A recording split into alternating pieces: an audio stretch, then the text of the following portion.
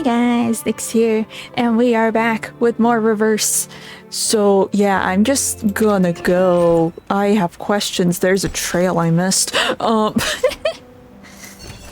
Let's see, we absolutely respect the health rights of our employees. Let's see, diagnostic subject Lucy, examination items, x-ray scanning, visualization, fluoroscopy, magnetic induction check, intelligence checks for age group 6 to 60, including vision and hearing checks. Clinical manifestation. The subject's core briefly lost consciousness after channeling the incantation, then returned to normal. Considering the replaceability of the external shell, the damage is negligible. Only changes to the core are described below. Basically unchanged. The subject's core remains stable with no apparent external injuries, nor any internal damage found. All examination indicates... in the examination indices are normal. It is speculated that the subject's external shell bore the brunt of the curse, and that the subject's spirit is greater than the material of the vessel. According to one of the current mainstream views, the consciousness of the awakened comes from some still unknown macro-arcanum phenomenon. Perhaps it is such arcane phenomena that override the side effects of the incantation, helping to overcome the curse directly affecting the core, so that the target does not die from the curse while the consciousness remains. Final diagnosis. It's fine. I can read.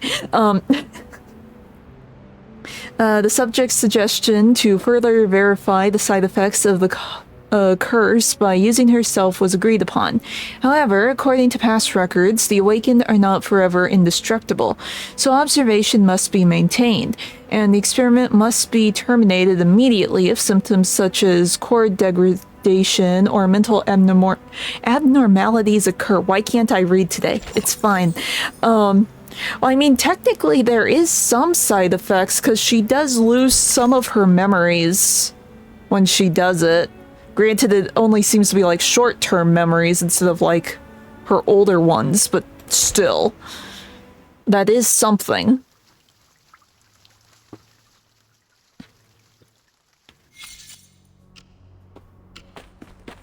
Oh, 17 hours left. Fresh air, green grass, the dew, the mud. This is what I'm talking about. A better world. Medicine Pocket's gonna get themselves killed. They kick the muddy ground with their boot in ecstasy. The mud splatters on the Foundation staff member's jacket, but he remains professional and does not bat an eye. Researcher Medicine Pocket, I must remind you that we are at the edge of the immunity zone to the storm. Once we cross the line, we will not only catch the storm syndrome, but also be taken by the storm at the end of the countdown. The entrance of the Foundation headquarters is bustling with personnel. As the storm approaches, a long line of field investigators has formed at the gate, waiting to pass through security. Medicine Pocket groans. They spread their hands in frustration, clearly unhappy with how skilled the staff member is at avoiding confrontation. I know that. How stupid do you think I am? Hey, isn't that Rudolph? The poor guy sent to Tunguska? Hey man, how was Siberia? Welcome back. Did you bring me any new research materials? Oh, you don't recognize me? You're breaking my heart. It's me, your best friend that you just met. Oh, no. Medicine Pocket. Medicine Pocket's attempt to approach the line is quickly thwarted. The staff member has to practically yank them back by their arms and legs. Researcher, I must make clear that you only applied for 15 minutes outside for research purposes. Your countdown starts from the moment when you cross this line.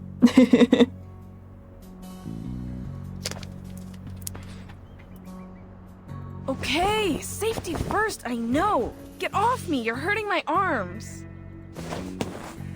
Medicine Pocket struggles desperately and finally manages to plant all 4 limbs back on the ground. I'll bounce as soon as the storm syndrome hits. Even if I catch it, look at the syndromes of this era. Distorted faces, murderous intentions, obsession with war, rampage. Yeah, no big deal. Those are fine. What's got you so worried? They aren't that bad. Well, the melting faces part is kind of gross. The staff member responds with a blank expression. Medicine Pocket shrugs. They kneel down and open up a leather case. 1 week is more than enough for a genius like them to upgrade an old apparatus. This is the second version of the sampling device for asymmetrical nuclide R, boasting improved sensitivity compared to its predecessor. I really wanted to test this in Vienna. Oh well, better than nothing. Alright, now, I'm gonna walk a little further from the immunity zone so the samples are easier to gather. The ideal distance is 1,500 kilometers, but, oh, don't worry, not gonna do that. Even I can't run that fast. You're insane. They hold the sampling device in their hand and step across the boundary. Behind them, the staff member starts his timer, a skeptical look on his face. Now behold, the important moment. You're insane. When I prove the dorks in Laplace wrong about asymmetrical nuclide R. Are you sure about that? The room is as dark and dusty as when Enigma last saw it, but to him, it's a sanctuary. The towering piles of files and outdated equipment immediately isolate him from the rest of the world. Finally, he is back in his fortress. Now, hypothetically, if the storm research were to succeed, 2 things should have been done. He scribbles quickly on the dusty whiteboard. 1. Safe usage of the ritual. 2. Mass production of the And to find ritual out the for safe humans. way to use it, we have to... Have the power to wield it. Minimize the side This is minimize what the Lucy side was effects. The Awakened met the casting requirements of the incantation, and Ulrich succeeded, while the other Arcanists did not feel the same miraculous blessing like he did. So as long as we eliminate the side effects, they'll be able to inscribe the incantation and mass produce it for the humans. One problem is, only the Awakened can carry out the experiments, and there's not many of them around. Okay, so... Well, yeah, for the experiments, but it's like... Arcana was able to do it. And she's not awakened. So clearly there is a way for other Arcanists to do it. It's most likely going back to pure blood. It'll take too long. There's no way to do this in 24 hours. Heck, it could take months or even years. There must be something else we can do.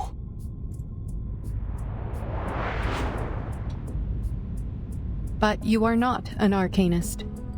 Why should you play by their rules?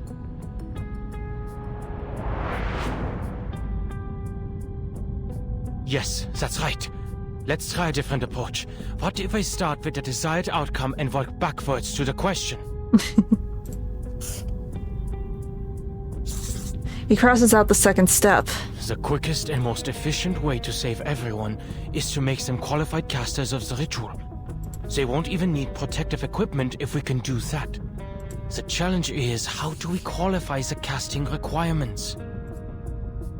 He looks at the papers on his desk in desperation. Medicine Pocket's theory is correct, and there's enough data and supplementary experiments to back it up. Okay.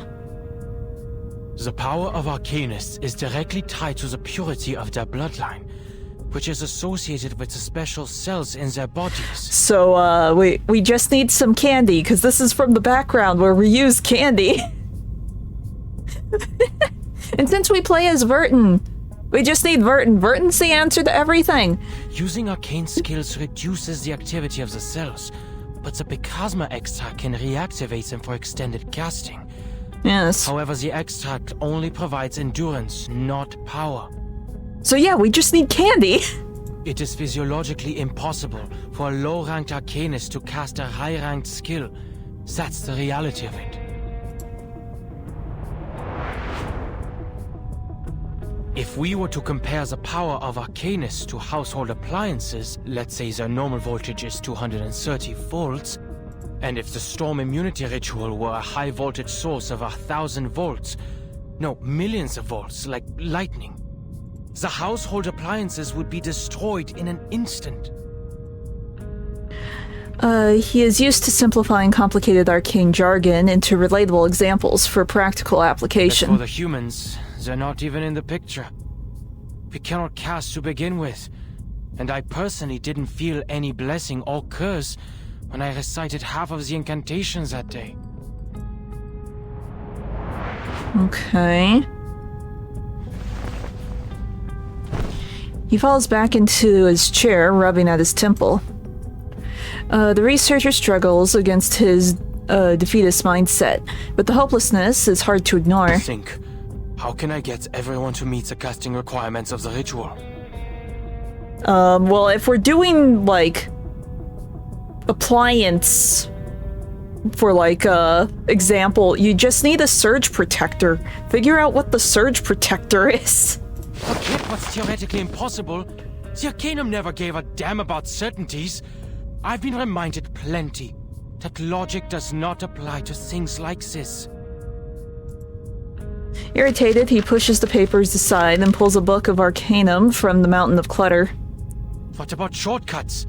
Are there records of transcendental rites? Significant celestial events? Sacrificial offerings? Or even Numa emanating ingredients that could boost the user's casting abilities? Wait, Numa emanating? A thought flashes across his mind. Where have I seen that word before? He rushes to the bookshelf and starts rummaging through the dusty volumes.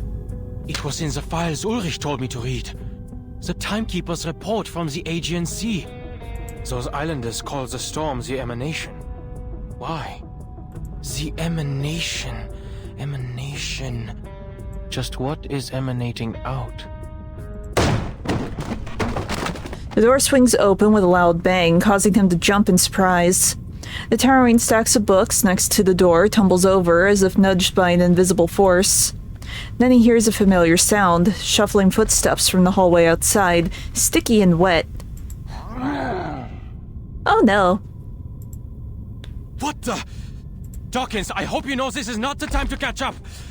That is if you're able to talk at all. Okay, so he is still alive. I thought everyone just sort of finished him off. No! Let go! I've just come up with an idea! Leave me alone! He braces himself against the desk, straining to resist being thrown out of the room. He squirms across, stretching his fingers until he finally reaches the red button. Somebody! Help!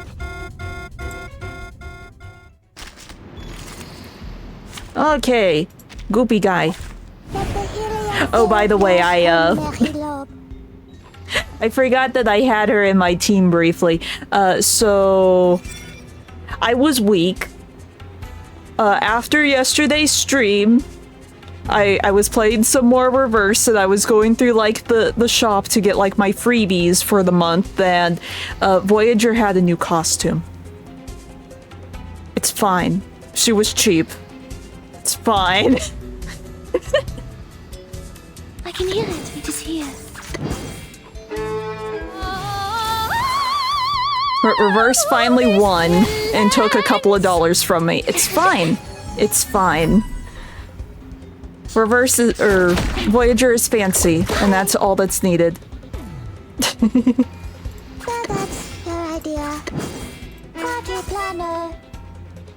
Break it. Though I will probably get Getian back after this. Because I wanted to see the unit in action with the new costume, and I just forgot to swap her back. It's fine, it's fine.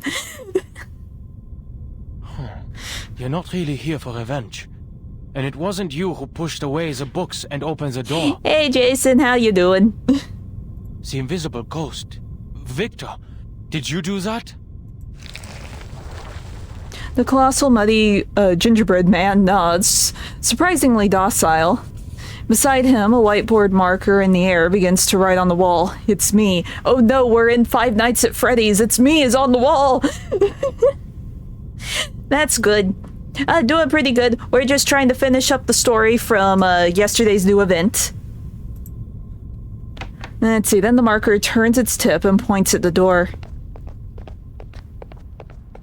Enigma does as his friend suggests and walks out into the hallway. Outside, people are talking and laughing with genuine joy on their faces. Huh? Ah, Researcher Adler. Did they figure something out? A figure in a shiny uniform suddenly stops nearby. Enigma recognizes her as the unfortunate colleague who works with Medicine Pocket. Oh, did Medicine Pocket's experiment work? Oh, and what happened? What happened? Any progress? Yes, Researcher Medicine Pocket has proved their theory right. Okay. They have successfully found the asymmetrical nuclide R in the air before the storm, even if only a trace. What did you say? They came up with the idea because the nuclide was initially found in the raindrop samples of the storm. They deduced it also exists in the air before the storm occurs, like the water droplets in the atmosphere before rain. Okay, that makes sense. Oh.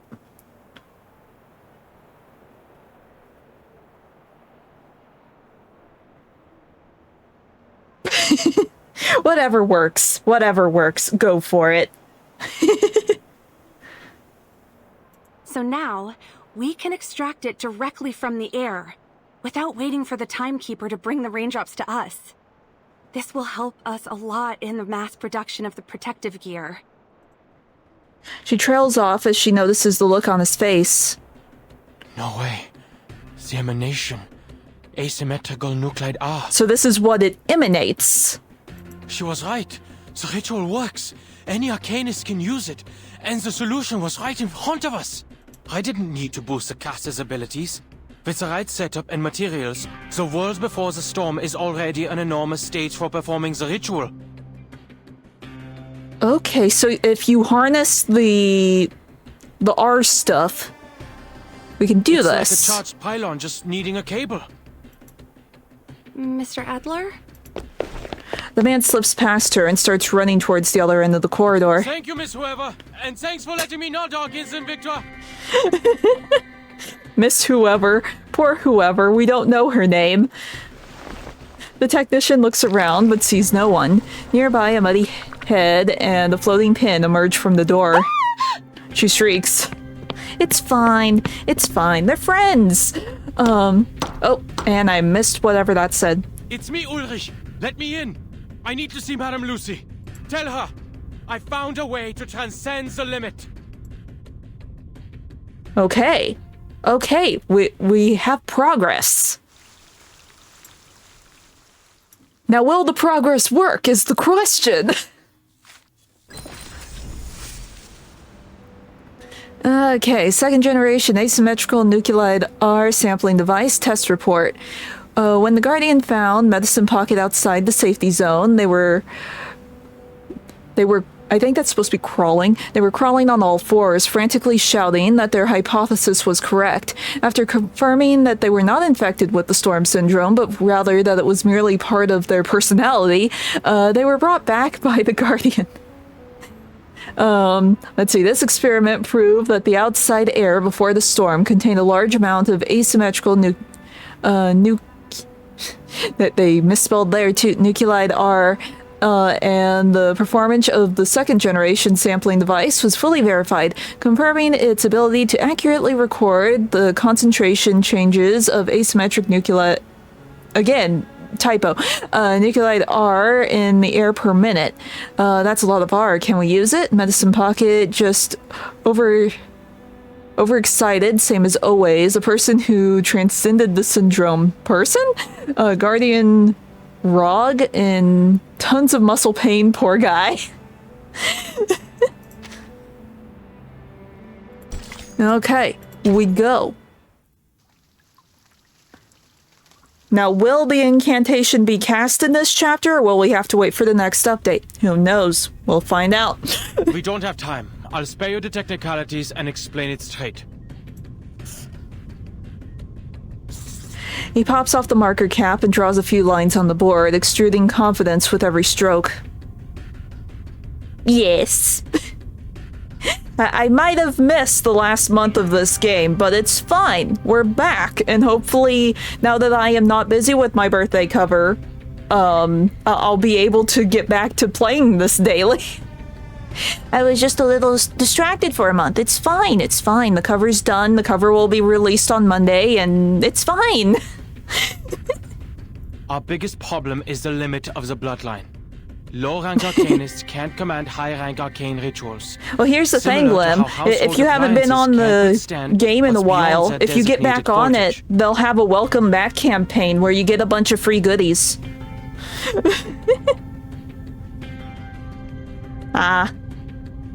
In most cases, the caster can only use their own arcane circuits that run through their inherited bloodline. But what if the caster... That and if you log in now, you get a free 6-star. What if we used you get a fancy vampire lady outside and put the caster into a greater circuit? What if we factored in the entire planet and used the atmosphere to split the current flowing through us by adding more appliances to the circuit? Yes. Well, they started that with, what, when was the last time that I accidentally took a break? Like, the beginning of the year is when they started it, I believe, in January. It's like, oh, if you haven't been on in, like, a month, you get freebies. Woo! Because I'm pretty sure it was December when I wasn't able to play. I think that's when I got sick, and that was the event that I missed. Don't be ridiculous, Adler. We are not household appliances. The ferrofluid frowns, questioning the premise of Enigma's proposal. Hold on, let me finish. He's not calling you a, like, household appliance. He's just using that as an example, a metaphor. Lucy listens without a word, giving him some courage to go on. He draws a big circle next to the little person on the board. 24 hours before the storm, the entire world is charged with abundant arcane energy. It becomes a space emanating pneuma, a cloud ready to discharge, a special electric field. Look at asymmetrical nuclide R. The key to the storm immunity was inside the storm all along. Dun dun dun. And look at how the Mandragora is the antidote to its own poison. The solution can be hidden in the question itself. The arcane energy a caster inherently lacks can be borrowed from the surroundings during the storm. We just need a way to induct that energy. And Laplace happens to have all the data for the calculations. The observation systems we've built over the past 8 years have not been in vain. First, we derive a formula to determine the pneuma needed from the storm based on the Arcanist lineage. Then, we'll design a converter to transform the external pneuma into what they can use. They will no longer be bound by their limits. Okay. It's just one calculation and one conversion. We can turn anyone into a capable caster. He excitedly stretches out his arms at the end of his epic monologue. It is a good thing that emotions cannot be read on an awakened being's face. I knew I shouldn't have wasted my time listening to you. What Dude! are you saying, Adler? Dude! He found the solution, calm down. You made up a confusing story, then drew conclusions from it. The second part is purely theoretical, I admit. But the basis of my theory is correct, and I have read Medicine Pocket's paper. But Arcanum is not electricity! You're too caught up in your excitement to remember the basics. You know nothing about Arcanum. It's still a form of energy, yes? No one here knows what the storm is, but we do know that it's a massive arcane energy field. We can harness it, much like Arcanists use arrays to amplify their incantations. I see what researcher Adler is trying to say. A creative solution indeed. The director gets up from her chair and intervenes. But ma'am... Do not worry, Ulrich. I also have noticed that humans could be smart and stupid at the same time. Perhaps that is why they need to have their work peer-reviewed. Oh no. Thanks? She nods amicably, pleased that her recently improved interpersonal skills have come in handy. There is a type of electrophotography invented by Semyon Kurlian and his wife Valentina Kurlian in 1939 that depicts the energy field surrounding an object or body. It was later used by Laplace as a method of measuring arcane power, notably for the storm observation systems. Okay. Through it, we are able to capture and measure the arcane light or aura that is invisible to the naked eye. Wasting no more time on mediation, the robot comes to a conclusion. The plan of researcher Adler is feasible. Laplace also has the technology to support it. We have the storm observation stations, the capable casters, and the best mathematicians. Ulrich, please ask Miss Tider to lead the calculations, then experiment outside the safe zone and record the Pneuma constant needed for casting the incantation. It is nice when they bring in, like, the side characters that you have in your suitcase. Granted, we won't understand what she is saying. It's fine. And do not give the incantation to anyone. I doubt they can resist trying it. Ulrich lets out a reluctant hum and leaves the room as instructed. Simone, please contact Researcher X. His balancing helmet could be the prototype for our converter. That helmet balances the energy field in and out of our bodies, and was once used to protect researchers working with dangerous arcane skills. We could boost its power and use it as a substitute for Adler's converter. But we should postpone their testing request until we have completed our experiments on the side effects. You still aren't done, like, erasing yourself? I figured by now you've done enough to figure out all the options. Her assistant gives a quick nod and begins drafting the notice. The tasks are quickly assigned to the right people in less than a minute. Only one person seems to have been left out. Yeah, the What guy about with me, the ma'am? idea. Should I go with the calculations team or help with the converter? He takes a tentative step forward, curious about his role in this endeavor. Right. I wanted to talk about that. You have proven to us the value of human thoughts and perspectives. I am glad that your struggles with the bottle did not damage your brain, Adler. I am confident that your discoveries will save many lives in the storm once implemented. The bottle? But it's been 7 years. She just keeps on smiling. But you overlooked one thing in your plan. Oh, if she thinks that his drinking problem was recent, she's lost like 7 years of memories with all of these experiments. What about your people? The humans who can never cast incantations. An apt question. They were not included in the plan. I just came up with something that took the least steps to reach the desired outcome. To save humans, they'll have to rely on equipment. Only when we have better control over the ritual can we store it on arcane devices for mass production. Then you should go perfect it. Huh? We only have 16 hours and 30 minutes until the storm. There's not enough time to... Do it. The feasible part of your plan is in motion, and all of Laplace will provide the help we need. We will make it work.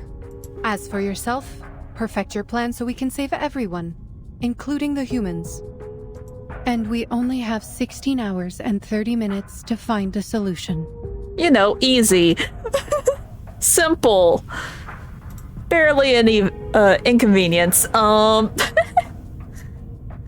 Let's see.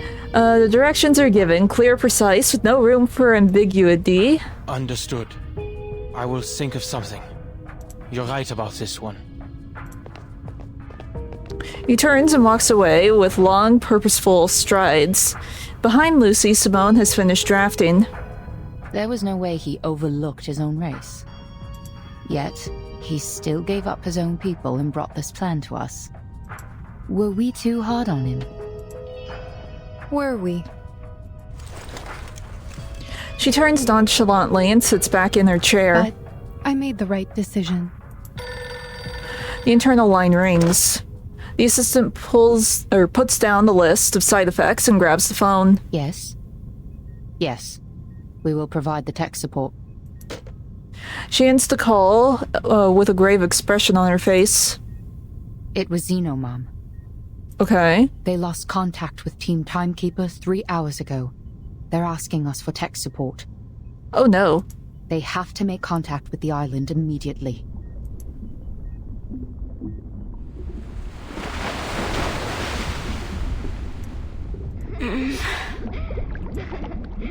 The mind sinks and floats in an ocean of lethargy. A piece of driftwood would be well timed. Don't worry, Sophia. It is just a game. I won't be in there for long. You can wait for me on the beach if you want, okay? The wood dissolves into foam. No! 37! Don't!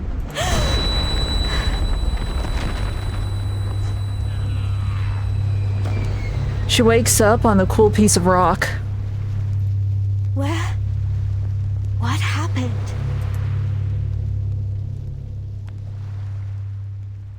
Okay. This is gonna end on a really inconvenient cliffhanger. You just know it. Let's see. On the universal application of the storm immunity. Inform all departments the experiment has made new progress. We will use the atmospheric asymmetrical nuclide R to complete the storm immunity incantation for universal application. All personnel with computer programming experience and no specific duties should immediately assist Miss John Titer. Also, if anyone sees Researcher X, inform him to stop slacking off immediately. We need his inventions. A ritual using Arcanum to steal electricity. Typical human thinking. It was suggested by Adler, his first real work in 8 years. God bless Franklin. Okay. Oh, what's this? Oh, we have our insanity board. I didn't notice that button until now. We have an insanity board for all of our theories and conspiracy. Let's see. After a monotonous, constant noise, a response comes from the other end of the line. Okay, water, and then we read.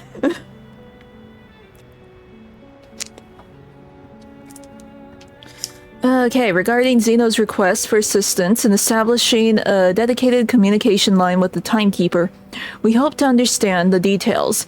The exact content of the communication is a military secret. I cannot divulge the details.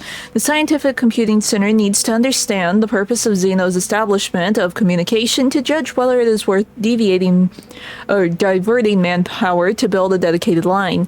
Zeno's purpose is a military secret. I cannot divulge the details. Then you aren't getting your stupid help. Next, I will ask some simple questions. If you continue to answer with "I cannot divulge the details," I will take it as a sign of admission. Do you understand?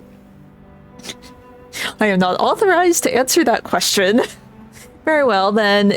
Is Zeno preparing for a military operation against the Manus Vindictae and therefore needs to establish communication with the Timekeeper for this purpose? I cannot divulge the details. Good. This operation will ensure the Timekeeper's safety, then, won't it? I cannot divulge the details. This is an unconventional operation, isn't it? I cannot divulge the details. This operation was most likely inspired by the Pact Security Council, correct? We are soldiers. Soldiers act on orders, miss. Zeno then hung up the call. Ah, yes, we cannot confirm nor deny the assistance that is needed.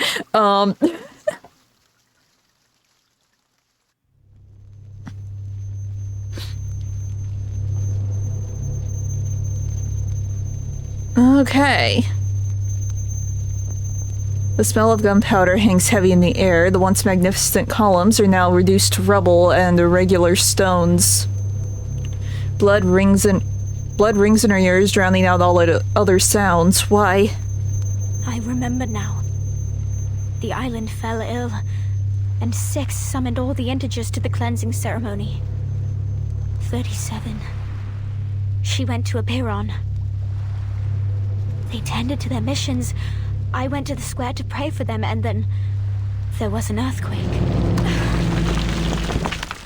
I think this is a little more than an earthquake. Warplanes thunder above, whipping up debris in the girls' garments in their passing.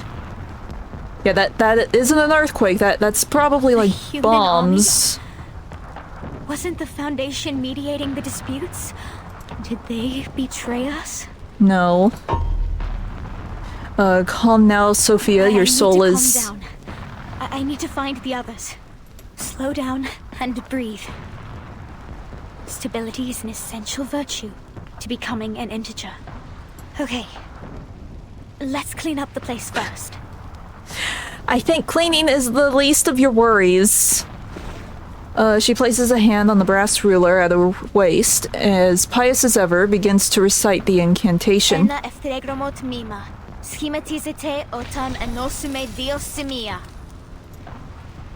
Nothing happens. That doesn't seem good. The incantation didn't work?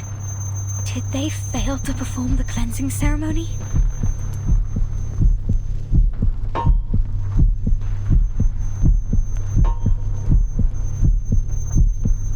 Is their fancy rock broken? It looks like it's fine. She stands frozen for what seems like an eternity, disoriented and unsure. It feels like her world has crumbled beneath her feet, but then she notices a familiar figure in the distance. 37? Is that 42? 42? The man struggles to stand, rambling to the emptiness around him. No one survives the oblivion. Oh no, he's gonna go insane again. His hysteria is acting up again. I should help. Die, you lunatics! Oh no. This is our land! Right from the beginning! When the smoke clears, 42 is gone. No. No! Be calm. Be stable. Think. Integers are the living example of virtues, the standard of purification. It is the representation of the soul. Can't read the last line. I can do this.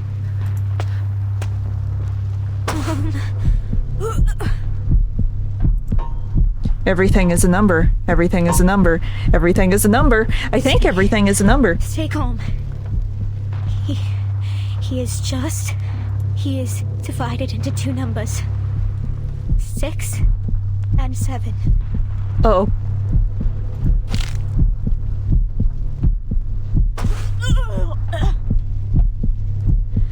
I have to find the others. I have to tell them about 42.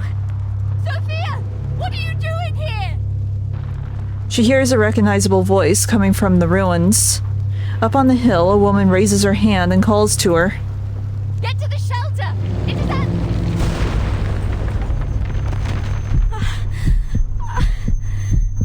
Miss 18... No...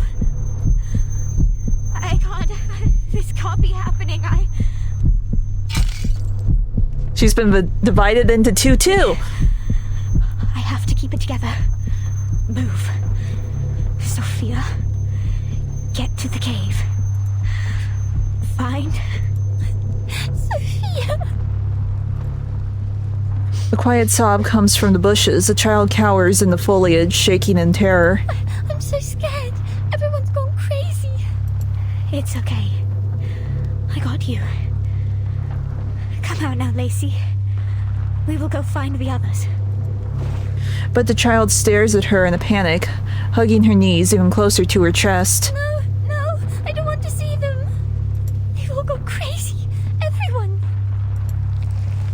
A droplet of paint emerges on her face. Oh no, the small child. Lacey, your face.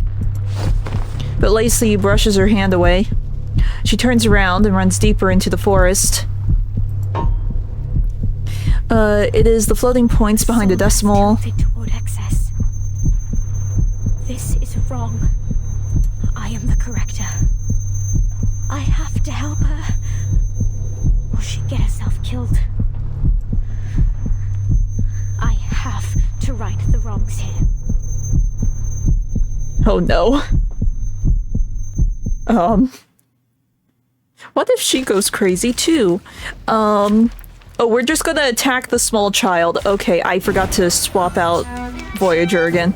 It's fine. It's fine. It's fine. You aren't the small child. I can hear it. It is here.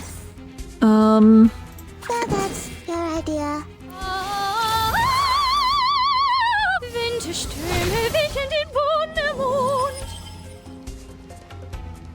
Break it, break it.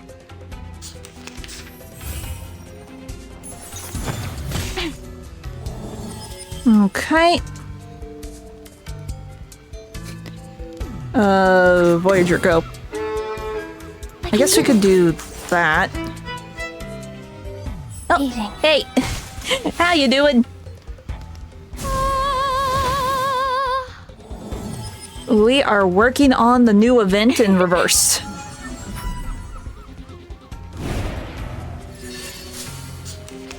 Okay. Well, we can do this. We don't really need to heal, but I guess we could get the counter up. It's like Voyager is still like my favorite character, like favorite unit, just because of her design. But Balloon Party really is just the better Voyager at the end of the day with her skills. Which is why I don't use Voyager as much anymore. But it's fine, because Voyager is still cool. What a tragedy. That's the idea. Soffocare il sangue! Soffocare il sangue! Okay. It's time to say goodbye. Don't miss me. The world is warping, painted over with vibrant oil hues. Her headache is splitting. Each step feels like walking on lava. Bleh, I can read. Sophia. Keep yourself together. Keep your soul. Stylistically speaking, for me, it's Voyager. I just really like her aesthetics. It's music, it's stars, it's spacey, it's cool. And I really like the new event costume that she got for this event, because it's like the lunar rabbit, and I think the outfit's cool. Yes. She closes her eyes and breathes. Tilt not towards the excess. Lacey has gone out of sight, only her sobs remain to haunt her mind. Something needs to be done. 37. I must find her. I promised it to her. She is going to be fine. She's a prime number. And prime numbers are not as divisible as the others. She will pass the test of Apiron and receive the transcendental truth. For she is the genius, the wise one, who returns. Hopefully. We will right the wrongs and restore things to how they were. I mean, this game isn't afraid to kill off seemingly main characters. Because in, like, what was it? The first chapter, second chapter, they killed off, what was her name? Snyder? Because of that, because that is the salvation promised by the truth.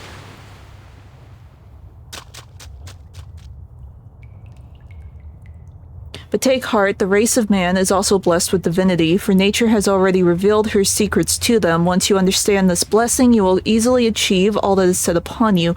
You will heal your soul, and be freed from evil and suffering. The golden verses. Yeah, she's having a rough time of it currently. Ray of light breaks through the darkness. Sophia, you really waited for me. What happened to your clothes? Did you fall on your way here? As always, she tilts her head curiously.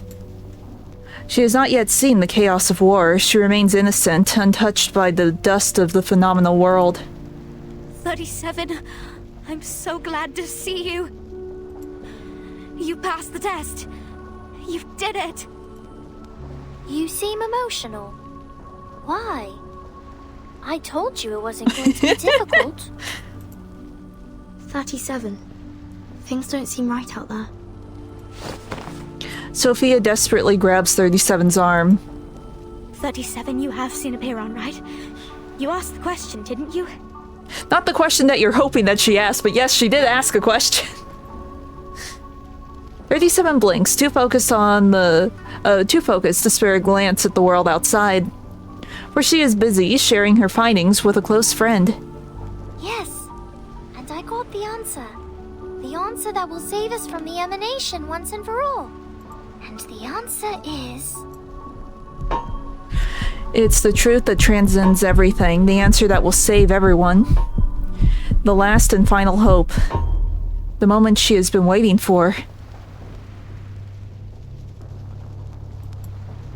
Is that it? The one true answer from Apiron is a string of numbers? Why wouldn't it be? This is Number World. 37 nods, having just recited the last number. Yes, because the transcendental truth is beyond the limit of our mortal flesh. It cannot be described by words, seen by eyes, interpreted by logic, or perceived by the senses. It is passed to us in a form we can understand. Numbers. This is the key to the truth. Give me some time and I can decode it. There isn't time. Warplanes still roar in the sky. Smoke still chokes the air. Her lungs burn with every breath she takes. Time is ticking and people are dying. Helplessly, mercilessly. Time. 37. How long do you need? Probably a year. A month or a week? Well, you have like 17 hours. Well, at this point it might be closer to 16. I will spend all my time working on it. It is not an easy question. Could be the hardest one I've ever dealt with in my life. But I will get there. Get in the suitcase, we're leaving. And then we will be freed from all these problems once and for all. Just get in the suitcase, we're leaving. Even if we don't know its meaning yet, it will eventually lead us to the kingdom of truth. She stops her enthusiastic explanation and looks at her friend worriedly. Sophia? Why are you crying?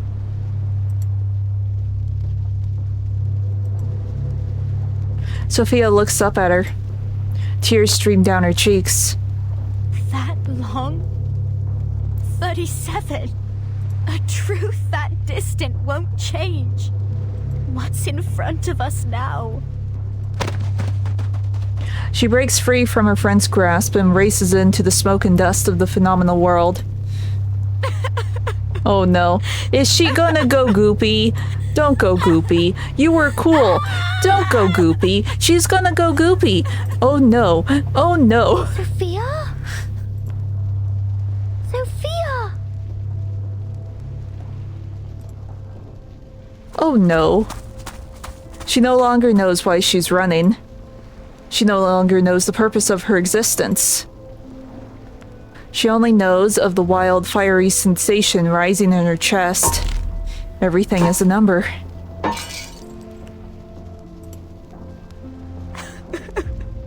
No.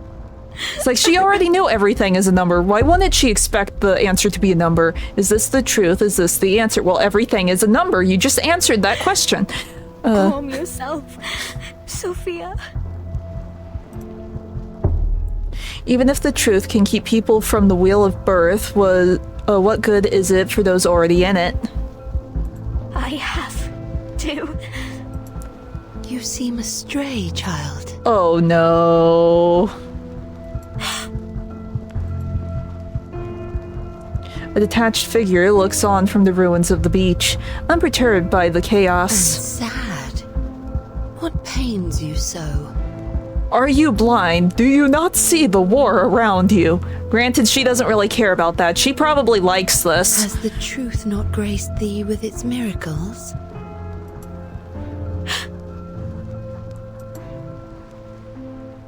Oh no. Oh no. She's gonna take a mask, isn't she?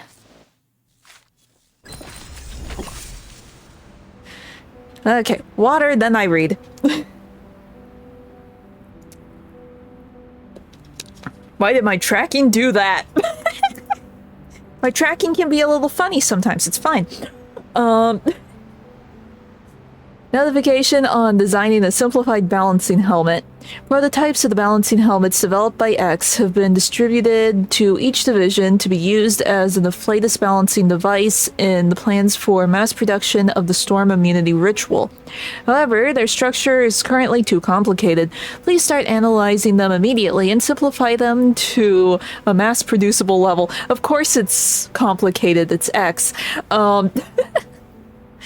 Also, since there are differences between the samples given to each group, there is no commonality in the related data, so each group must complete it independently, and due to the danger of the storm immunity experiment, do not privately test the reliability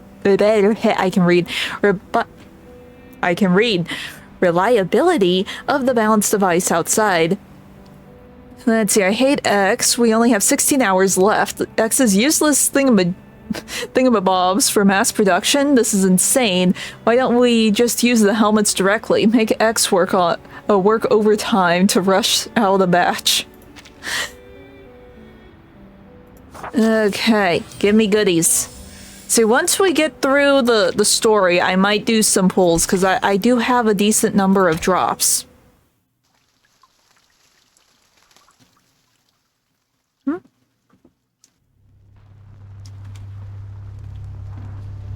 Let's see, 37 stands dazed on the beach.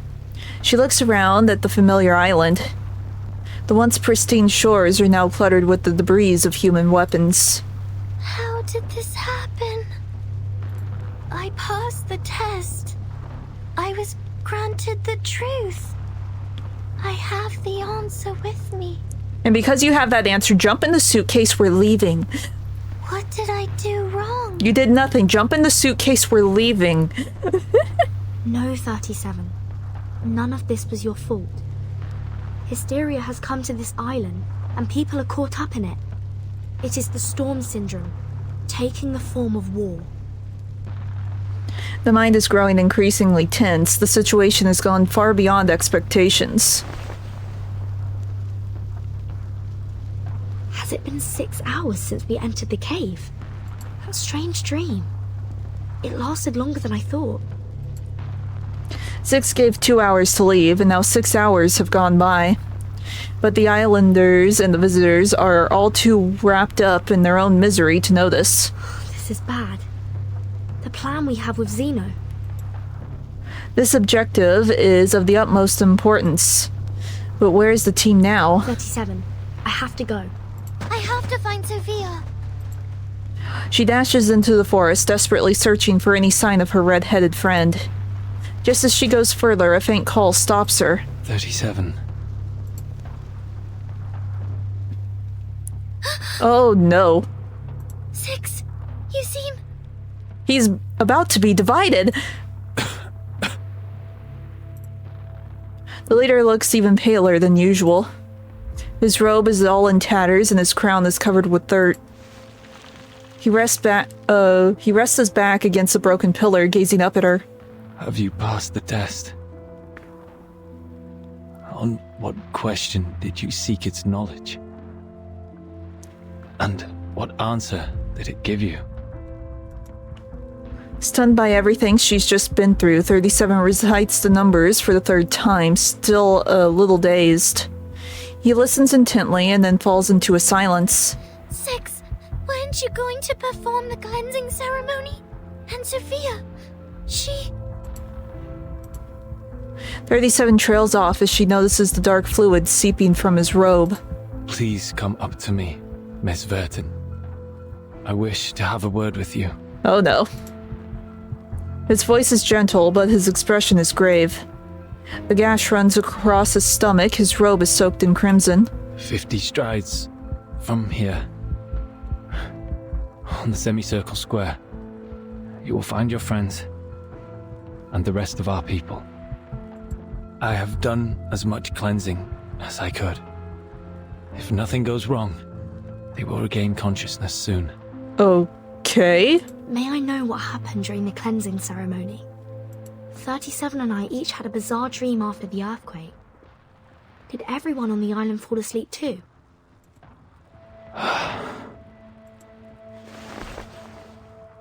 The island's order is forged by our faith. And now that faith has been broken, that is all there is to it. Okay. What did you say? Upon our arrival, I sensed a large-scale ritual surrounding the island. Is that the circle you kept talking about? Was it broken during the ceremony? No, the ceremony was just a ceremony. It was never the source of our faith. Our journey was ended by the same thing that began it, Miss Verton. He whispers softly without looking at 37. Which is the truth. Okay.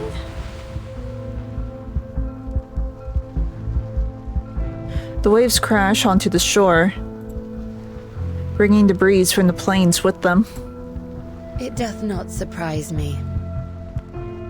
The wise, so blinded by their pursuit of knowledge, they oft neglect the harshness of reality. A common downfall of the contemplative. Pray tell, in the midst of such overwhelming destruction, where has their vaunted wisdom gone? And what good does it bring in this final hour? I can hear thy weeping and bellowing within, Miss Sophia. Many a time you have knelt at the temple of truth, devoted yourself, prayed for your people, and withstood the tribulations set upon you, all for the betterment of others. Thy character is without reproach. She lifts her hands, smiling, above the roar of the warplanes. Above the war. Hey, I can talk. Roar of the warplanes persists. Yet the truth has never deemed you worthy, has it? No, that's not. She wants to leave, but her feet are rooted in the sand. She wishes to defy, but her body refuses to budge. And where would she possibly go after all this? You shall be granted a greater opportunity. Oh no. A blessing that befits thy devotion. Oh no. Her unsettling tone causes the girl to instinctively step back. Good. Run. Run. No. That's a violation of the scripture. We shouldn't. The scripture? Yet you were never truly counted as one of them, do you not agree?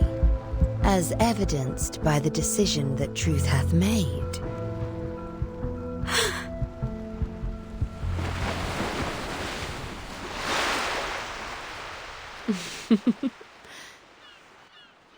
No one escapes their fate, as ever.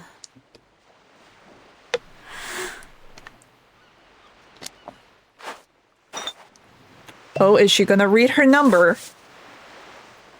The fact that her number is still just floating around in the ocean this whole time.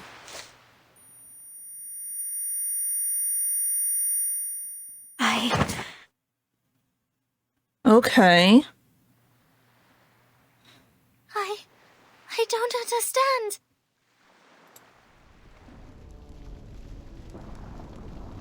She looks at 6, eyes wide in disbelief.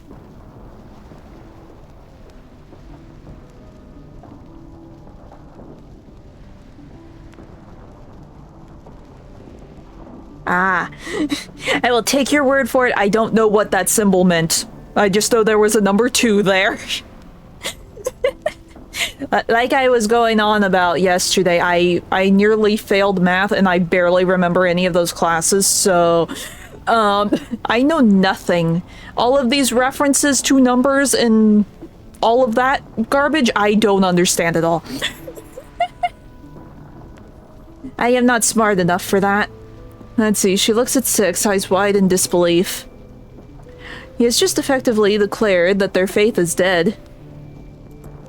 I will take your word for it. I don't know what that means. Mama was right. The transcendental law is gone, and the supreme existence is in chaos. This caused our model to fail and allowed the discord in the phenomenal world to affect the essence of things. But did the truth really fall apart? Chaos is also a form of truth, is it not? Just like how irrational numbers are numbers. Despite our dislike of them, they still exist and cannot be denied. She steps forward, hoping for an answer. But how? How did this become the destruction of our people's faith?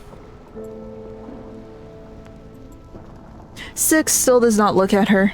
You will hear no answer from me, 37, for that is not the question worthy of your attention. Do you still remember what you answered to me in the cave? She nods, holding back the whirlwind of questions in her mind. She kneels beside him and takes his hand in hers, gazing at him with intense focus.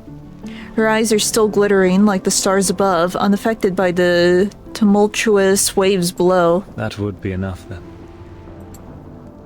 There's a hint of relief in his tone. Don't waste your time on the collapse of the faith. Don't question yourself because others think differently. Walk onto the path you have chosen. You have done nothing wrong. This is a lesson that takes time to understand, one that can be grasped one that can't be grasped so quickly. I am tripping over every other word. It's fine. She blinks softly, holding the lesson close to her heart. Miss Verton, I'm afraid I must trouble you for a favor. He weakly places his hand over the wound, and a faint glow of his arcane power, something, but the glow lasts only a moment, like a shooting star disappearing into the night. As you can see, I can hardly take part in this matter for any longer. Should the situation turn for the worse, please take 37 to safety and assist her in decoding the numbers. That's what I've been saying for the last 2 chapters. Get in the suitcase, we're leaving. Get in the suitcase, we are leaving. You have my word. It is a weighty request with unspoken implications. The leader nods, looking on to the distant ruins. His empty blue eyes are getting dimmer by the minute. We are born facing a choice. Either we restrain ourselves and strive for harmony and discipline, or succumb to destruction fueled by passion and madness. Though the former may be challenging, the latter will only plunge us into eternal darkness. From 1 to 10, each number has its moral purpose and mission. Among them, only 6 was chosen to be the leader. Because 6 stands for balance. Yes, we must pay heed to the balance between passion and reason, so as to stay on the right path and not be led astray by the calling of our blood. For generations, we committed ourselves to the scripture and stayed true to what we pledged. We left the trivialities and troubles of the phenomenal world behind, and served the supreme existence with the fruits of our knowledge. This kind of faith was how the island prospered, and it was the source of our salvation. Through diligent practice and contemplation, we managed to remain secluded and independent from the rest of the world. The irrational numbers that your people rarely appreciate, are they faced with a different path? A path of passion and madness? The leader nods slightly, acknowledging her speculation. We have been long isolated from the outside world by one emanation after another. 4 years ago, we tried to seek proof in the outside world, but failed. We regrettably lost some of our best scholars and friends in the process. However, it was not the failed attempt that led to this upsetting situation, but a crisis from within. Now with our ship capsized and our scale fallen, I am no longer able to reconcile the tilt of people's hearts and souls. We will be divided. The fanatics from the foreign lands can finally spread their hatred amongst the ruins of our shattered beliefs. Pain! I will stop Manus Vindicte. 6 closes his eyes. His face is now as pale as the pillar behind him. Forget not your promise, Miss Verton. Footsteps approach from the distance. 6 recognizes them. They're the fractions who weren't taken to a cleansing ceremony and the apprentices still seeking their numbers. But they're dressed completely differently now. 6. Oh, we came to bid no. you farewell. Everything happened here proves you to be an incapable leader. Your preachings of moderation and reconciliation were nothing but excuses for cowardice. Where were you when the humans dropped bombs on us? What did your cleansing do to help us? If those virtues are meant to be the virtues of an integer, then I would prefer to be a fraction. Pain. Please listen. The integers were unconscious during the attack because the ceremony was... Out of my way, 37. You knew nothing about what happened. You were in that cave having fun with your little games. The envoy from Manus Vindicte was right. We have grown too complacent on the island and have forgotten how to fight. We foolishly believed that staying out of conflicts would guarantee us everlasting peace. Now, open your eyes to the humans' atrocities against us. How can we not seek revenge for our spilled blood? We must act and reclaim what was taken from ours. That is the true meaning of salvation. Pain. Their anger continues to escalate. 37 shakes her head firmly, refusing to back down. It is true that I was absent earlier, but please listen to me. Everything will get better because I already have the truth with me. The truth? What good will it do right now? Will it drive out the humans? Will it reclaim our home? Will it bring back our deceased friends? Uh-oh.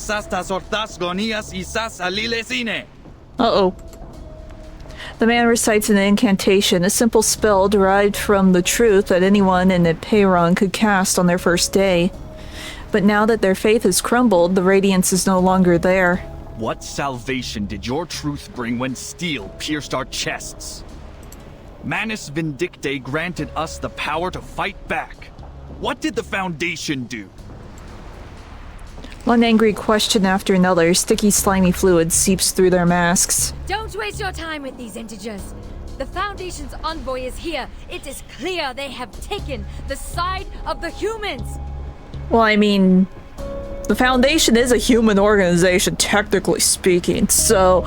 Kill the envoy, cut off her head, and bring it to our mother! What? You... The mask has robbed them of reason. There's no point in talking further. Take 6 to safety, 37. I'm the one you're after. Wait, you're gonna have the... She is smaller than me, and you expect her to lift 6 and take him somewhere? I couldn't even do that. 37's smaller than me. Then how are you going to... I will meet with Sinetta at the square. This radio is with them, and we will contact our people from there. Don't worry. We had a plan against the Manus, and we can still carry it out. Now, on my mark, run! Okay.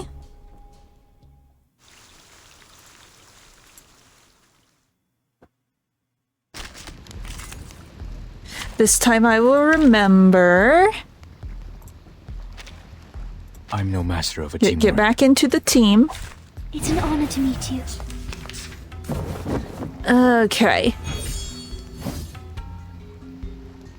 I don't know, but she seems pretty young, and her build is like... I am already a stick, but she is even more of a stick than me. That's why I assume she would be smaller than me, like, if we were standing next to each other, because I'm only like 5'5", and I am a twig. She seems shorter. I can hear it. It is here. Let's see. Channel. Music will speak.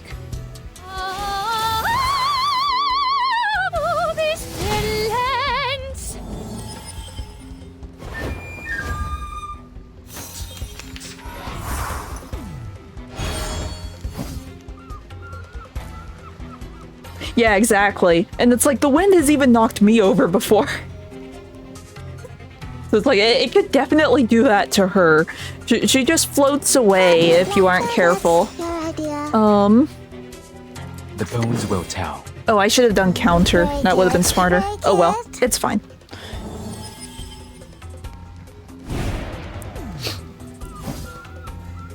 Okay.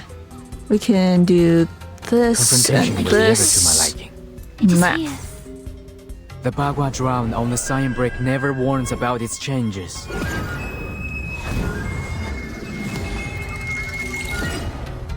Mon officier n'est pas un capitaine. Winterstürme wichen den Wundermond.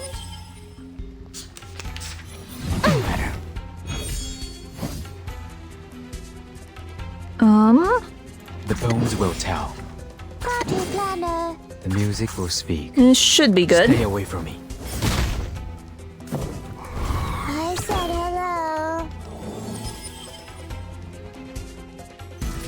It's time Okay. to say goodbye. Progress. Oh, that doesn't look good. She's just sort of passed out on the beach. Oh no.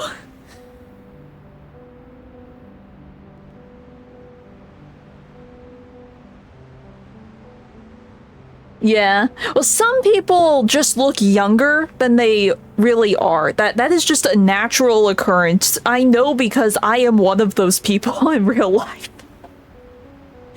Like, once, it was several years back, I was going to that scam school, that scam college that I mentioned. Me and my family were going to a restaurant, and the lady that was going to take us to the table or whatever, she was at least like 6 inches smaller than me. I was taller than her by at least like a head's height. She looked at me and then looked at my parents and said, "Oh, do we need a kids menu?" Even though I was taller than her, I still look like really, really young.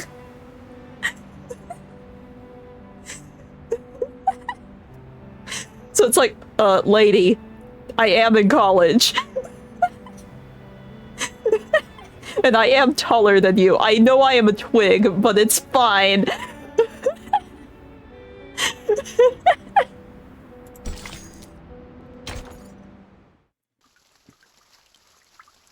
But no, even when I was younger, I still looked really, really younger than I was.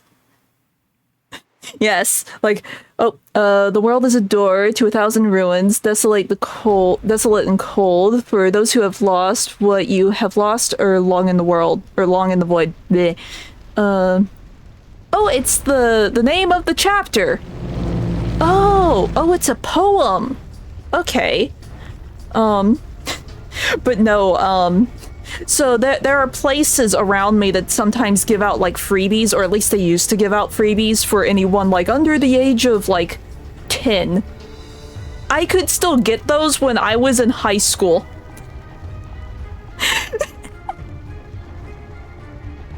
Because they just assumed. Let's see. The flames of war rage along the shore. Humans, Manus Vindictae, the Apeiron believers, all consumed by madness. The paints in their storm syndrome have bled into the sea, creating a distorted mixture of colors. Yeah, I just find it funny. It's like, yeah, if I go to buy a video game, people are gonna ask me for my ID every single time. It's fine. It's fine. It's fine. I've even been carded at like a movie theater before. Let's see. The flash of artillery and the glow of arcanum collide. Dead, infected sea creatures litter the shore like a tableau of abstract painting. Where are you going, 37? The sightless woman inquires with concern. Under her care, the leader's bleeding has finally ceased. Please take care of 6 for me, Madam Malta. I have to go find Sophia. Not caring about anything else, she runs into the smoke. Gunfire and explosions fill the air. The angry battle cries of former Apeiron believers, now in Manus attire, echo in all directions. Die, humans! Uh-oh. The explosion knocks her off balance. She stumbles onto the ground.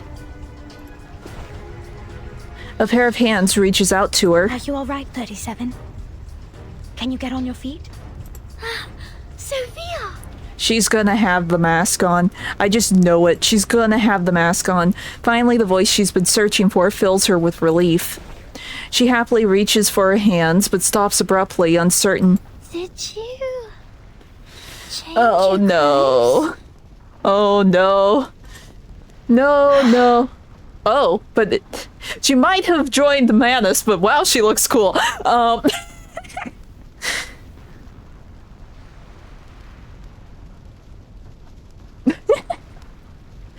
Yeah. She pushes down the cacophony of emotions swelling inside her.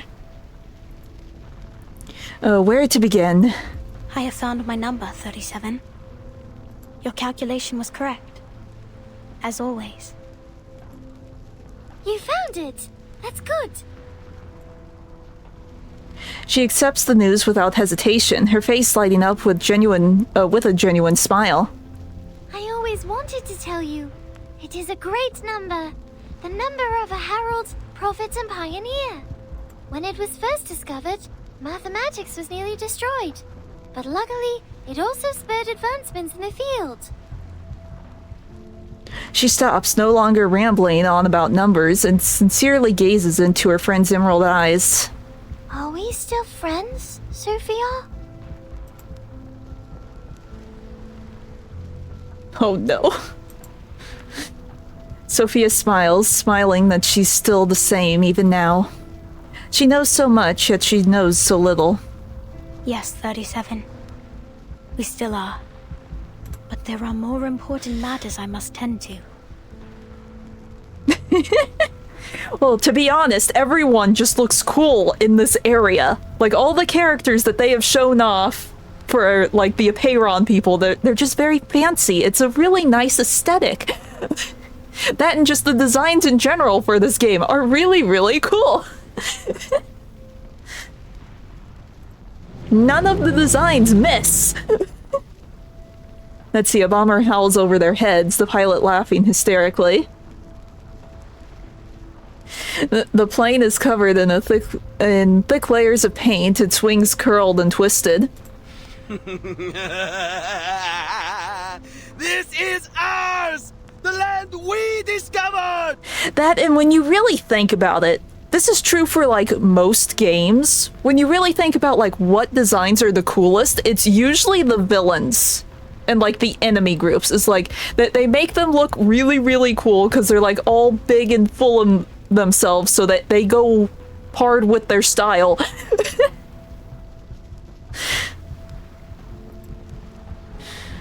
Let's see, the pilot has spotted the two targets on the barren rocks below, with two explosives prepared for release.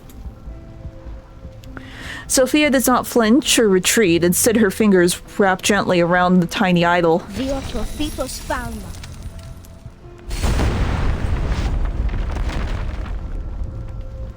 The bomber detonates in the sky, taking the young pilot with it.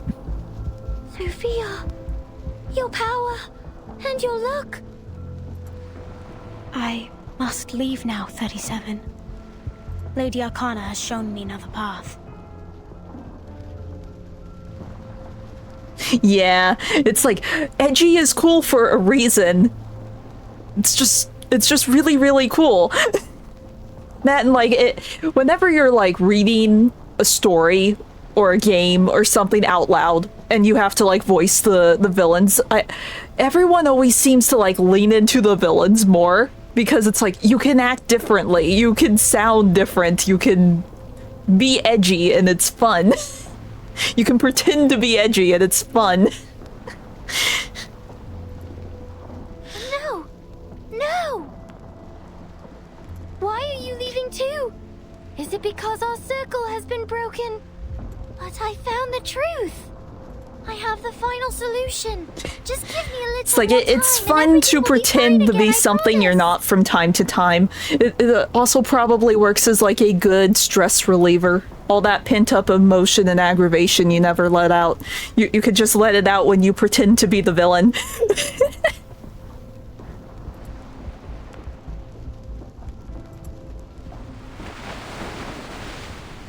She closes her eyes, the scripture still lingers in her mind. There are 3 kinds of people who come to the Olympic Games. The lowest class is made up of those who come to buy and sell, and the next above them are those who come to compete. But the most esteemed, however, are those who come to look on.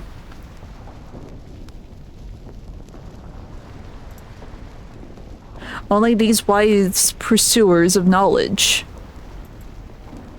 may release themselves from the wheel of birth.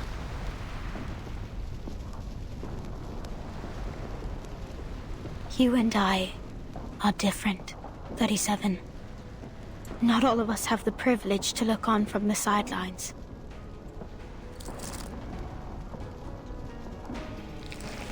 Oh, thick tar-like substance seeps out of her body, and in an instant the bombers are wiped out completely. Sophia, you... She can't prolong the inevitable any longer, she knows that. This is the last thing she wants. I will join Manus Vindictae, take others with me, and leave. No! I will renounce the scripture and seek vengeance in the phenomenal world. No. Make your move, 37. Tears roll down her eyes. If you really are the genius who can overcome anything, prove it to me. Stop me. Transcend me. Defeat me. Crush me to dust. No! No, no. I liked Sophia, no.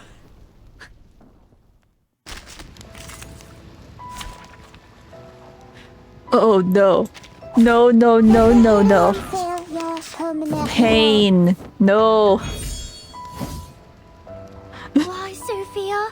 Why must we fight each other? Yes. She's in that phase. It's like, she'll be saying it's not a phase, but she's in that phase. Everything is ruined and I am depressed, so therefore I'm going to go to Hot Topic and get all the edgy clothes and be cool. But I'm not one to judge. Most of my t-shirts come from Hot Topic. It's fine. This was preordained. I am an irrational number, an obstacle in the pursuit of truth.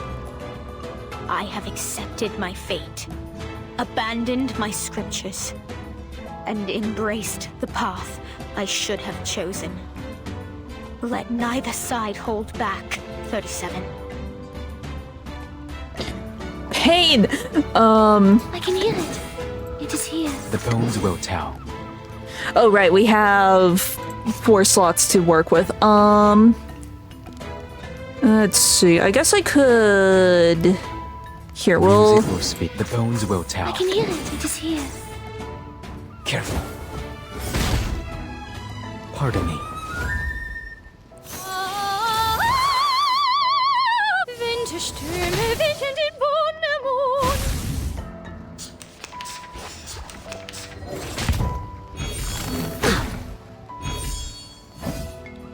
Okay. Wear gloves. The music will speak. I have a feeling there's going to be another phase, but I could be wrong. That might just be another chapter. No, no! This is wrong! Yes, it's very understandable. But... I'm gonna blame it on the storm syndrome that she went a little insane.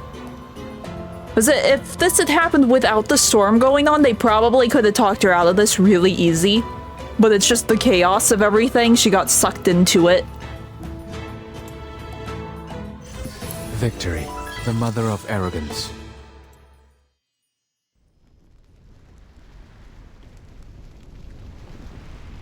Explosions have finally ceased. The planes rest alongside the geometric bodies in the sea, sinking into an everlasting sleep. The roars of battle are no more. All that remains is the crashing of the waves against the shore. Why? Why did you spare me, 37? Why did you show mercy? Because you're friends. Well, they added a new, like, battle mode with the update where everything has, like, a baby mode now. So just to help the stream, like, go a little quicker, because these chapters are always so long, I decided to play on stream on baby mode. And I'll play the normal difficulties later. This way we can at least just get through the story on stream, and then I can worry about, like, being smart with my units later. Let's see, the battle ended quickly. 37's geometric brilliance has left only a tear on her friend's robe. Yeah, there's a reason it's called Breezy. Because I don't want to fight you, Sophia. Why? Why do we have to do that? this? And it's like, in the last story chapter with Isolde, I was stuck because I was doing it on story mode. So it's like, there's no way I'm passing, like, the rest of this chapter anytime soon. I need to level up my units before I can do that. So it's like, yay, breezy mode. We can actually do this.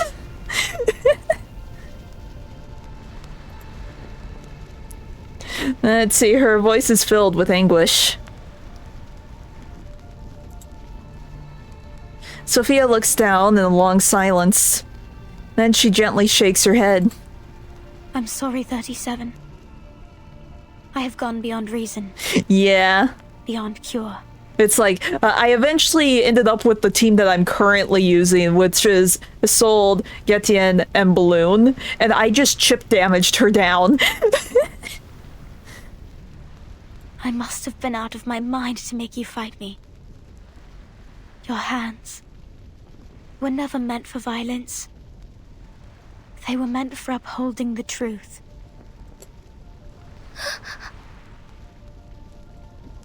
As for me, I'm the one who clears the dust off the path, as fate foretold. Goodbye, my beloved friend. She no longer waves or looks back, or wavers. Her shoulders tremble, but she strides towards the Manus with determination. It is time. Yeah. Yeah, it's like, Isolde has burn, Getienne has the, his own debuff, and then Balloon will just heal and add counter to all of the units, so it's like, the enemy Isolde basically just offed herself by attacking me. It's fine. Please clean up the beach as quickly as possible. We will depart soon, as Lady Arcana has instructed. Soph! Miss Sophia! The team is finally reunited. Sonetto arrives last, heaving from trying to catch up to the scene.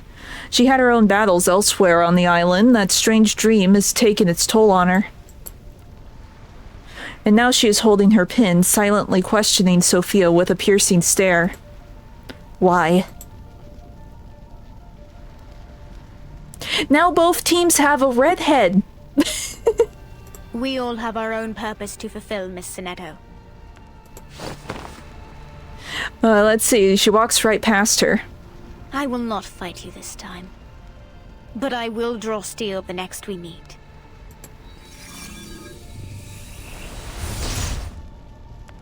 The new member of the Manus Vindictae has left. They did clean up the beach. Every trace of humanity has been wiped clean. Only rock and metal debris remain on the beach. I don't understand any of this. She slumps to the ground and stares blankly into the distance. The truth transcends all and is above all trivial matters of the phenomenal world. Not the goop. Anything but the goop. It guides us to enlightenment and protects us from evil and misfortune. Does it not?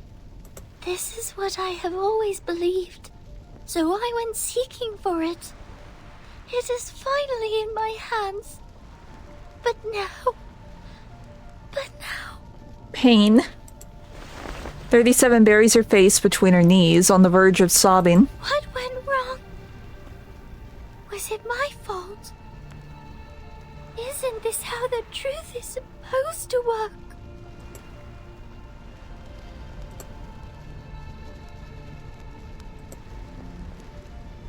It is not an easy question for an off-island visitor to answer. However, one thing is for certain. Get in the suitcase, we're leaving. The truth has not abandoned you, 37. You haven't used the key yet, have you?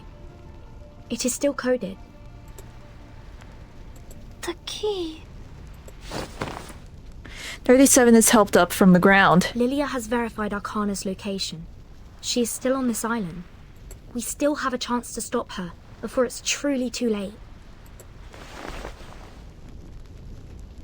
We only have 15 hours to do it in, but... We have 15 more hours until the storm. Okay.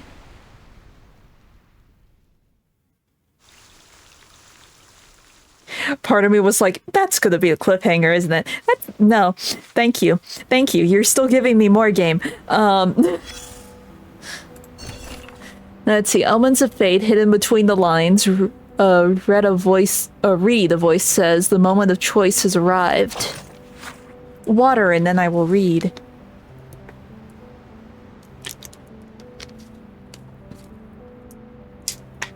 Okay. A faith has been forged for this purpose, a maxim, a preconception, a deliberate contemplation, a step taken, believed to be a choice. The woodland is older than all within it. Through passion or reason, travelers grope and stumble through the branches, or silently tread a narrow path, or choose to turn away, stepping into a subtle unknown. Read, the voice urges, if now, without pursuit, close to truth, yet let go, then never before had it been. Step forward, so they say, before the tale is told, all is decided. Merchants, competitors, mortals, and heroes. And as the feast begins, how shall they fade away? And those on the outside, for whom the time they've made has not yet come, those who deem themselves transcendent, are merely not in this procession.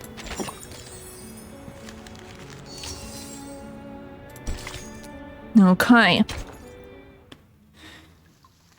We could just push her off the cliff. She is on the cliff. Oh, we aren't even dealing with her. Zeno has restored communications with Team Timekeeper. Very well. We will leave you to it. She sighs with relief. But before she hangs up, she has one more question. Just to confirm before we go, the operation Zeno is currently undertaking has been approved by the PAC Security Council, right? The internal call falls silent, as if the question is too absurd to answer. Why is my phone going off? 1 second. I need to make sure this isn't something important. No, it should be good. I think it's just my game going off. Certainly, miss. Oh, now they are confirming this? We are soldiers. Soldiers act on orders.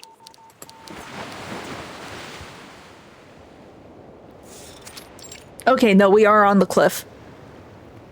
This is the only part of the island untouched by war, where the foliage is thriving and the view is stunning. I am most pleased to see you. Had you a pleasant stay on this island, Ms. Verton? You're standing awfully close to that edge to, you know, be mocking us. Not really mocking us, trying to make us get angry. Let's see, she turns around, the smile gracing her face. Are they not an intriguing flock of people? Again, you're really close to that edge. Their wise ones drew a circle at their feet and declared themselves apart from this realm. Yeah, a few nights ago, there's like a community center nearby, and every now and then they hold like plays and performances and concerts and stuff. A few nights ago, they had a full firework display that lasted like 30 minutes. It's like, okay. I was so confused for a moment. At first I thought it was like the TV in the living room from whatever my dad was watching. But no, it was the fireworks. There's just a ton of fireworks. For generations untold, they toiled as diligent ants in service of the Circle, adoring and venerating it while shielding themselves from insanity's call. I take immense pleasure in admiring this wondrous figure, the primordial, eternal, immaculate Circle. I mean, the Circle's been destroyed. I wouldn't necessarily call it eternal at this point. The more pity that it was etched upon sand. Below, the bombed-out beach is in a state of disarray. I disagree. The fragility and impermanence of sand is precisely why people strive for something eternal. Believing in perfection is not a flaw. I noticed the human aircrafts were loaded with weapons, not from this era. Oh. Did Manus Vindictae provide them with the technology? Arcana smiles, the silence confirming the I can talk. The silence confirming the disturbing revelation. I can't fathom your motives. She just wants chaos. She wants to watch the world burn. That is all the motive she needs. If you came here to incite hatred and recruit the pure-blood arcanists on this island, you may now walk away with satisfaction. If you wanted to take the island as one of your bases, you could have done so after the cleansing ceremony failed. But you did nothing. You just stood there. Why? She wanted to watch the world burn.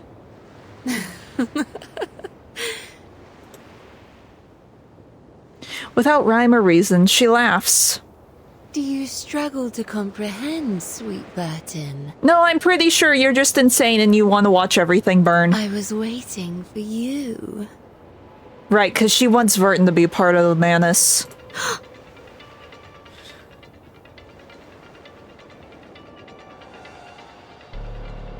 Yeah, well, in my state, technically speaking, fireworks are illegal. So it's only like through the government, or yeah, they have to go through the government to actually use the fireworks. So yeah, like you can't even buy fireworks unless you're part of some like organization that has approval from the government. Not even sparklers are allowed.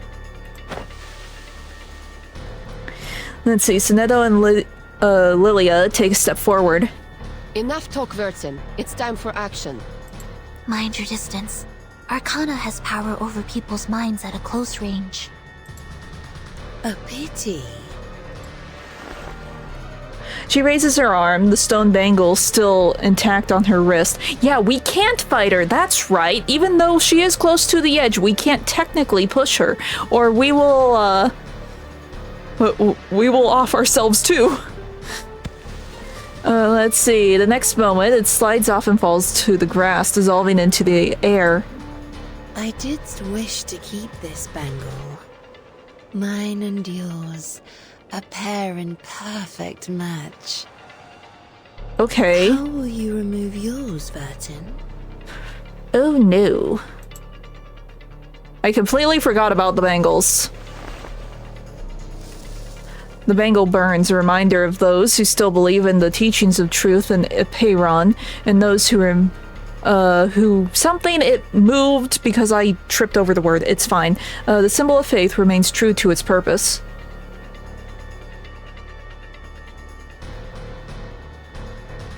Nope, not here. Like when I was younger, you could actually get fireworks and sparklers and stuff. There was like this one company that would always come around like near 4th of July or whatever. But like several years before I got into high school, like 2 or 3 years before I got into high school, they just stopped showing up, and that's when the law changed where it's like, yeah, no one gets fireworks. It is wrong. It is bad. Only professionals deal with fireworks. Let's see, the peace agreement is still in effect. What? The island's been blasted to smithereens. How come the bangle still has its power? What is it made of? Don't worry, Regulus. We have foreseen this. The chief assistant shows no signs of worry. When we first arrived, I was bewildered by the rules on this island. But as I learned more about their scriptures, things began to make sense. Language is an unreliable means of communication. Information can become muddled and vague wording can lead to mistakes and contradictions. That's why the island values math as a more precise and truthful language. They mock language for its ambiguity, scorn its flaws, and ruthlessly expose its inconsistencies, like they did during that debate. The pact on this bangle is of a similar nature. Yeah, I bet. It's like, the only time my sugar gliders have really freaked out about fireworks was... we were outside briefly when some started going off. And they were like, no loud noises, they were barking like crazy. But when they're home, they're fine. But if they're outside and they hear the fireworks going out, then they're like, human, help. I see. It forbids us from actively attacking, but what is considered an attack? The rule maker did not specify that. An act without the intent to attack will not be seen as an attack. That is the unspoken rule of the peace agreement. Okay. An adorable attempt. Are you truly prepared to gamble the life of thy sworn companion, little pup of the Foundation? Behind her, an unidentifiable... Stop wibbling and wobbling. I cannot read things, game. And if you're going to wiggle like that, at least keep the words on the screen. Sonetto shakes her head. Her wand remains steady. I will not make the same mistake again, Miss Arcana. I know perfectly well what I'm doing. Why are you being polite to her? Will not work on me. You don't need to call her Miss anything. For the peace of this world, I will stop you. The wand radiates an intense brilliance.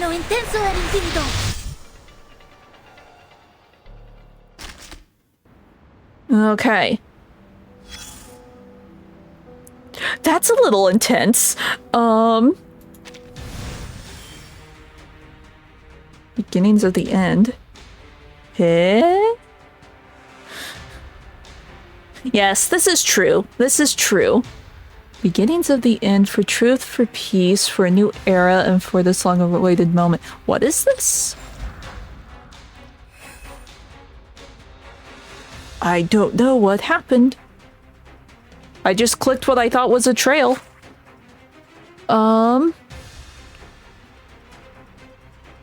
Okay. Now, Vertin. Show me how you have changed since last we met. The battlefield. It transformed. Probably. Most of the fights have been.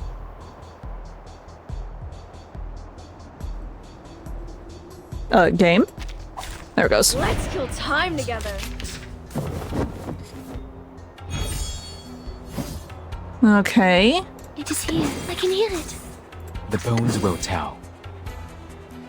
Oh, it's still going. The music will speak. Oh, I should have done that first. It's fine. It's fine. It doesn't really matter. Oh, they're actually sort of chunky. Careful. Oh, I might actually have to think with these. Okay. They're dealing damage. Okay. It's fine. Apparently, whatever this is does not have a breezy mode. Or at least it's not as intense as will tell. It was with other It is here. Confrontation was never to my liking. missions. So that's your idea. Pardon me. The Bagua drown on the sign brick never warns about its changes. Like, we'll still be fine. Because these three specifically in front, they are almost max level now. Because that's what I was working on before I, unintentionally dropped the game for a month.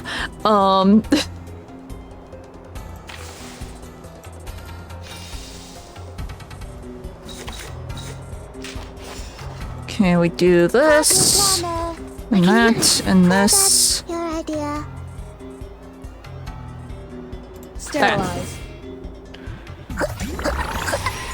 Yeah, maybe. Maybe these fights don't necessarily have a difficulty, like multiple difficulty settings. It's just like one basic difficulty, you just gotta get through them.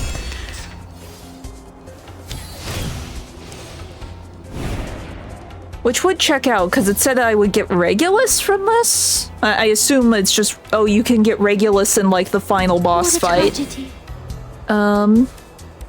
We can do that, and this, and that. Soffoca il sangue! Ti soffoca il sangue! Tu peux la jeter maintenant! I really need to heal. I keep forgetting these things are giving me poison.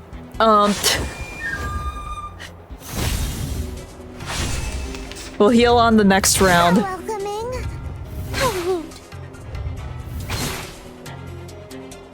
Because we do technically have 2 levels of healing here. Wear gloves. I can hear it. It is here. Did anybody get hurt? I'm losing my patience. Mon officier n'est pas un capitaine.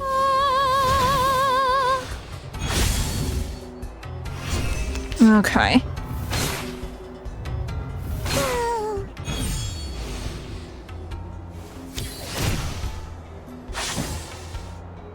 I mean, I could always just do overkill. There's no reason not to.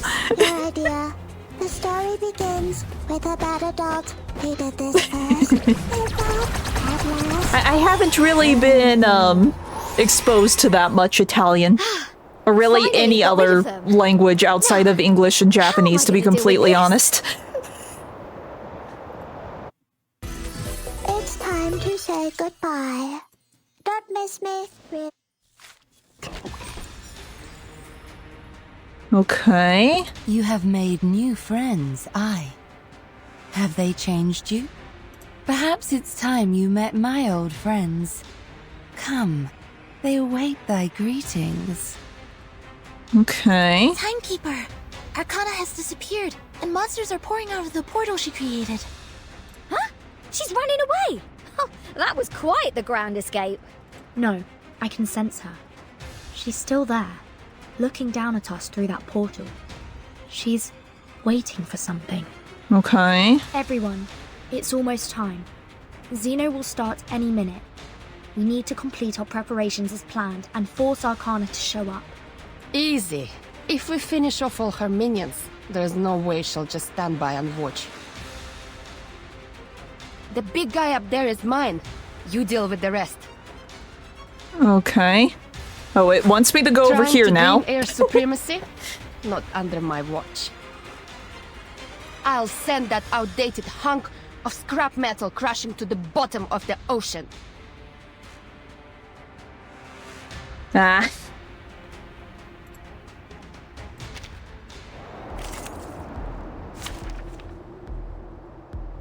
Okay. About the only time I've been, like, forced to be exposed to some language I don't know is for some random reason. Sometimes our TV does ads in Spanish, even though we have absolutely nothing to do with Spanish or do anything Spanish. Sometimes our TV is like, oh, you understand this gibberish, do you? It's like, no, please go away. Ads are annoying enough, but when you don't understand a word of what they're trying to promote, it's even worse. Let's see. I will do you, you, and you. Careful. It's like if they're going to give me foreign language ads, they could at least be in Japanese, because that would make sense. If, like, whatever algorithm is pulling ads for me gave me Japanese ads, because half of what I do online is in Japanese or on Japanese websites.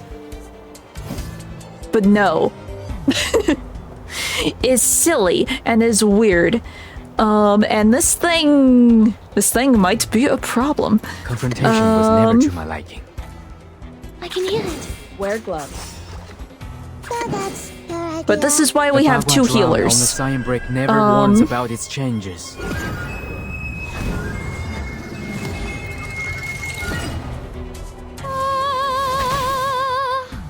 I'm losing my patience.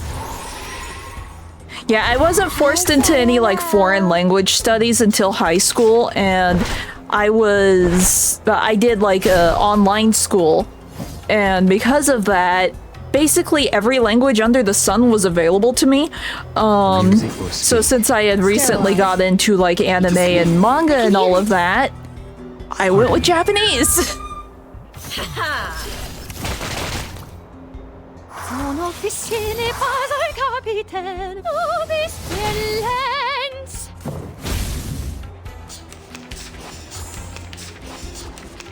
Not right.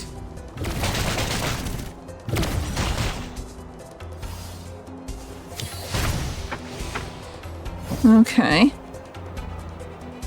We need healing.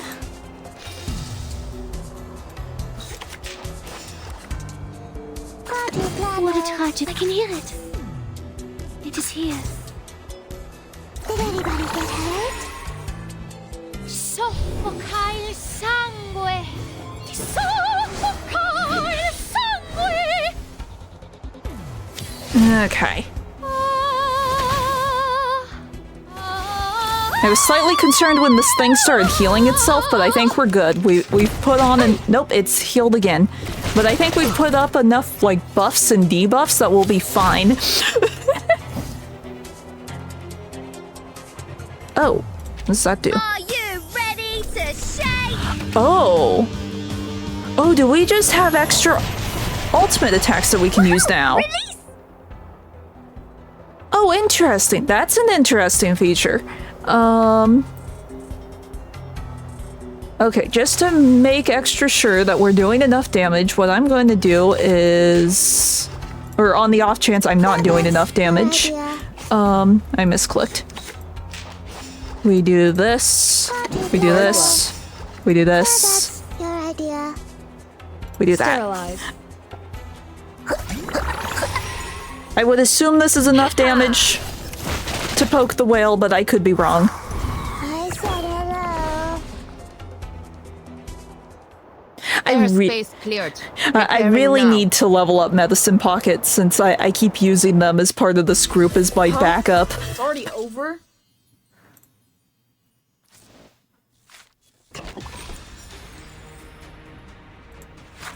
Just like the battle simulations. I will not allow the tragedy in Chicago to happen again. Timekeeper, it's time I showed you what my training's been for.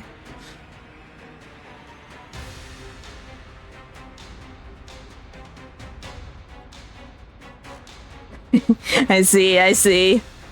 But no, just about any language you can think of, even like ones you wouldn't necessarily expect, they were available at this online school just because it was online and they could get teachers from wherever the heck they wanted. Let's kill time together. Okay, it's this fight again. Let's see. The bones will tap, music will speak. I can hear it. It is here. Stay away from me.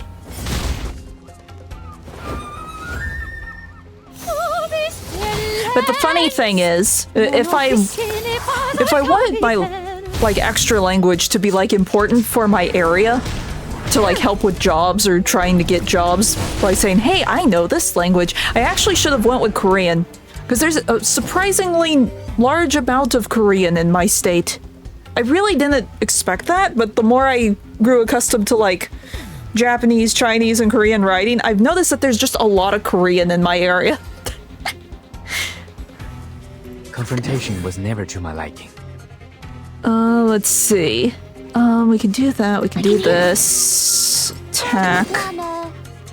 I guess we debuff. The bones will tell. The Bagua drown on the sign brick never warns about its changes.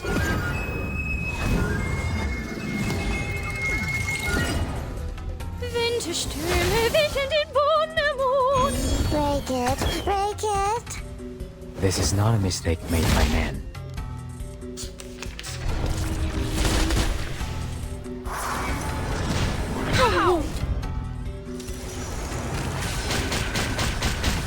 Oh, this thing's a pain in the butt. Oh no, Medicine Pocket's almost dead. Like I said, I really need to level up Medicine Pocket at some point. Oh, hi. Did anybody get hurt? Tu peux la jeter maintenant, la charme d'opéra. Get out of here.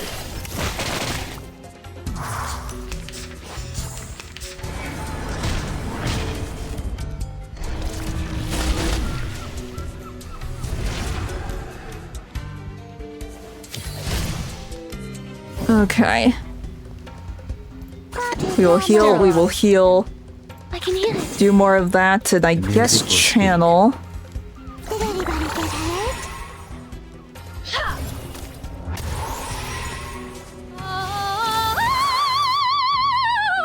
Oh no, it's gonna do like its ultimate attack next.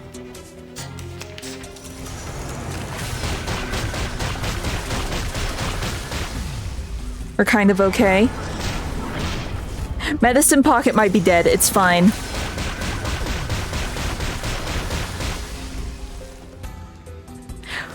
Okay, somehow Medicine Pocket is still alive.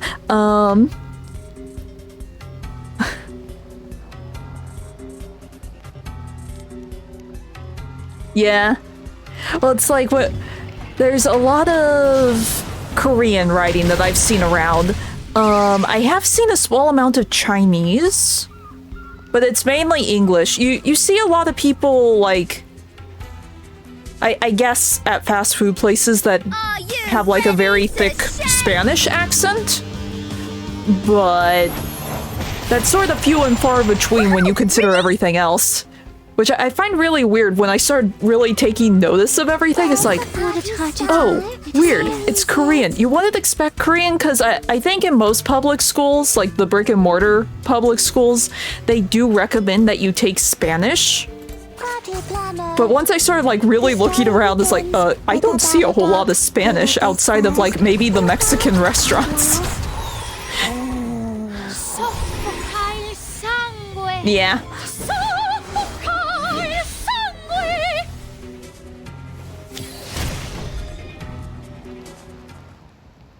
Timekeeper, I've defeated the enemy. Beginning preparations now.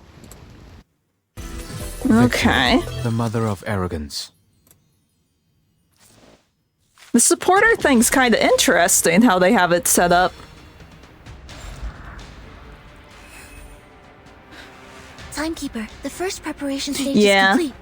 But like I said, I never got forced into that because like middle school, I was homeschooled, and then technically I was homeschooled for high school too. I just went to a public online school. So it's like there was like a physical location to it somewhere, but I just did everything on the computer. Great. Next, we destroy the portal. Marvelous, Burton.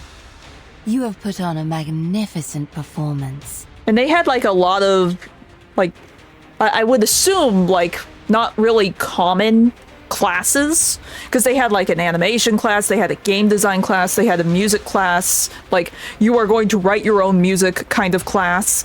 And then like I said, you can get just about any language you want when it came to like learning a different language, because it wasn't until halfway through high school they were like, oh, by the way, you haven't done your required foreign language class. It's like, okay, but I can do anything? Yeah, you could do anything. It's like, okay, Japanese.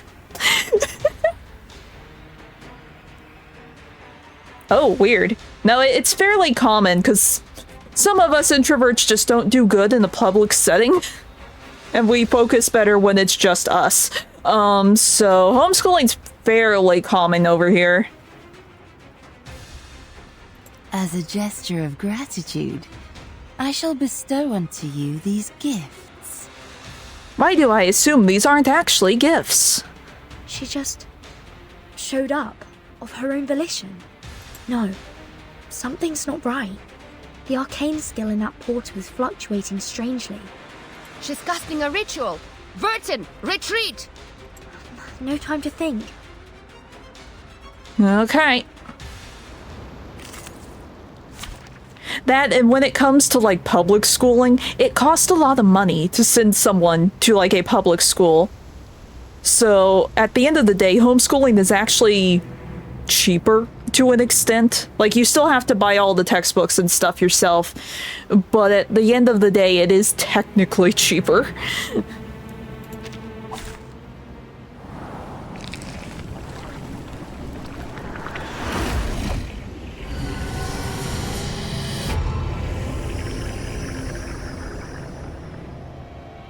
What is this? It has more hands than all the members of a band combined.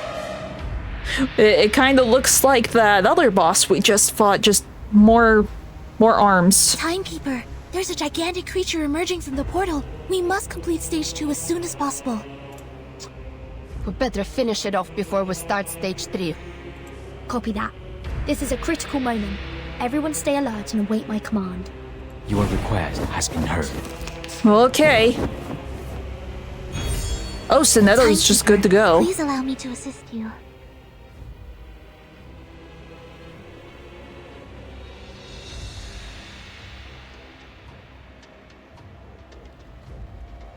Okay.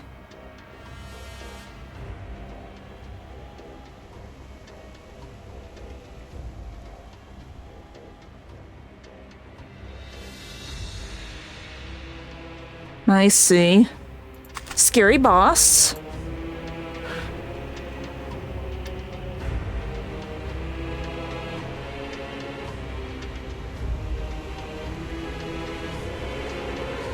Yeah, that makes sense. Like, there's still some of that to that degree over here.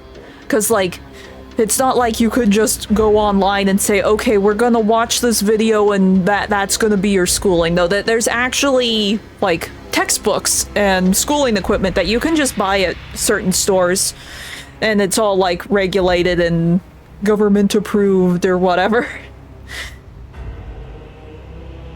Okay, so I guess we use Sonetto.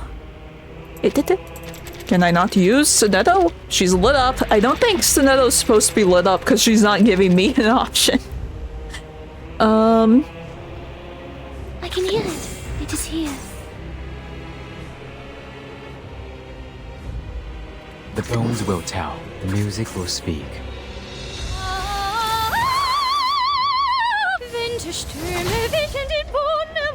Stay away from me. Oh, I don't damage this thing at all. Changing its afflatus to match that of its attacker. Ha! A mimic strategy. Clever. But we can also use it to our advantage. Everyone, rotate your arcane skills. Make sure we always have the stronger afflatus. Let's teach it a lesson in improvisation. Pardon me.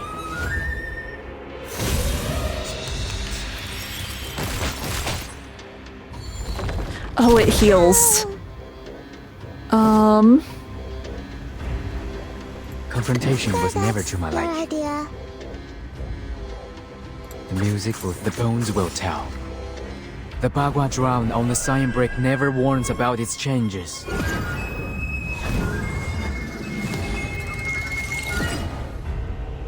Break it. Break it. Careful.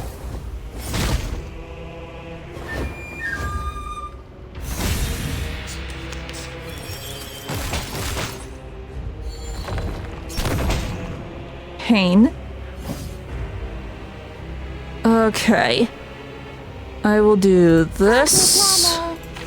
Or wait, no, we need to pull this first. That's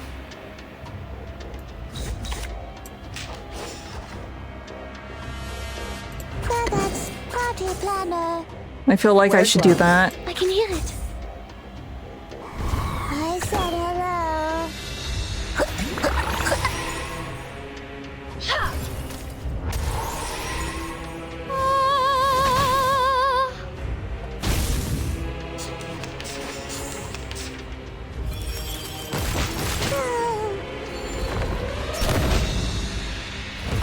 She really doesn't like Getian.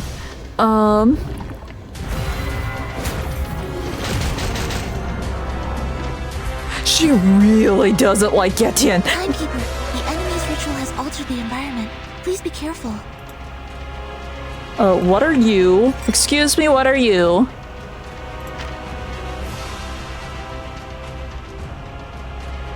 Okay, we need to get rid of that thing. Oh no! That's not good. Okay, we are desperate for healing.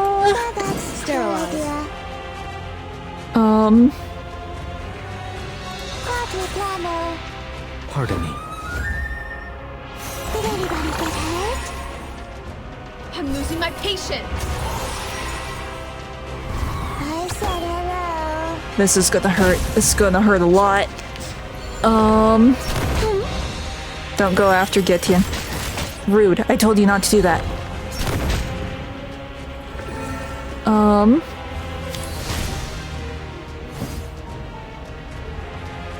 Okay. Everything can go.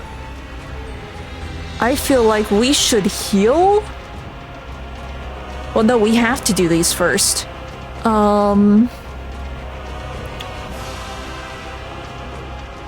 just curious. Is there a way to see, like, the chart? I forget our chart. Okay.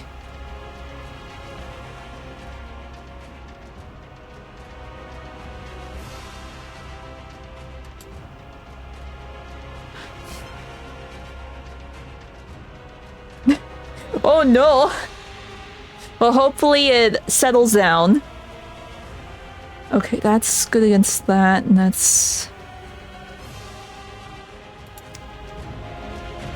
I forget what a Flatus... Regulus is.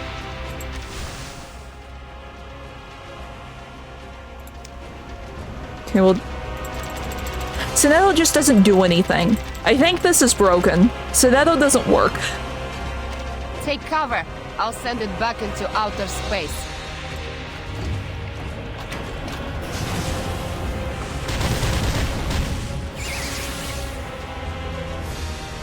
Let's rock and roll, everyone! It's showtime! Are you ready to shake?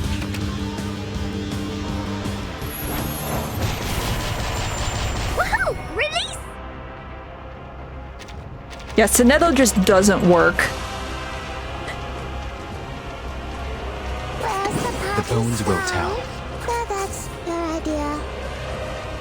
The music will speak.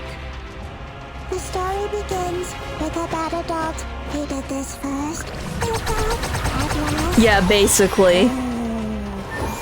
Sonetto doesn't care. She only wants us to think that she cares, but she doesn't care. It's fine. I think we'll be fine. I think we'll be fine. Oh, another one showed up. Okay, so maybe going after those things isn't as helpful as I thought. I kind of want more attacks. Our health is fine. Oh, counter was nice and stayed counter. It is here. I can hear it. Confrontation was never to my liking. The music will speak.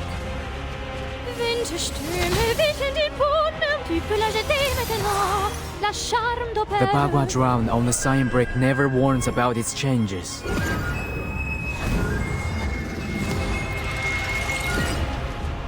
This is not a mistake made by men.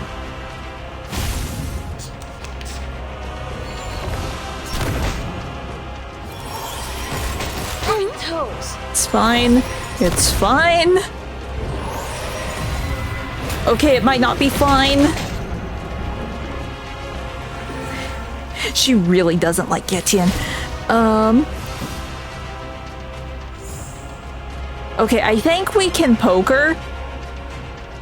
Or wait, I don't have any... 1 second. Might help if I had like an attacking move that could hurt her. Okay, that works. I assume that we have enough damage here to actually get her, and I don't have to worry about healing. I might regret this, but I think we'll be fine.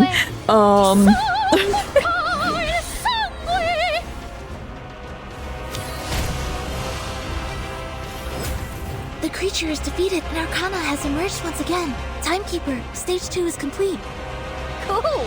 Now, we just have to activate it. No, things are going too well. Like this has been rehearsed. What on earth is she trying to do? There's no time, Vertin! You're right. We've put too much time and effort into this plan to not carry it out now. Sonetto, Lilia, Regulus, assume your positions. It's time to enact the final stage. Dun dun dun. It's time to say goodbye. Don't miss me, really. Okay.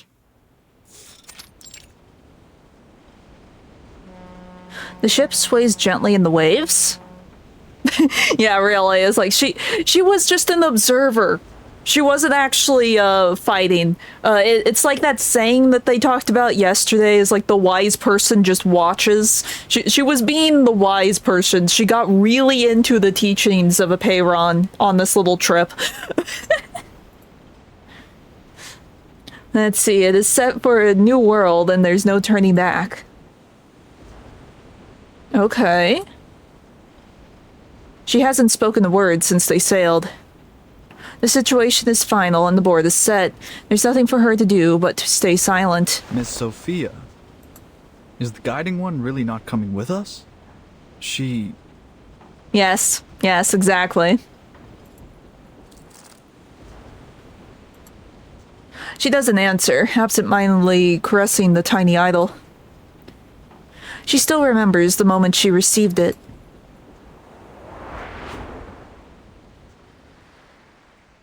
Are you saying? Fret not, my child. You heard me true. I shall die today. Huh?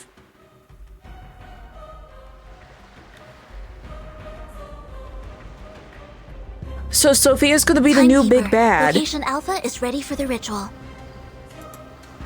Location Beta, ready. Mr. Apple and I are ready.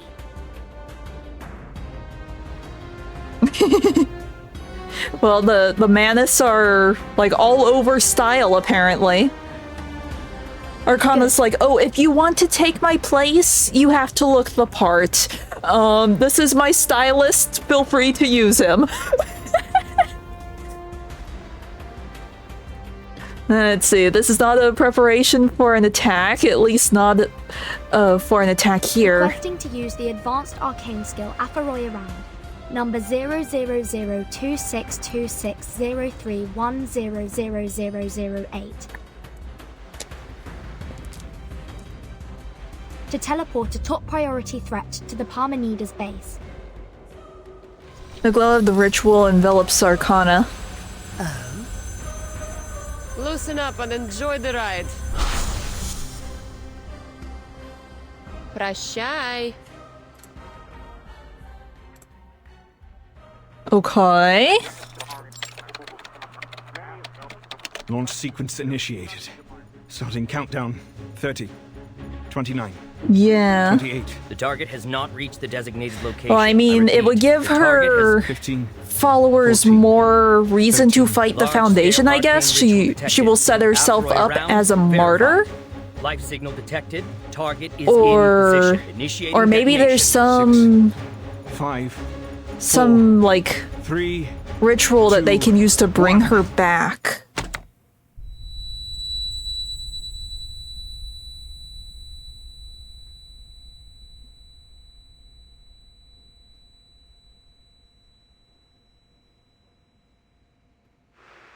Vacuum bomb detonated. Because, like, the fact that she was able to plan all of this, like Vertin said, it was all rehearsed.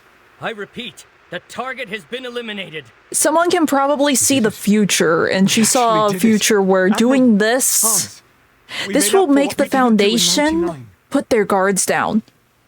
Did we win? It's too early to celebrate, but history will remember this moment. Yeah, exactly. There's and probably honor some all ritual that they can was do to bring lost her in back. this long battle. Wait, Hans. You hear that? In your headphones? Everyone can hear it. I can hear it. The grating static. Also a heartbeat. Admiral, we might have a life signal, but there's too much interference. Give me that.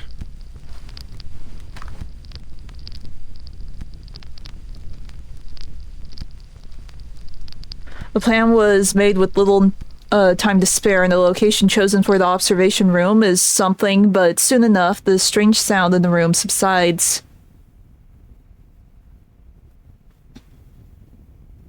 No, it's nothing. There is no sign of life. It was the wind. No, it was definitely something.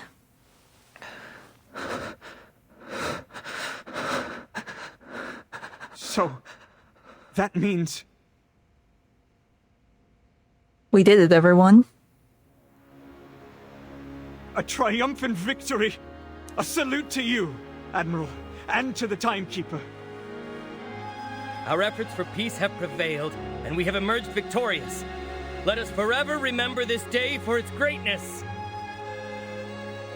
Yeah. I do not trust. We did it! Like I said, it's like, everyone's gonna be like, oh, we won. The Manus are on their last legs. Arcana's gone. They're gonna put their guard down. The observation room erupts in triumph. Yeah, it's like, they're gonna have their guard down, because now they also have 37, who says she has the solution for everything, so she'll probably join up with, like, Lucy and Enigma and all of them, and they'll figure out, like, a way to fix things.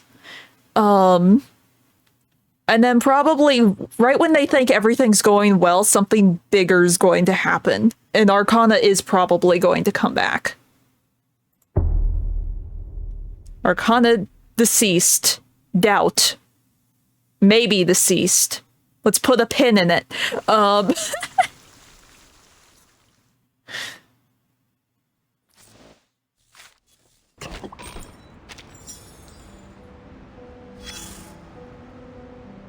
bullet is among us, right under this roof. It serves no army, no country, only peace. The heavy rain at the end of the century dissolved and washed away many of its comrades, but it was lucky enough to survive. Its pointy end still shines silver, ready to drill a hole into its enemy. Sadly, its bulky colleague stole its thunder in this war. One push of the button, one big explosion. There was no need for the rest of the ammunition.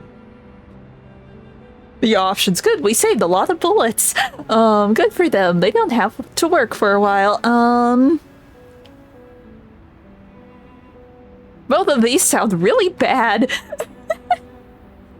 We saved resources, I guess. It seems someone has become more budget conscious after working with the mathematicians. Saving 10 bullets is better than saving 1.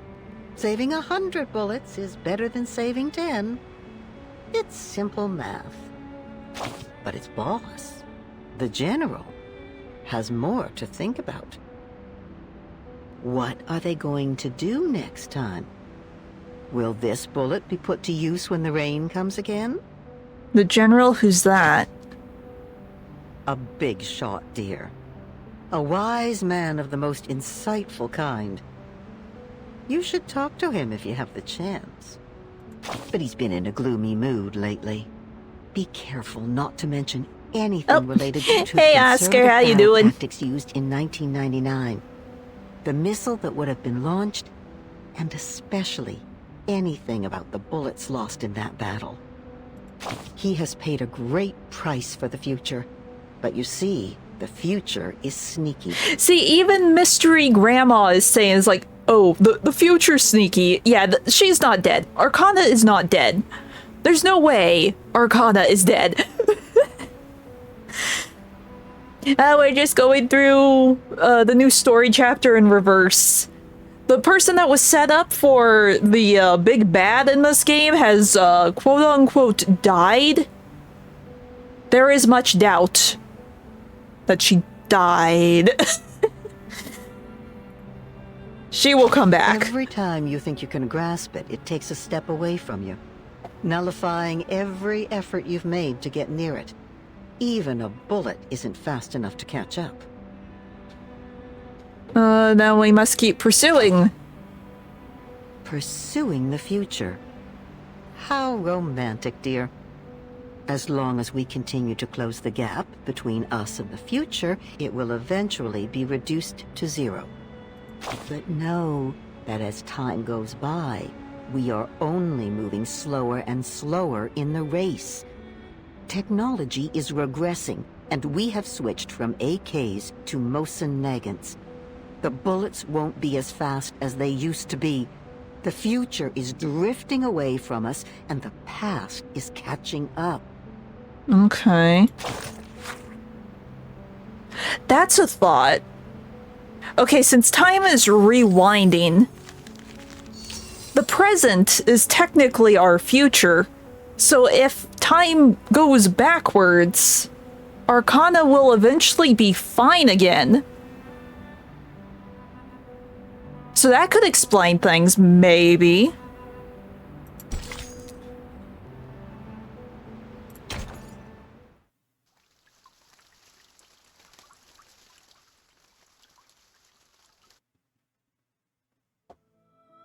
Here on the level sand between the sea and land, what shall I build or write against the fall of night? Tell me of runes to grave that hold the bursting wave, or bastions to design for longer... It will help. I don't know what the last line was. It's fine. Worry not. It's not made from the grapes on my head. The war may have ended, but its scars remained in its place. The Hall of Truth, once the Palace of Knowledge, now stands in ruins. 210 examines the injured man's face closely, making sure his pain is eased. Then he stands and watches as more people are brought through the gate. Hang in there, 29. 888 makes her way into the hall, carrying an incapacitated believer on her back. She carefully lowers the person to the floor. Her own arms are wounded from the attack, but fortunately they are not fatal. Since the integers awakened, this has been the only thing they've been doing. Are there any other injured that have not been found yet?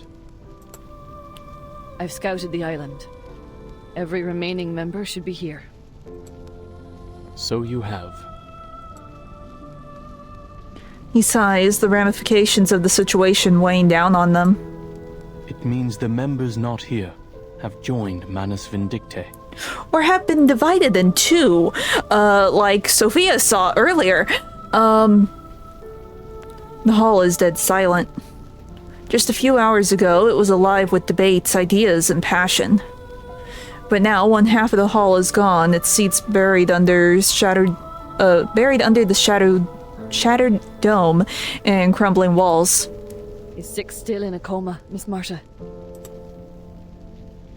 The blind woman nods, concern etched on her face.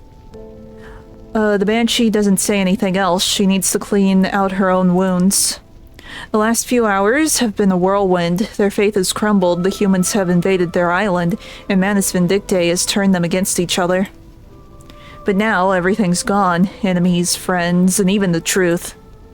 All that's left are more moans and groans that fill the hall. In the midst of the hushed void, some begin to pray. To you, O the alone infinite, the non-subsistent, the ineffable, I call. Grant me inspiration of nature. Guide my soul with truth. These are the words of both sorrow and hope. Words of contemplation and honor for the dead. A brief respite, they can find solace to ease their pain. Give me power of enlightenment. Tear off from the web of ignorance. More people join in, their prayers reverberate through the hall. Redeem me from the evil, hatred, and what throttles me down. break through the ground of bad, corruption's chain, the carapace of darkness, the living death, sensation's corpse, the tomb I carry. Learn the beauty of truth, the balance and limitations of all. Enough! Ah. I see. Every now and then, this game, even when I don't have, like, auto mode on, it will auto-scroll everything. And it's like, if I was just reading it in my mind, I would be fine, but because I'm trying to read it out loud and I have a tendency to trip over my own words when I'm reading, I miss a lot of things that pops up. It's fine. That's what the VOD is for. It's 29, the injured believer just carried in by 888. A leg is missing, but he manages to get up and sit down against the wall. Why are you still praying? The truth is gone! Who are we praying to? Who will answer us? His outburst falters, turning into a bitter sob. For generations, we have searched for purpose and meaning. But now that the truth is lost, what is left for us to live for? No, the truth is still there. A crisp voice echoes through the hall. 37 arrives, panting at the door, accompanied by members of the Timekeeper's team. I passed a Perron's test and it showed me the answer. It will free us from the Wheel of Birth once and for all. I just need some time to decode it.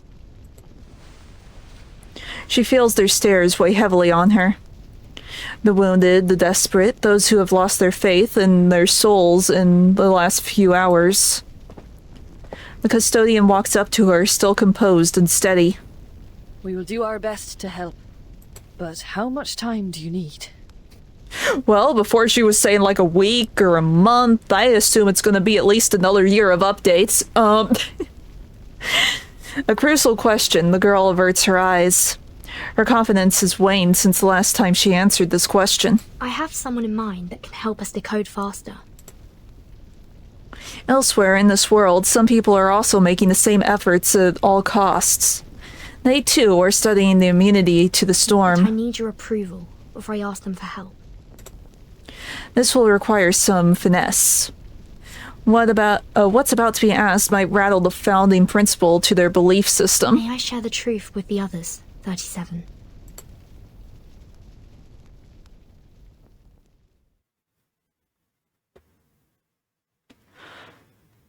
Oh, I just had a thought. Okay, so they're making that list of, like, side effects over here, and each one is numbered. The numbers that 37 has probably line up with those numbers. It finally dawned on me. It's like, what are the numbers going to mean? It's probably the silly list. The experiments on the side effects of the ritual are ongoing. This list of conditions they've encountered stretches down the page like a long winding snake. The side effects are completely random. Among the current samples, the probability of no side effects occurring is 0.52%. And of the 81 recorded side effects, 39 of them will cause irreversible damage to the biological body. 24 will permanently alter the composition of the caster's body functioning. And 18 minor effects will cause only minor, superficial injuries that do not affect daily functioning. Laplace's archives has enough rituals to protect casters from the minor effects, but the other two categories are highly lethal. Let's see, the list was made at the cost of lives, and she meticulously analyzed each item as if taking apart an intricate machine. After 72 experiments, the diversity of side effects has decreased significantly. It is unclear if this is due to repeated testing on a single subject or due to a limited range of possible side effects. More than 90% of these effects are related to concepts such as dirt and dust. Is it because of the origins of this ritual's power? She stops briefly, scanning through the list again. The number of recorded side effects is 86, not 81. When did I write these 5 down? Oh no. More of her memory are slipping away. Let's see, a knock at the door interrupts her thoughts. Simone walks in. Madam Lucy, Zeno's plan was a success. With the help of Team Timekeeper, the leader of Manus Vindictae was teleported to a deserted military base and targeted with a thermobaric weapon. It was a direct hit with no signs of life detected. The momentous event was captured on camera in the observation room. She's still alive. Somehow she's still alive. Let's see, the director nods in approval. It is good news, but she can't devote much of her processing power to expressing joy while she's focused on research. A tremendous victory. Please extend my congratulations to the Admiral for this remarkable feat. Also, you have 2 call requests. One is from the Timekeeper, which Laplace received shortly after the battle with Manus Vindictae. She is requesting remote assistance to help the Apiron decode a numerical code related to the storm immunity. This information demands attention. The director's head snaps up.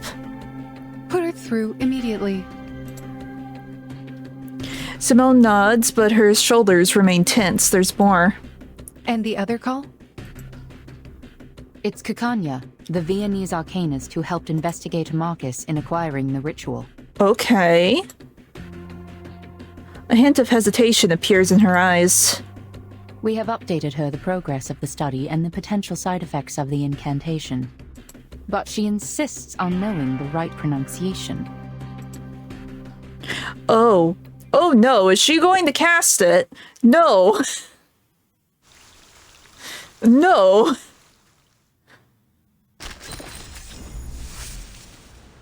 Okay, water and then I read.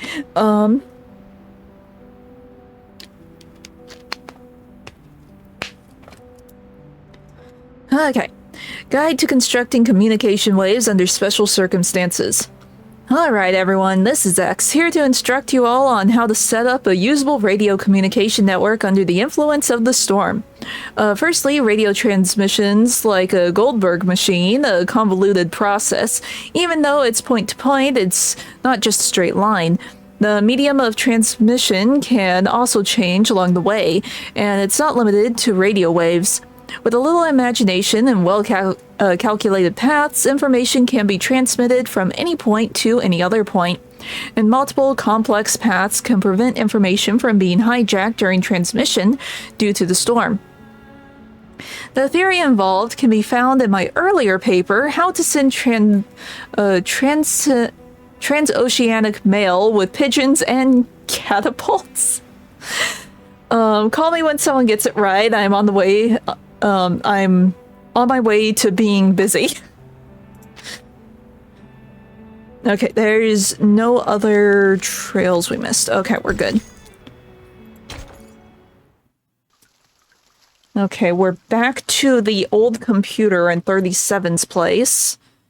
Surprised this is still intact after everything that's happened. No, we're not aware of that. 37 and I had just entered the cave when the investigator sent back the ritual. The transmission is weakening. Miss Radio musters all of her strength, struggling to hold on to the fleeting signal in the air. I see. Thank you for the thorough explanation, Madam Lucy. I'll make sure to inform the members of Apiron. Is it really possible to remember all those numbers and technical details? It's possible. Could you kindly explain this to them again after we set up the communication device? The lab has never been busier since the day it was built. The scattered files are neatly gathered, and more integers have come to help sort through the years of documents. Miss Radio is placed next to the IDM with a sense of reverence. The computer screen lights up, a familiar voice comes out of the speaker. The next thing's the acoustic component. Totally understandable if you don't have any on hand. Regulus, can you help me find some... What are you saying, mate? Of course, this great disc jockey would have the acoustic components. I'll have you know, I made friends with the dolphins as soon as I had the chance, hoping they'd retrieve some of the radio components from Apple II. And guess what? They actually found some! She attaches the acoustic component to the IDM, beaming with excitement. Hello? Testing, 1, 2, 3. Pain. The screeching feedback forces everyone to cover their ears. Perfect. You finally have a communicator equipped with a speaker. Before, there were too many ears for one tiny radio. Uh-oh. What now? Another attack? Yes, the screeching. Don't you love feedback loops? Not quite. That's the sound of our colleague, Medicine Pocket. Hard at work. Oh no.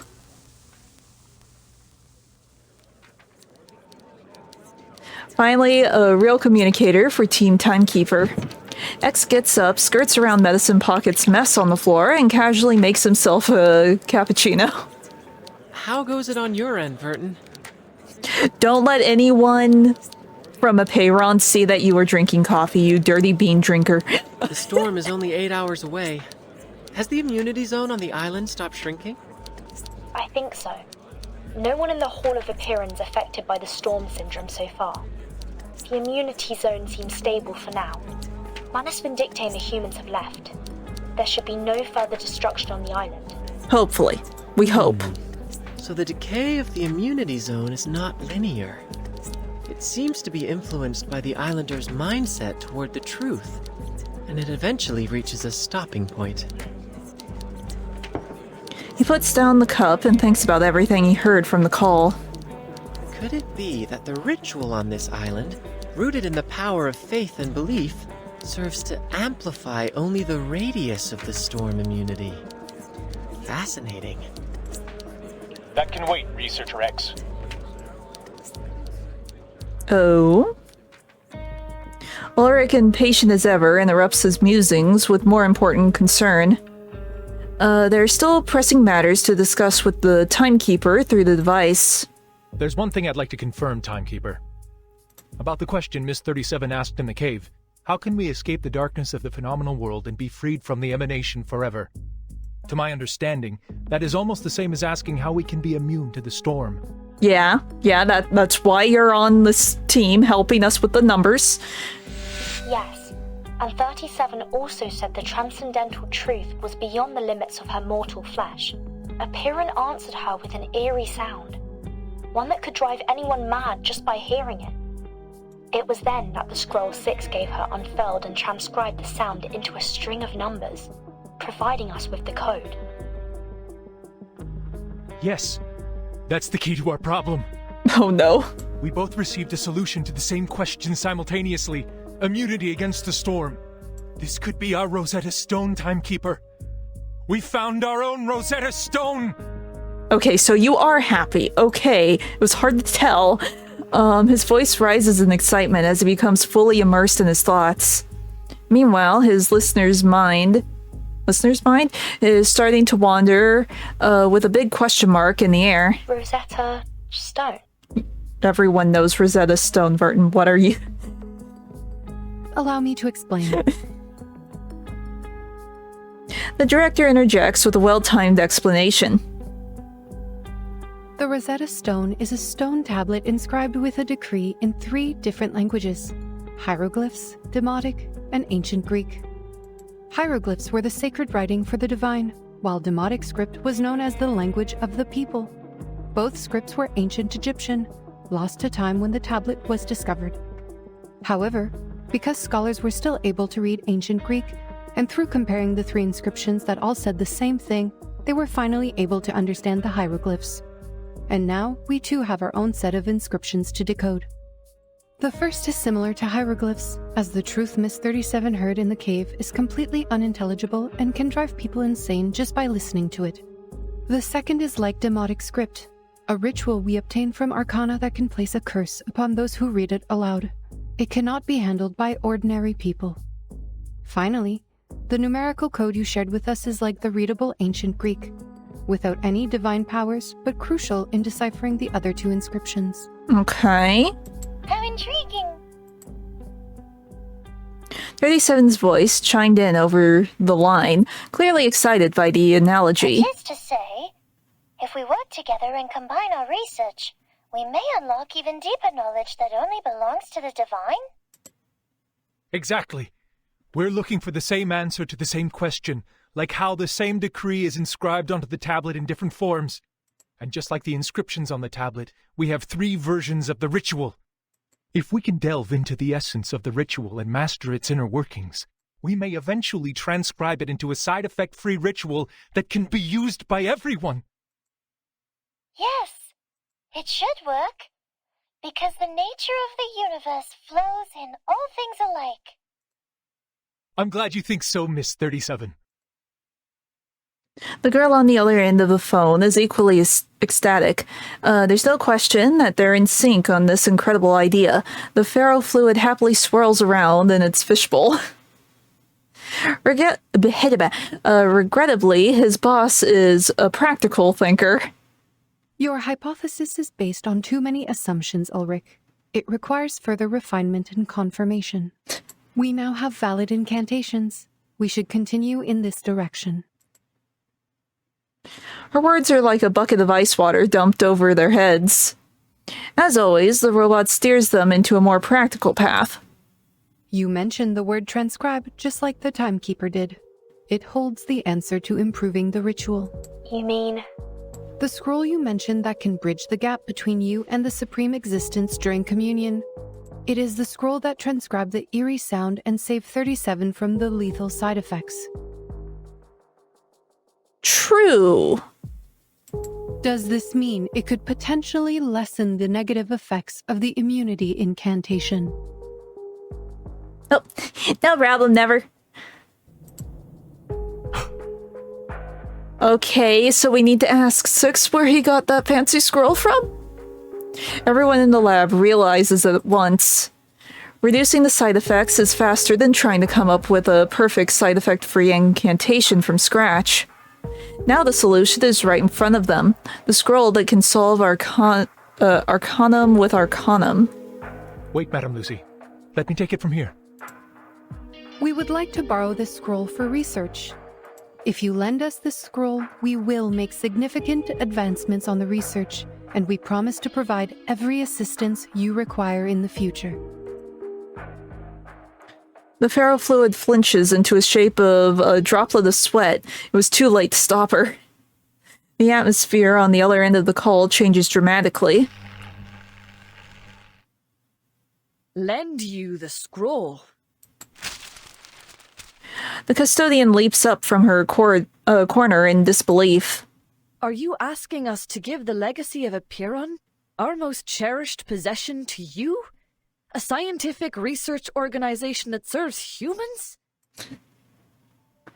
The lab falls silent, reflecting the seriousness of the request.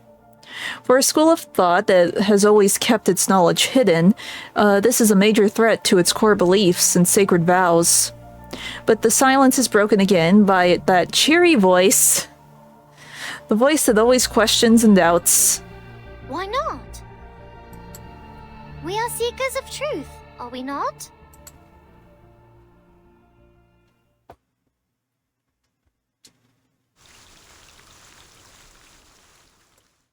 We'll see how this goes.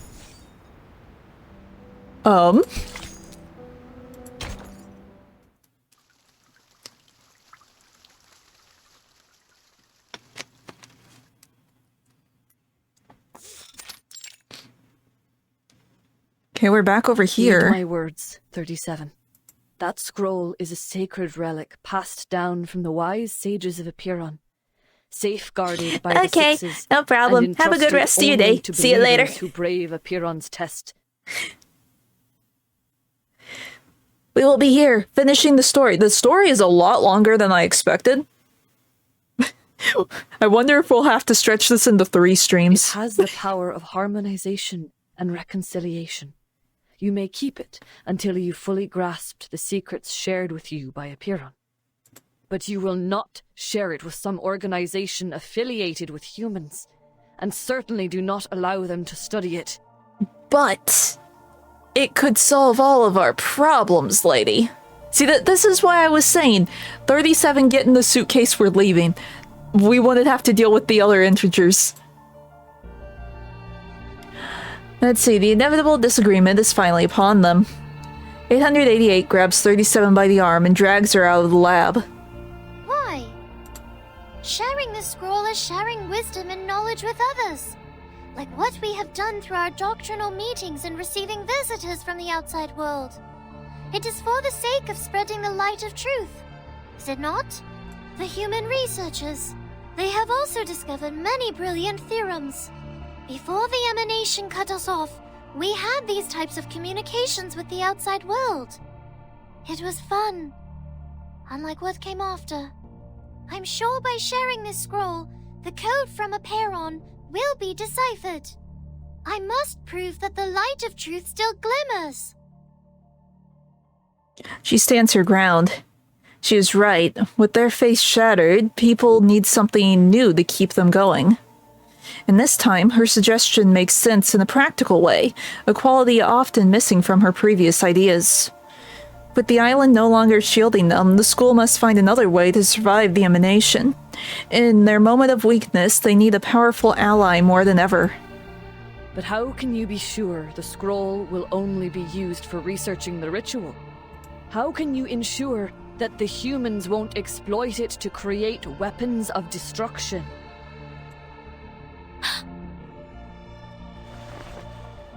The custodian looks up at the fractured dome. The speckled daylight illuminates her cool complexion. Before joining School of Aperon, my people and I had wandered the world for ages. Our long lives made it difficult for us to truly fit in with the world. Daughter of Truth, I implore you to hear the words of this old soul. Humans have indeed achieved incredible feats, and their enlightenment has even touched my soul. But unfortunately, most humans do not have an inherent respect for knowledge or its boundaries. They only chase after power blindly. Unfortunate, but kind of true. I have experienced it firsthand. I tried to guide and persuade them, but ultimately I failed. That is why I am here now. What you are deciding to share is not only knowledge, but it is a ritual. A piece of power. A ritual designed for harmonization, created for the devout believers, and created for the sages seeking the truth. Yet, on the other hand, it can also be used for unspeakable horrors, such as silencers on guns, suppressors on rifles, or even on nuclear bombs. It won't. 888. I won't let this happen. I promise. You can't promise anything, Miss Verton. You're too young. But she is the timekeeper. Too inexperienced to comprehend the dark nature of history. She is the timekeeper. A valid and powerful observation. The hall itself, ravaged by war, now stands as a testament to the Banshee's claim. Even 37 is speechless. But it's the truth we're talking about. What could possibly outweigh the truth? An unexpected voice speaks up. Is he going to help us for once? To everyone's surprise, the rhetorician does not raise any objections this time. If all it takes is lending someone a scroll to unlock unspeakable secrets, why not do it? Haven't the failures of the past 4 years proven that a stagnant mindset does not bring forth the light of truth? As individuals devoted to critical thinking, should the pursuit of truth not be our primary goal in life? My brothers and sisters, do not let hatred stop you, and don't let the dust of the phenomenal world blind you. 210! He waves his hands and gets up from his seat. And remember, it was 37 who passed the test and earned the scroll. It is her rightful responsibility to handle this situation. Yeah. She got it. She can do whatever she wants with it. He looks elsewhere, his demeanor suggesting a lack of interest rather than genuine support for the argument. Otherwise, what other choice do we have? He shrugs and walks out of the hall. Behind him, the Star of Hermes clenches her fist with resolve. To the murmuring, doubting crowd, she speaks again, loud and clear. I have made up my mind. I will share the scroll with Laplace. We will decipher the code together. The truth is the truth. It should not be swayed by anything else. Please, everyone, cast your pebble if you agree with me. If Six were here, he too would have called for a vote. Some of them decide to leave the hall instead, but mostly stay and use the pebbles in their hands to speak for them. Her victory arrives with a gentle sigh from the corner. Huh? Oh, her. It should be fine. I would assume. Hopefully. War and Smoke have long left this place. Are you sure I see some smoke? An area has been cleared for takeoff. Miss Lilia, are you certain about this? Absolutely. See the nice weather today? Much better than the day we landed. No wind, no cloud, the clear sky, and that giant moon. But the storm is here. Or are you just flying on your broom? No, she's going to deliver the scroll. Sitting tight on her... It's her broom. She gives a quick pat to the scroll secured on her belt. This is the essence of Apeiron's goodwill in their newfound alliance with Laplace. Can't find a better day to deliver the package. It's just to the headquarters, not even going outside of Europe. 3 hours is more than enough. I'm done being stuck on this suffocating island. Nobody can stop me from taking this flight. The headquarters are at least 768 nautical miles away, and you have no protection during the long flight. It's dangerous. And we have only 7 hours until the storm. Dangerous? Maybe. But this is an accelerating flight in the storm, Saneto. What better chance than now to push Zeno into updating their flying manual? She takes a few long gulps from her canteen and warms up her broomstick, brimming with anticipation as if she were going to the carnival. Besides, what's wrong with a bit of oil painting on me? Should be a nice badge of honor. Oh no. Mate, that's quite a distance. Just be sure not to go toppling into the Mediterranean Sea. Red 38 is no way an Apple II. Oh no. That's gonna tick her off. Let's see, she soars higher and higher until Regulus shrinks to a tiny red dot on the beach. From the corner of her eye, she notices shadows slowly creeping towards her. Uh-oh. Manus Alitius? We didn't kill them all off? I don't have time for you, little stingray rats.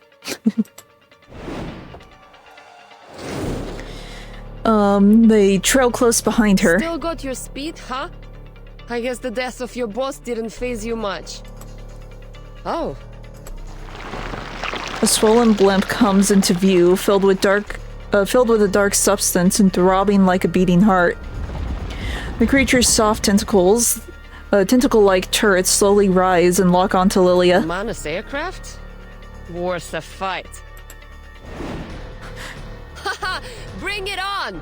Your downfall will be an explosive orchestra over the waters. Okay.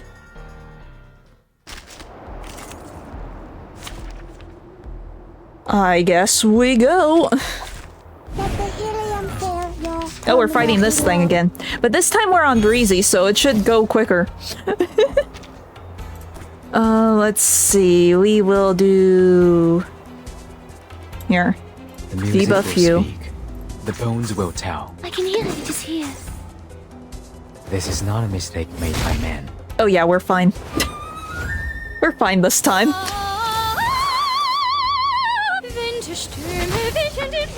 Okay, he's still a little bit tanky, but it's fine. He won't hurt us as much as last time. Okay. The music will the bones will tell. Confrontation was never to my liking. Careful. Pardon me. The Bagua drown on the sign brick never warns about its changes. Okay. I said hello.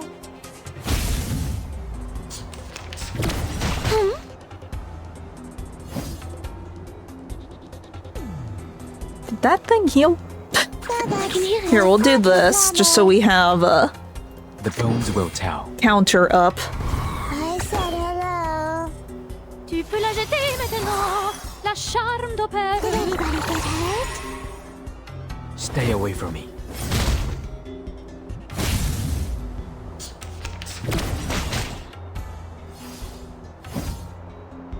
Okay. It is here. I can hear it. Guess we'll do that. The music will speak.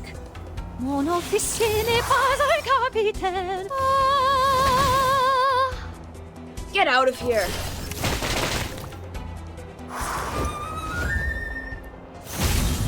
There we go. Victory, the mother of arrogance. To safely cast the immunity ritual, 2 conditions must be met. 1. Have the power to wield it. Yes, Miss Tyder has derived the formula and my team has finished designing the prototype converter. Now, we just need the bigwigs upstairs to approve the experiment application. This is an unprecedented chance to rob the storm of its energy. I wouldn't miss this for anything. 2. Minimize the side effects. The Scroll of Aperon has shown great potential in protecting casters from the ritual. It is expected to outperform the Coleman protection rituals. The sheer variety of side effects is concerning, but we already have a list of 122 curses and their effects. Once the scroll arrives, we will test and record its reactions to each of the effects. This should speed up our analysis considerably. Okay. But this isn't enough. It's not? How can we get humans to make use of this ritual? He stands up and paces around the cluttered room. Ideally, the incantation is made into a tool like the Manus Mask or Laplace's incantation soft disk. However, this would require a thorough analysis and mastery of the ritual. Manus Vindicte could create the mask because Arcana is just that excellent of a caster. But we don't have that kind of excellence all the time. That's why I came up with a clever alternative, to let everyone be a caster instead. Okay. The problem is, humans can't cast it all to begin with. Ugh. Maybe we do some selective side effects? And maybe one of those side effects could be turning everyone into an arcanist? I doubt that works. But it's an option. Let's see. Logic is failing to produce the desired breakthroughs. Enigma sits back down at the table, holding his head in despair. Is there nothing else we can do?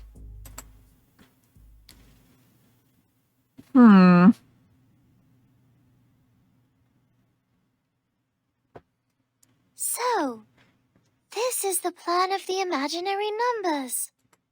You want to use the waves of Numa and the reconciliation of the scroll to allow everyone to recite the storm immunity ritual? 37 ponders with great interest, as if it were just another game. The collaboration with Laplace is going well. They have just shared all their information on the subject. Yes. What do you think, 37? An ugly plan it is. There it is, her blunt way of saying things. Remember, yesterday she told us to jump off a cliff. There is no grace or beauty in this approach.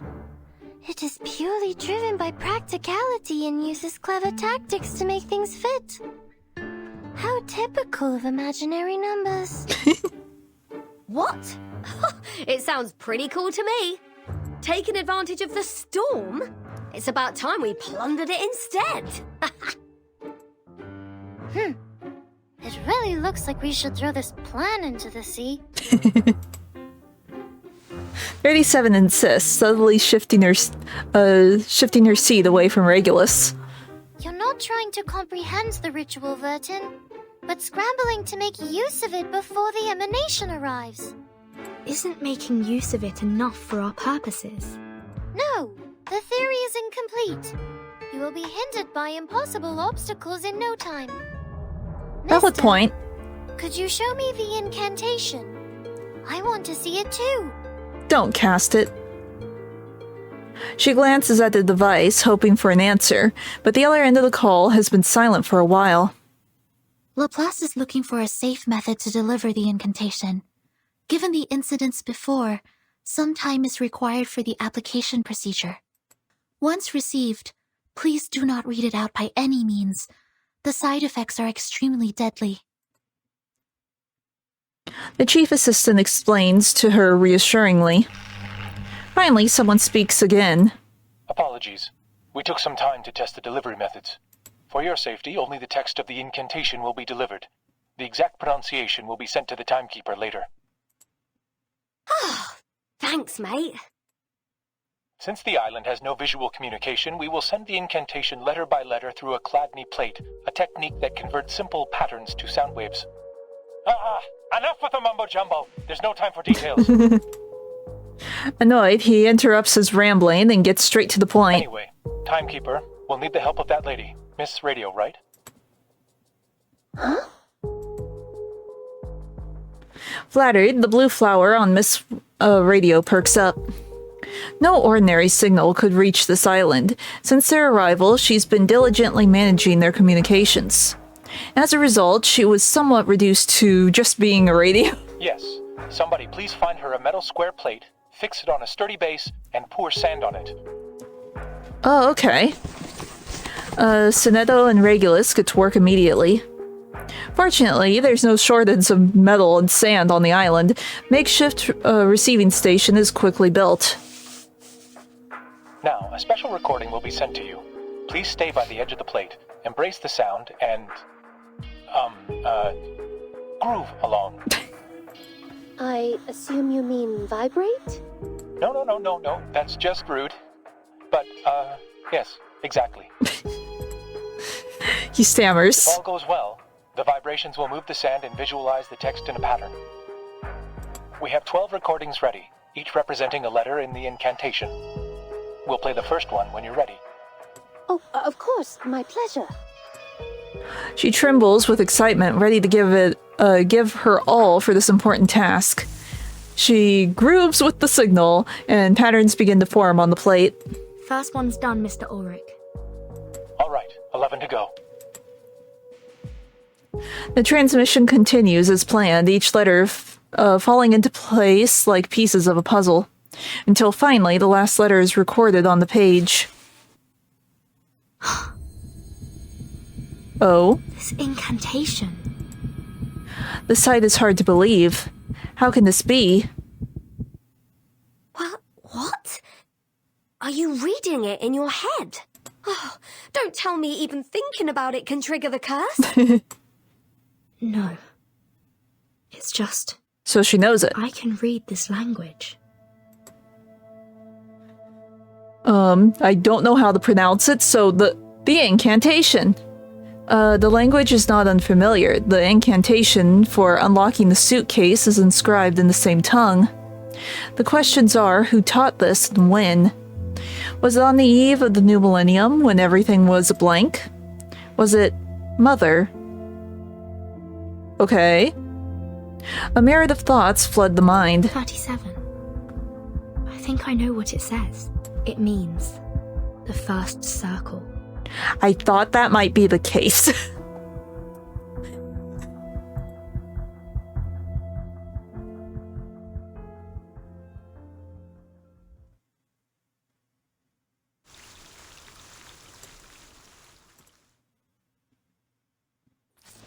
Well, technically speaking, I thought it just meant the one circle, but it being the first circle makes more sense. Let's see. Emergency Harmonizer Analysis Task Notification. Special notification. We have received a harmonizer capable of neutralizing the storm immunity spell, which has been proven effective through Miss Lucy's testing. The contents of the harmonizer have been sent to each department in the form of a photograph with this message. Please begin analysis for mass replication immediately upon receipt.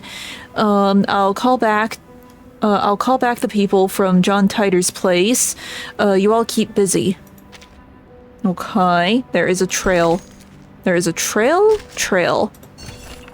Metal plate, a grain of sand, an element of sound, simple and effective.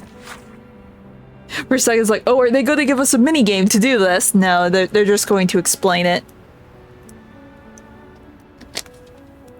Because I've seen videos of this done. It's pretty cool.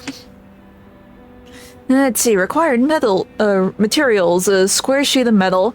Other shapes and metals can also be used. Observing the differences they produce is equally entertaining. Sand, flour, salt, or sugar can also be used, but be careful. They're not as easy to clean up once they get into those body crevices.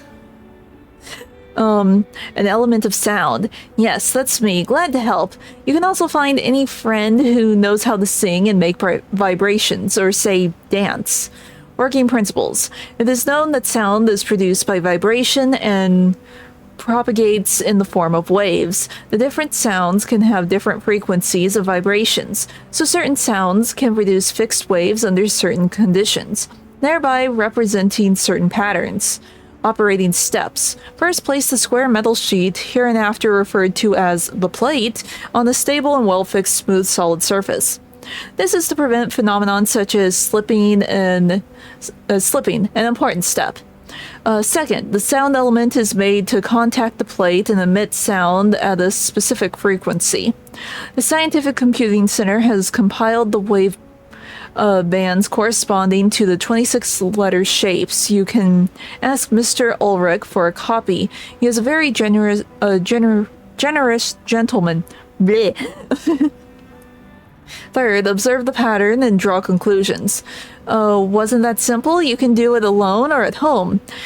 Try it and see what pattern your favorite music program turns into. Okay. Oh, we're getting the music. That's a new reward. We got like a radio at the start of this event. It happened the first time I logged in, but we can change like the background music where we're on the home page now. Let's see. The researchers on the receiving end quickly grasp the message. The first circle. That's what the incantation says? He suddenly remembers a detail that has eluded him all along. That's it. The investigator in Vienna reported a similar thing. An ancient miracle, a circle of salvation. Akana even drew a circle in the air while saying it. She did it so nonchalantly, as if it were a meaningless gesture. We didn't think much of it at the time. Once we confirmed that it did not affect the casting of the incantation, we forgot about it and moved on. I can't believe I overlooked it.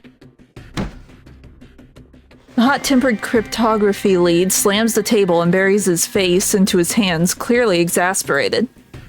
This is not your fault, Ulrich. The gesture was overlooked because it did not really help the research. Our focus was on practical application rather than understanding the incantation itself. If the incantation means the first circle... let's see, the pragmatist's voice is still serene. How will this be helpful to the research? Well, maybe you say it in a different language and cast it that way? I see. I understand now. Oh. A moment of epiphany. She snatches a handful of papers, sprawls out on the floor, and scribbles frantically. Well, Vertin, I don't know why you can read it, but I do know that Gal is thrilled by your interpretation. Because you mentioned her favorite shape, the circle. The irrational number is spot on. 37 has drifted into a world of her own. Yes. The essence of the incantation is a circle. But what kind of circle is it? In topology, any closed curve on a plane can be classified as a circle. Aha! Told you! Let's see, Regulus spreads her hands, speechless. She takes a step back, giving 37 more room to calculate. Everyone is talking quietly so as not to disturb her. Even Miss Radio has lowered her volume. Just as her sheets are about to engulf the entire floor, she finally stands up. Look, Fullerton, let's go back to the Rosetta Stone hypothesis. Based on the hypothesis, if the incantation and the numerical code share a common essence, which is the key to the storm immunity, and we now know the incantation refers to a circle, then the essence of this numerical code should also be a circle, right? 37 nods. Yes. Before this conversation, I had no idea which direction to take. The numerical code could be a snippet of an incantation, or it could be a geometrical ritual array. I had a lot of theories to go on, but testing them could take weeks or even months. Worse yet, if my line of thinking was completely wrong, we could waste decades of time and effort. But the Rosetta Stone hypothesis is easy to verify. Let us suppose that the incantation and numerical code share a similar essence. We know that the incantation does work as proven by the Awakened. If the incantation is a circle, then the numerical code should also be circular in nature, and has the same effect as the incantation, which is a circle that saves people from the emanation, and can also be experimented with by the Awakened. Okay, so that's why the shield on the island was a circle. It was probably these numbers. If the experiment works, then the hypothesis is true. And vice versa. I see what you mean here. It really is an easily provable hypothesis.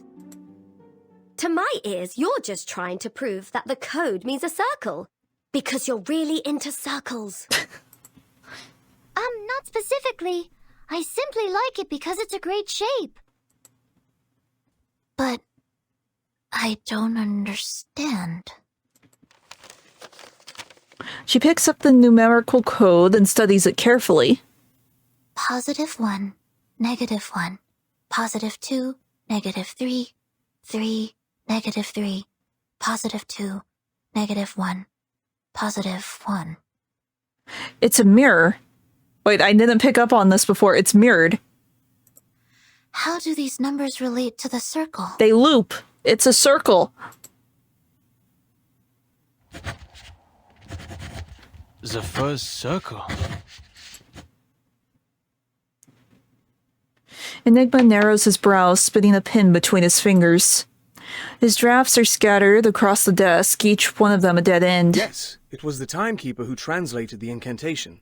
And according to the investigator in Vienna, Arcana also drew a circle when she cast the ritual. But experiments have shown that the gesture has no effect on the ritual. We thought maybe it was a symbolic gesture.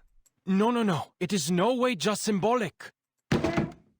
He jumps to his feet. The cryptographer sneezes at the cloud of dust he just stirred up. Arcanists excel at condensing their experiences into symbolic representations. Signs, totems, elements, these are primitive symbols, and some are sources of power for Arcanum. At least that's what the Foundation's textbooks tell me. That's why arcane skills can only be enhanced by mediums that align with their symbolic nature. Precise materials are required when creating soft discs for each incantation. He stops spinning his pen. If the incantation symbolizes the first circle, and if we were to create a physical form that could be mass-produced for everyone, will that form have to be a circle too? Probably. Checks out, logically speaking. In the cave, discussions and theories about the circle are in full swing. Every inch of the floor is now covered with paper. On each sheet is a differently drawn circle. Some are spheres, some have crossings, some are in distorted forms. Just as a sea of papers is about to drown everyone in the room, she finally stands up. Oh, I should have thought of this. The simplest things often hold the deepest meaning, as always. So, the first circle, what could it be? A wheel? A piece of rope? A pendulum? 37 shakes her head and kicks away some paper balls at her feet. I spent too long on the wheel and the bearing, not realizing there was something more promising. A circle can also be seen as a knot with no crossings. An unknot. This could be a variation of a closed curve. A knot. Knots were how the ancients of the Incas and Chinese collected data and kept records. But which knot is it exactly? 37 extends her hands. Intricate geometric shapes take form in the radiance of her arcane light. The Jones polynomial of the trefoil knot is t plus t cubed minus t to the power of 4. The figure 8 knot is t to the power of -2 minus t to the power of -1 plus 1 minus t plus t squared. While the cinquefoil knot, t squared plus t to the power of 4 minus t to the power of 5 plus t to the power of 6 minus t to the power of 7. I could go on all day. There are 165 different knots That's a with lot. 10 crossings. 9,988 knots with 13 crossings. But which knot is the code referring to?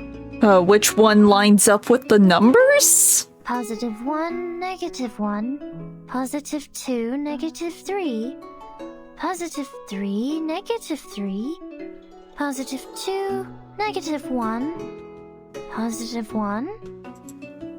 She stops.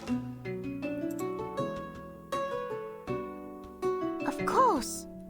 Of course I would hear these digits instead of anything else. The scroll transcribes the truth into a format I can understand. So it must be based on a mathematical system I already know. I have all the knowledge needed to break the code. Just need to follow my instincts and pick a system. And the Jones polynomial is the first thing I could think of. Struck by an idea, she drops to her knees and starts calculating again on the floor. Right. The second 3 I heard sounded different from the other 3s. That 3 must be the constant term of the polynomial. Then if we use this 3 as the origin, like a number axis, the left side is the coefficient for the negative exponents, and the right side is the coefficients for the positive exponents. She's saying something, I know she is. Eureka! This string of coefficients is the shorthand of a Jones polynomial.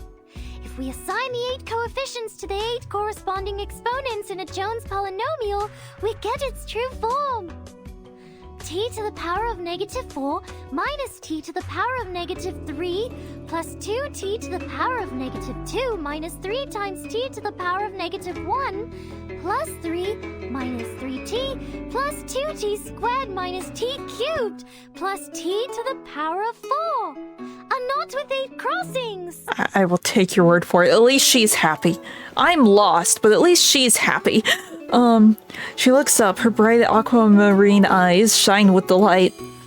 A golden nod projects from her fingertips. See, Verton, Apiron did give us the answer. The key we've been looking for, the most profound secret, the language of the divine. So, squiggle! No sound or text is needed, just pure structure, the very form of the essence itself. It is a beautiful shape, a simple knot. A knot? Great. Now there is only one step left. The verification. She nods and looks at the communicator. Did you hear that, Madam Lucy? Can you help us verify the authenticity of this knot? After an unsettling silence, Miss Radio finally remembers that she has turned down the volume. Oh no! When she turns it back on, Lucy's voice comes through clearly over the channel. Of course. I have paid close attention to the discussion. This polynomial produces a single unique knot. We can now tie a knot to test it. The call goes silent again. The cave is silent too, as if any noise would alter the outcome. Even Regulus has turned off her personal speakers. In the quiet hush, Miss Radio cranks up her volume once more, but all they hear is a sharp hiss of static and a soft, strange rustling. 20 minutes have passed. Madam Lucy? The only sound is a constant static accompanied by a faint, scratchy reverberation. Is the signal dropping? Madam Lucy, can you hear us?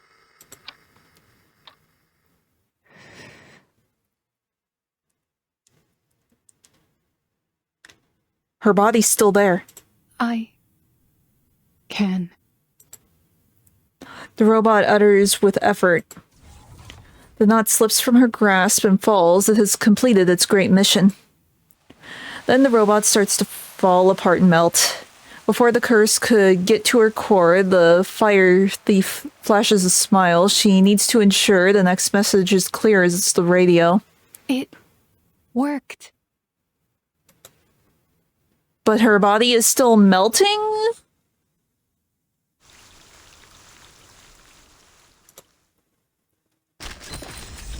I guess they were just trying to replicate the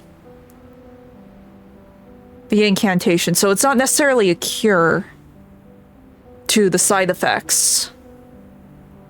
Let's see, the ritual core is officially complete. Thank you, everyone. The ritual core is complete. We have successfully overcome all the challenges we faced, and all that remains is assembly and mass production.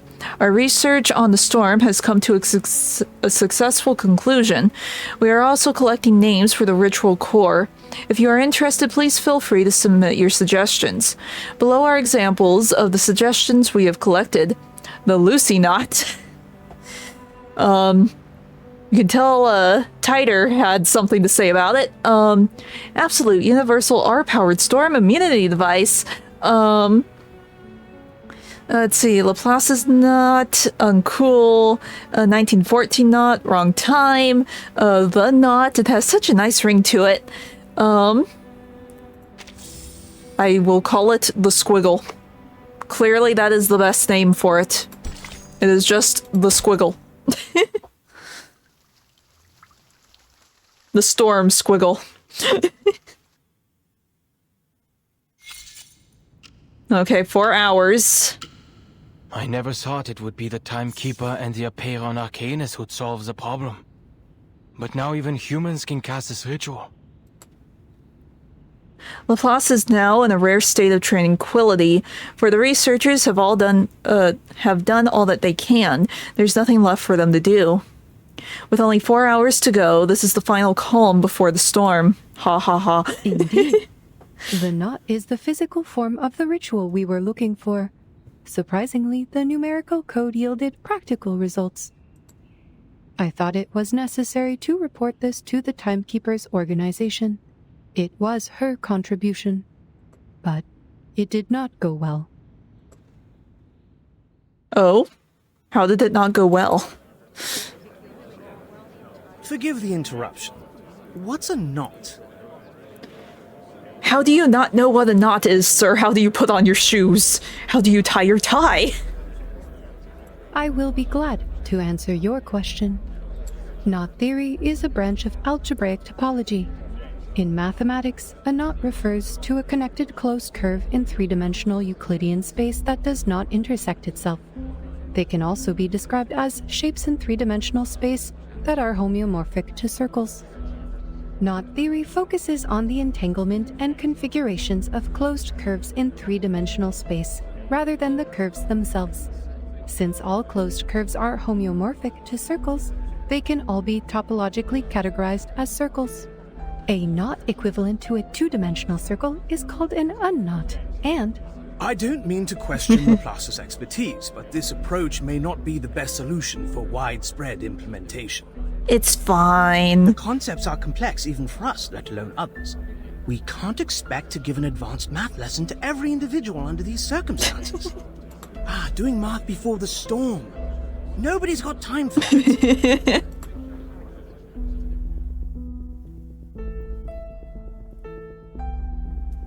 As it turned out, presenting a technical report was much too premature. We should have a complete and official report once the immunity gear is produced. Maybe you can change your approach the next time you report to the Foundation. The robot shakes her head, disappointed by the failure of her report and the listener's math level. I simply gave them honest answers. She turns her head and looks thoughtfully out the window.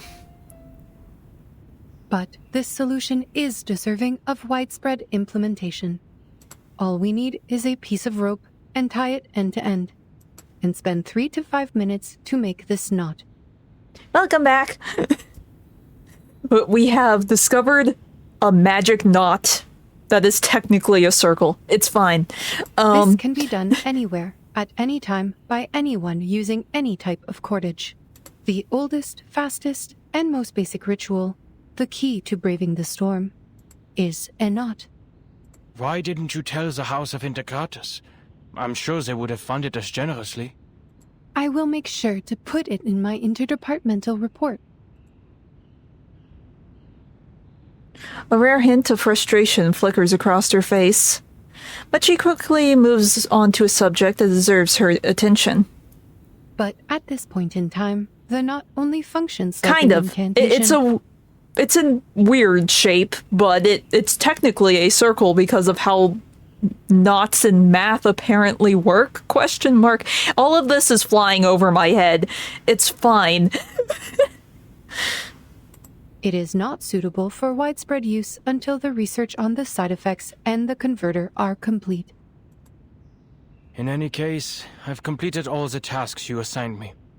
My last plea is, please never put Ulrich and I on the same team again. But you work so well together. You produced results even if you were at each other's throats. The researcher lets out a deep yawn, feeling as if he hasn't slept in ages. Well, I mean, everyone's been up for like 24 hours almost. Maybe he can catch a quick nap before the final battle begins. I'm surprised that you're not in the lab. Something bothering you? Wait, don't tell me you're charging here. The robot turns to him, an approving smile on her face. Excellent job, Researcher Adler. You have proven that you are keeping the locations of public outlets in Laplace in mind, which is a positive sign for your resocialization.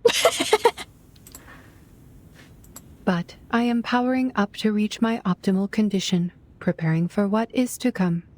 The Scroll of Apeiron, the final piece of the puzzle, the key to minimizing any negative effects caused by the incantation.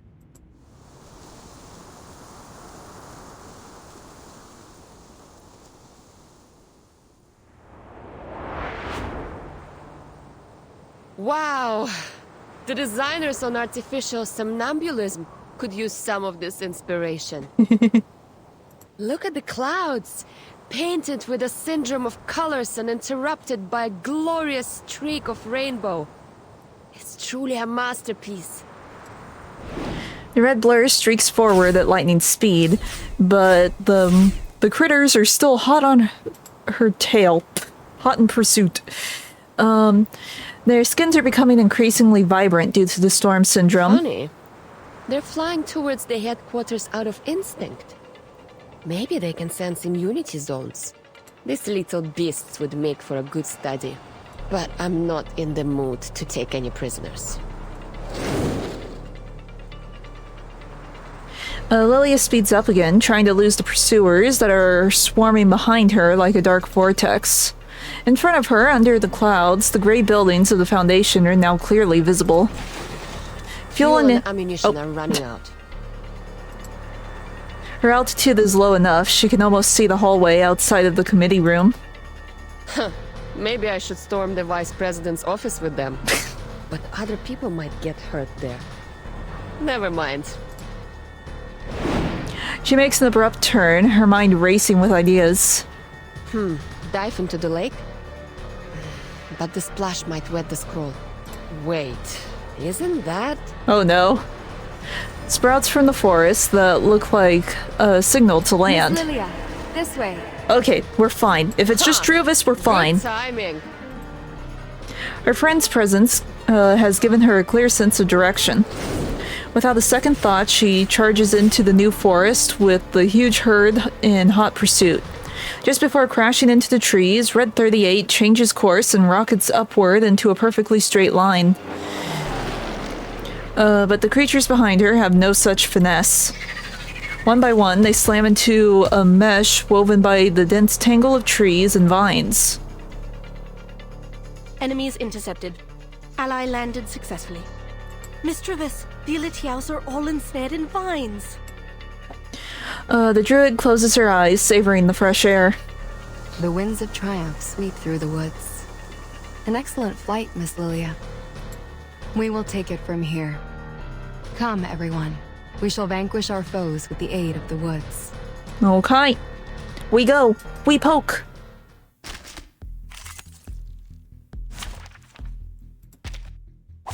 It's an honor to meet you. Okay, there's only 6 of them. We should be fine. I can hear this, and that. Music will speak.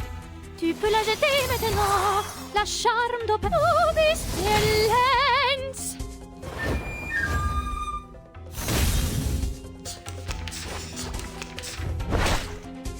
Not right. Okay. I am going to do everything that lets me poke these guys. The music will speak. Wait. Let me make sure that I'm actually clicking each one individually. It's fine. The will tell. Break it. Okay. Break it. Break it. Careful. And next. Okay, we're good there. I can hear it. It is here. We should probably use that. We haven't used that yet.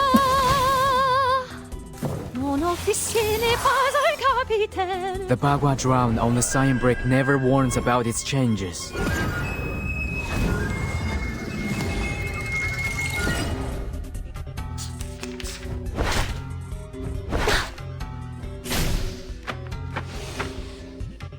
Okay. Let's see. I mean, we really just need to do that and we'll be fine. I'm still not used to the fact that they gave us, like, breezy mode. And it's like, I need to think and overcomplicate everything. No, it's fine. Now it's like Tinsura when we're going through the story in Tinsura. Operation Squad is ready to go. Dr. Kakanya, are you really going to stay here? She's staying behind?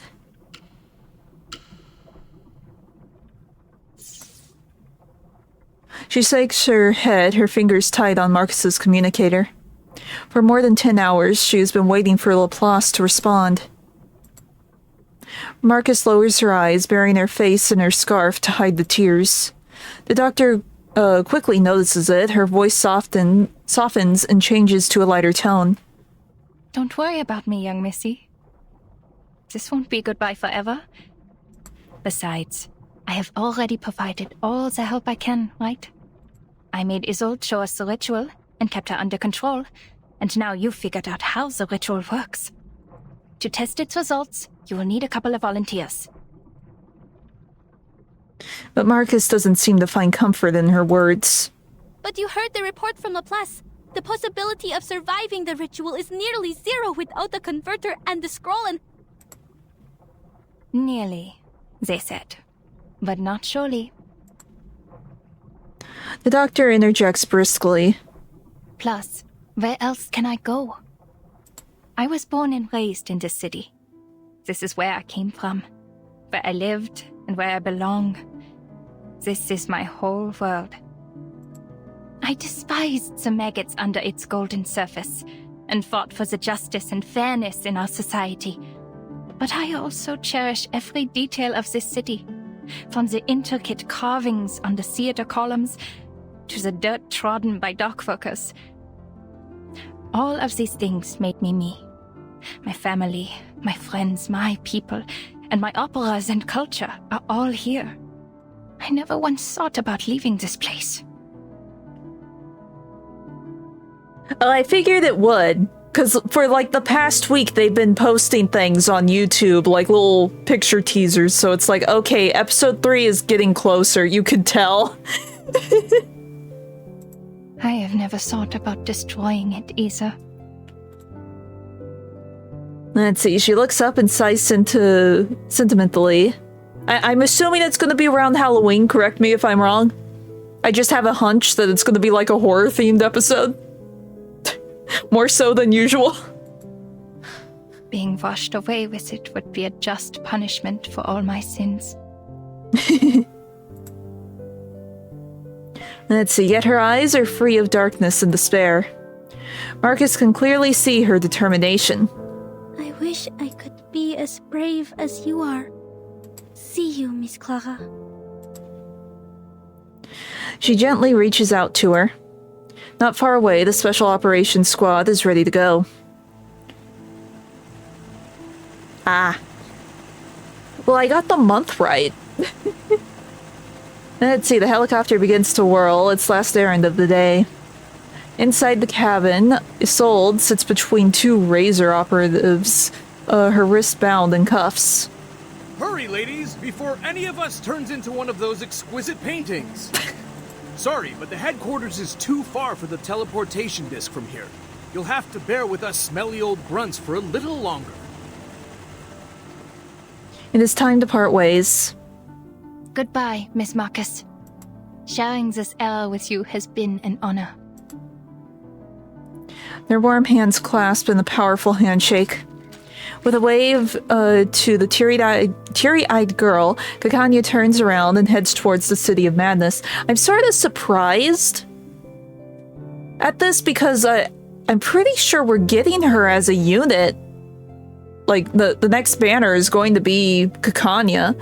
I guess this might mean she lives? Question mark? Granted, we do have characters as units that are dead, so maybe not. I don't know. Is your birthday approaching, Doctor? She twirls sharply around at the entranced voice. Isolde reaches out into the air, still in the dream she's unwilling to wake up from. There, the world is unchanged, and each day is filled with bliss. For a prisoner in the Foundation's facility, perhaps dreams will provide the solace she needs. I made this for you. She holds out a brooch, a piece so exquisite, it too seems to be an intangible figment of a wistful dream.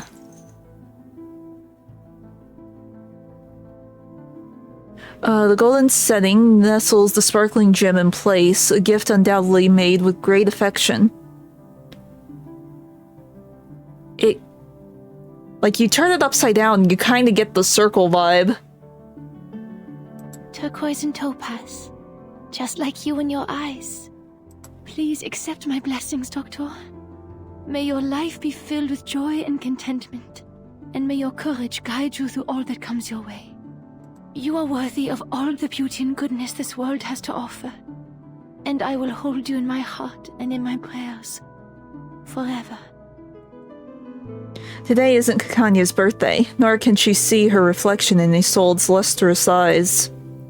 The Star of Vienna holds up the brooch, yearning at the emptiness before her.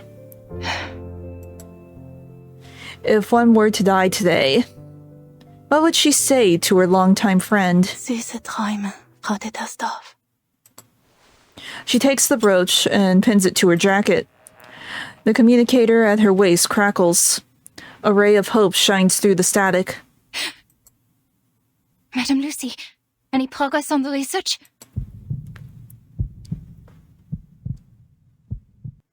Oh? Nope, it's still to be continued. This chapter is really long. I'm not complaining, I'm just surprised. I guess the last big story update did take me like 3 or 4 streams. I shouldn't be surprised.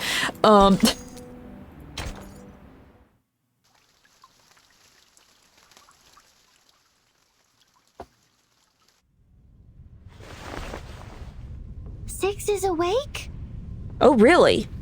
I sort of figured he was gonna die.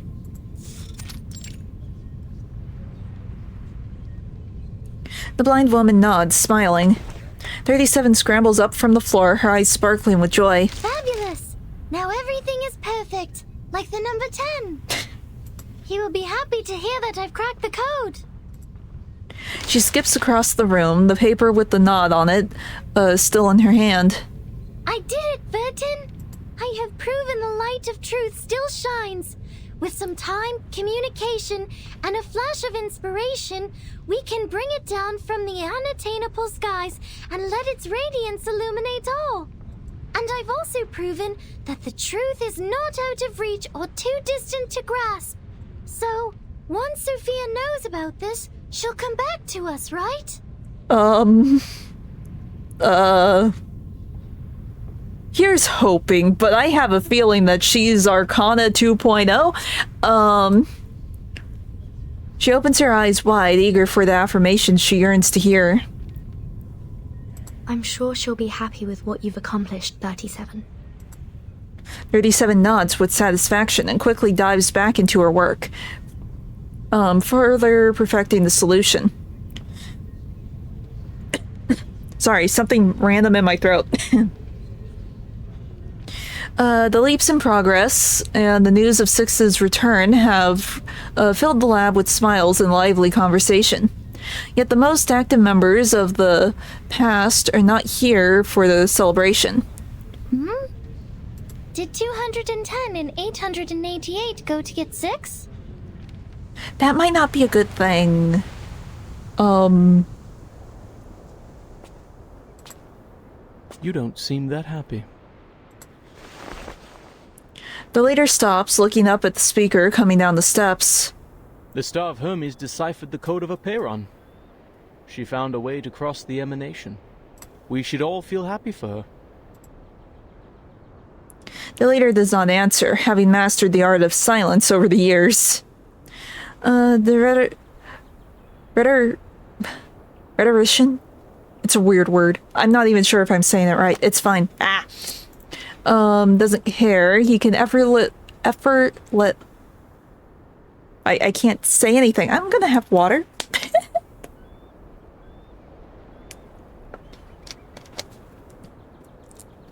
He can effortlessly engage in dialogue and is at ease in any conversation, even with a rock. Yet here you are, so indifferent. It is because you, too, know that what has happened will not change, regardless of whether she figures it out or not. A meager ritual to save people from the emanation is nothing compared to the disruption of the law above. It also cannot change the fact that our faith is dead. We're talking about how the island has sunk, and we're now sailing in a tsunami.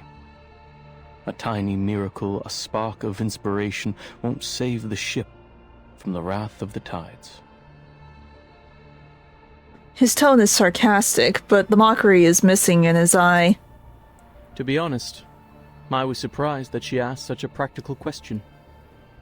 I guess the trivialities of the phenomenal world did eventually affect her. It's a shame that many others lack her determined will to see beyond the void of our broken reality. What's your point? Can't you see? I'm getting a rise out of you. He beams a huge grin. Who would have thought that our great, perfect, honorable leader of the School of Apeiron has been a nihilist all along? You never revered the truth, did you? That's why you kept us in the dark for 4 years. You never respected our beliefs for a second in your life. The man down the steps shakes his head. The people who seek the truth are more important than the truth itself. I may not understand that ever-shifting number, but I do understand and respect the people here. He's continuing the conversation, a rarity to behold. Ever since becoming 6, he's rarely had a chance to unleash his sarcastic wit. So you know the secret. What now? Now that you know the truth could lead to a nihilistic void, I wonder if you would abandon our doctrines, our wisdom, and our inheritance, and step into the darkness in a fit of rage. When truth fails, sophistry prevails. Correct? Ha! We cannot deny that fate, the unspeakable, holds wisdom beyond our understanding. Perhaps it does take a resolute skeptic, an impartial nihilist, to steady this ship and remain detached enough to look on from the sidelines. 210 looks up at the distant grape-colored It's a sky. pity. This was supposed to be the best time of year to make wine. That's what you're worried about, dude. He leaves without looking back. The silent leader continues on a familiar path. Should he be walking around? With what happened, should he really be walking around? Short distance away, 37 glides gracefully down the sand and runs towards him. 6! You're here! 888 said they're holding a celebration before the arrival of the emanation, in honor of the living and the dead. Will you join us, 6? 37. Do you remember the story of Socrates? Hmm? The one you told me in the cave? The trial is over. Why mention it? You should answer my question first. Her words trail off as her eyes suddenly widen in fear. She's completely fixated on what's in the distance. She knows the feast is underway and she's recalculated the safe zone for them to hold it in.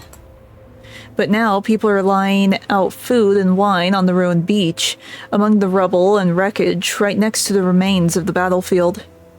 Wait, are they holding the ceremony outside the immunity zone? I told them to go to the meadow near the top of the mountain where they will be completely safe. I've checked my calculations over and over, leaving no room for error. 888 must have made a mistake. I need to warn them. Her tiny arm is held back. Blonde hair droops over 6's eyes. 37 looks back in confusion at the leader's unusual behavior. 37. Either be wise, uninvolved, and look on, or be practical, involved, and suffer. Which one will you end up choosing?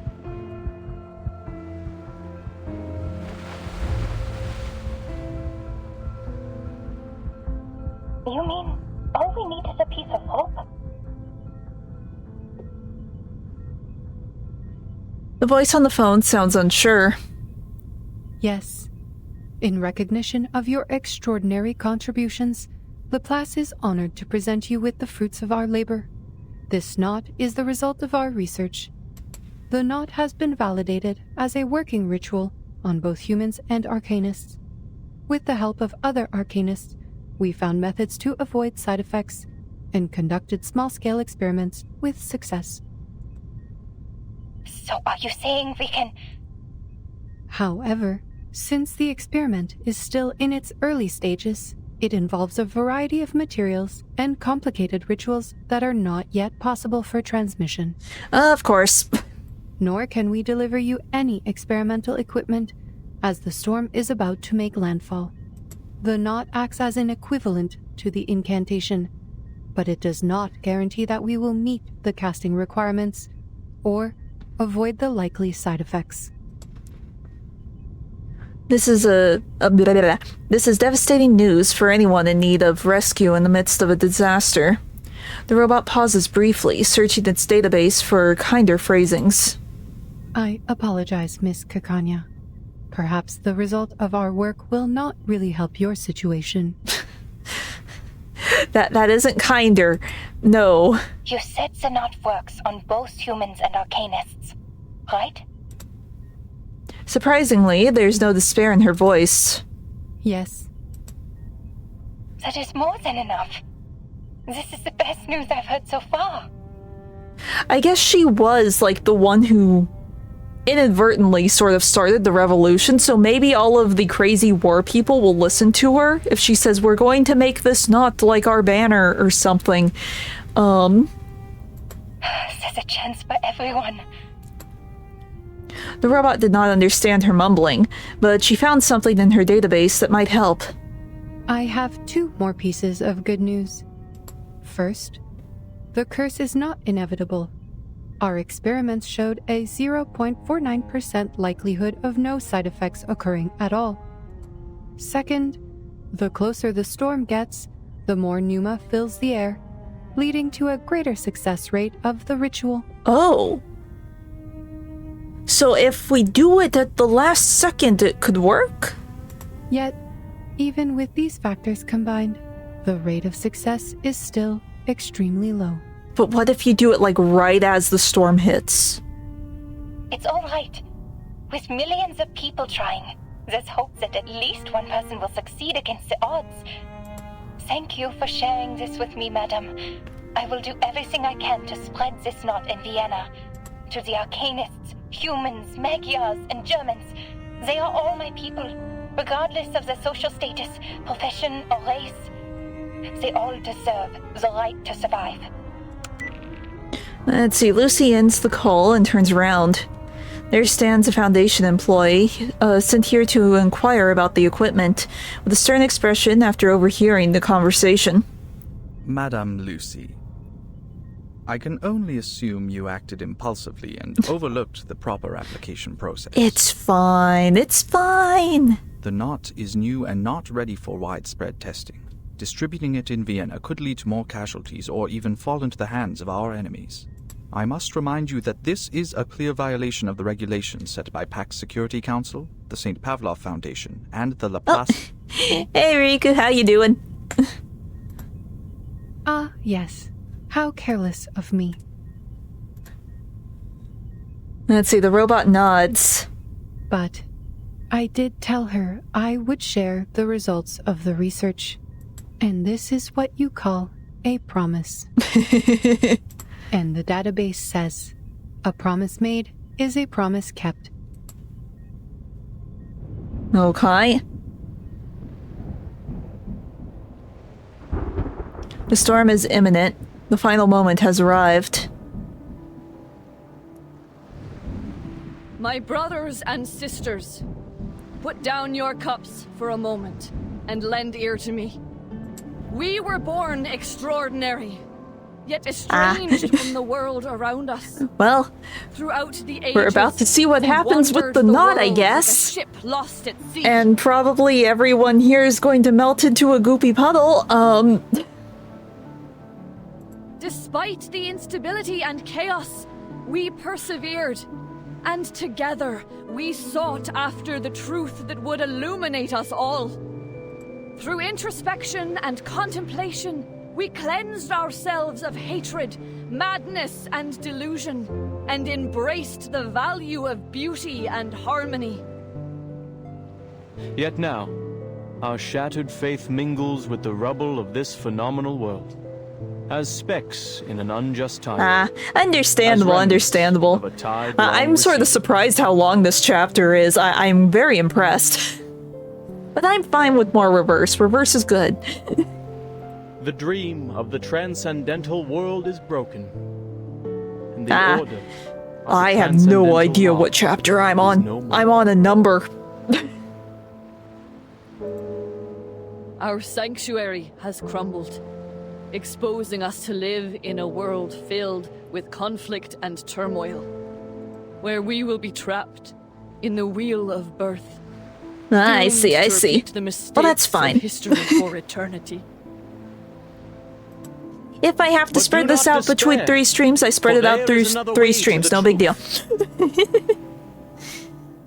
More reverse is more reverse, and that is a good thing. Passion. One that was stifled by moderation and restraint. A path that transcends the individual, breaks all boundaries and limitations, and leads us back to the essence in a fiery blaze of glory. This path is the emanation, which we stride into for the ultimate truth of our journey. Oh, no problem. Have a good sleep.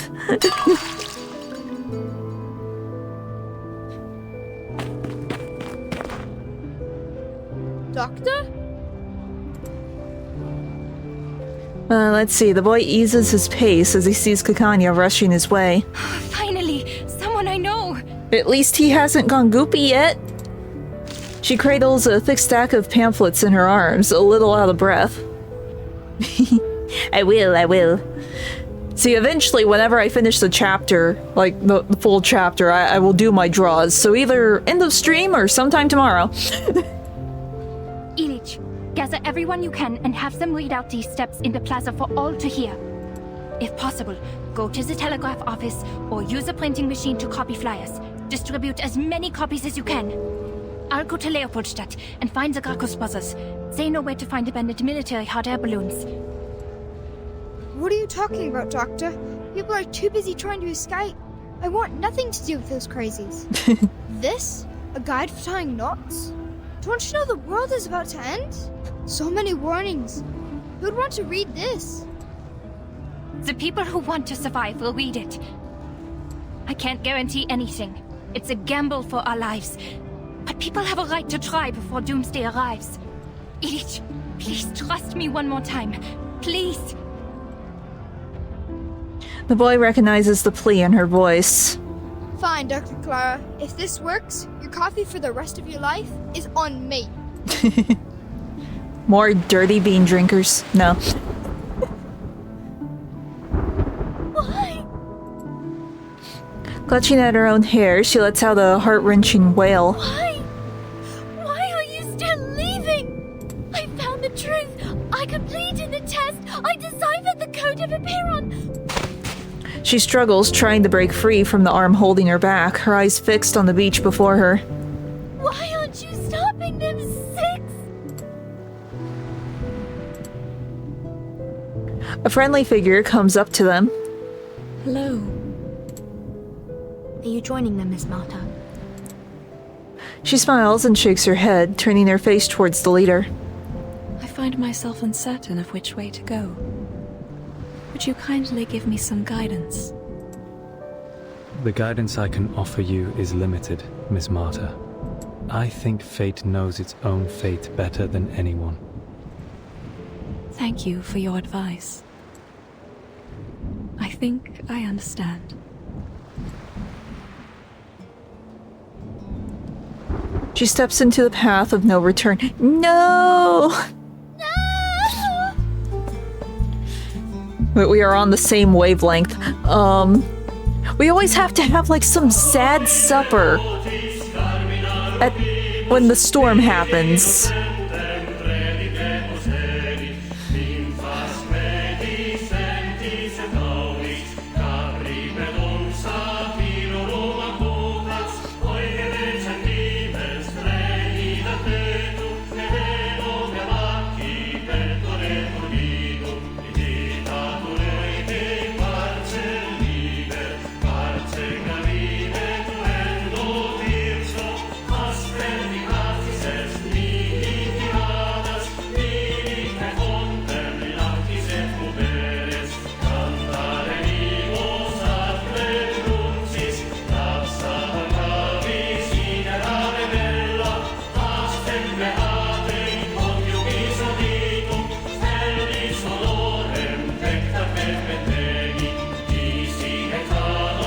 Oh no.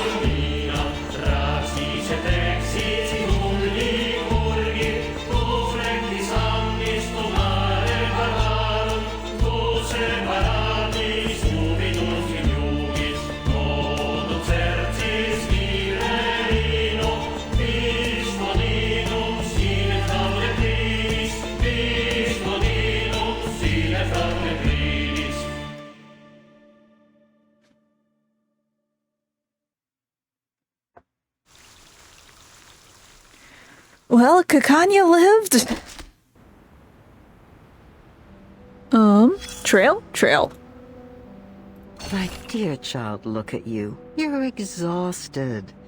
I couldn't be of help then. But it's okay. The party is over now. At least let me brush your hair, darling. Or your hair will get all knotted. And it will hurt you when you try to untangle them. Indeed, it happened more than once. I'm not surprised. an old friend of ours, Knot. Often we learn our knots before we even know how to read and write. A knot could be an obstacle that breaks the consistency of a flow, and also a reminder of forgotten things. You can use just about anything on hand to make a knot. Leaves of grass, the fur of an animal, even fallen hair. But the sturdiest knots are tied with rope. Knots are often found in many stories. Signify promises, counting and measuring, an instrument of salvation, and one of execution. What else can these knots really do? Oh, I could go on all day. The influence and power of knots can't be overstated. It is said that it was in the cutting of the Gordian knot that Alexander became the Great. Just touching the meters-long rope provides blessings to the faithful in Bellum. And tiny knots on strings can carry the history of an entire people. The ancient Inca called it quipu. The intricate variations of hundreds of fabrics, colors, and lengths of strings were used to record their stories through the ages. And to think, Shakespeare only had 26 letters to create his masterpieces. Isn't there something a bit more practical? Just look around you. Don't sailors use knots to mark depths in men's sails? Or coachmen tying knots to rein their horses? And any respectable lady or gentleman knows the knots they must tie about their necks to stay in fashion. Or consider the knot-like helix structure of DNA and the changes in states of matter. Invisible to the naked eye, these knots carry some hint at a universal law. That there might be a string, like the quipu, an endless rope that records in its knots everything in the world, one that can't be seen, yet there it is, everywhere, all at once. Maybe you can tie this knot yourself.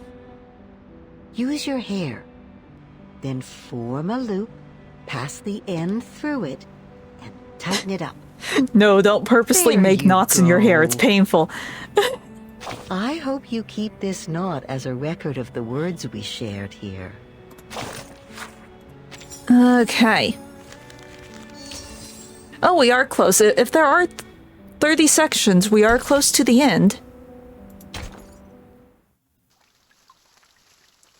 But I don't think we'll have enough time to do the DLC in Tensura, so we might save that till Monday. It's fine. I don't understand. I should be giving them my blessings. They're brave enough to return to the essence. But instead, sadness washes over me. I should feel happy for Sophia, now that she knows her soul number. Yet, I am filled with sorrow. The beach is quiet, clean, and perfect again. The storm has washed away everything that's happened. The war, the crowds, and the clinking cups, all gone. It's restored to the likeness of a better time, with no remnants left behind. The last echoes of an era have faded into the distance. Oh, the shapes are gone too! Why did you all leave? Is it because I wasn't fast enough? Is it because I didn't do well enough? Her petite frame sways in the breeze until finally she crumples into the sand. Pain! This chapter is pain. I thought the last chapter was pain. No, this is the pain.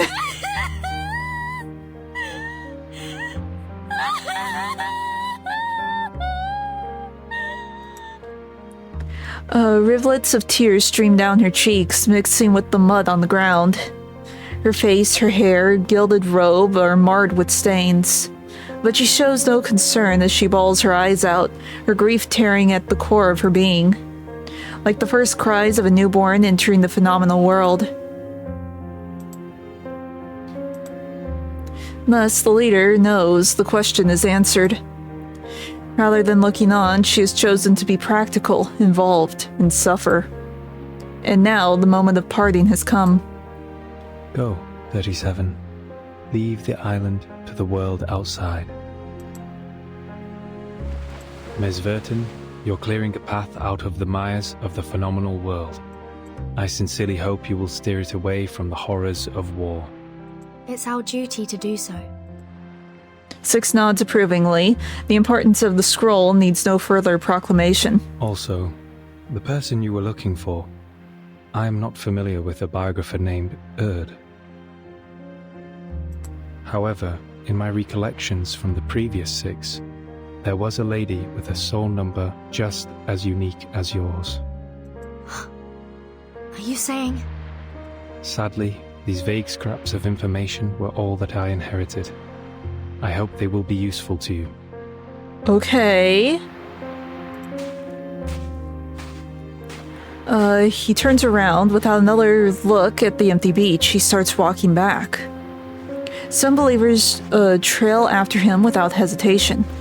Seeing this, the girl wipes off her tears and scrambles to her feet.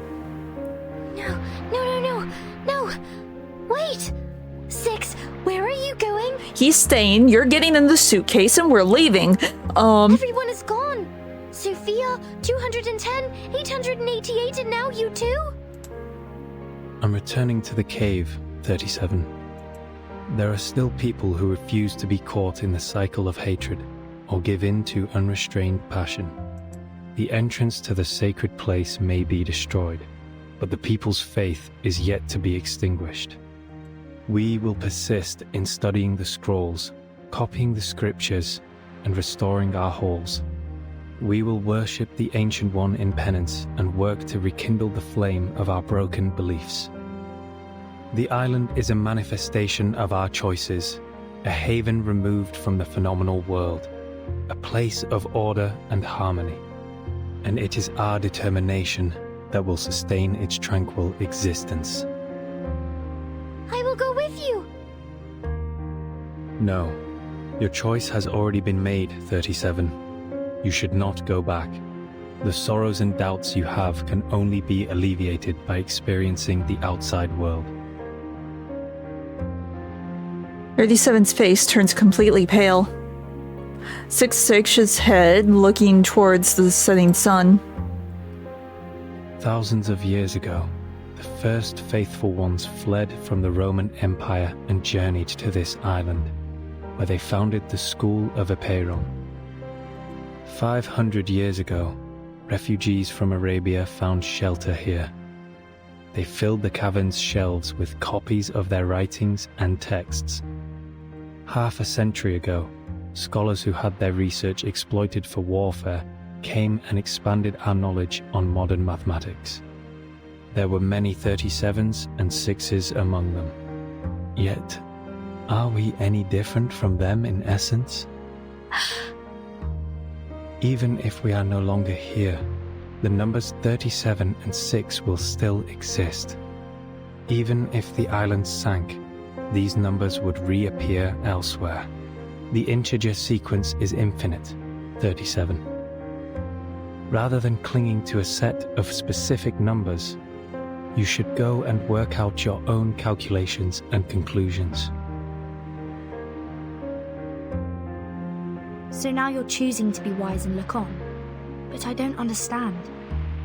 How could one be wise by being uninvolved and looking on from the sidelines? Six lets out a sound, almost a chuckle. You overestimate wisdom, Ms. Verton. It can't do everything. Wisdom can free people from ignorance, but it can also lead them to a nihilistic void. Yet, someone will always seek this wisdom, even if nihilistic, to briefly rise above their worldly troubles and find some relief. And someone will have to stay here and provide a neutral haven for the drifters of the phenomenal world, and give the lost souls a harbor to return to.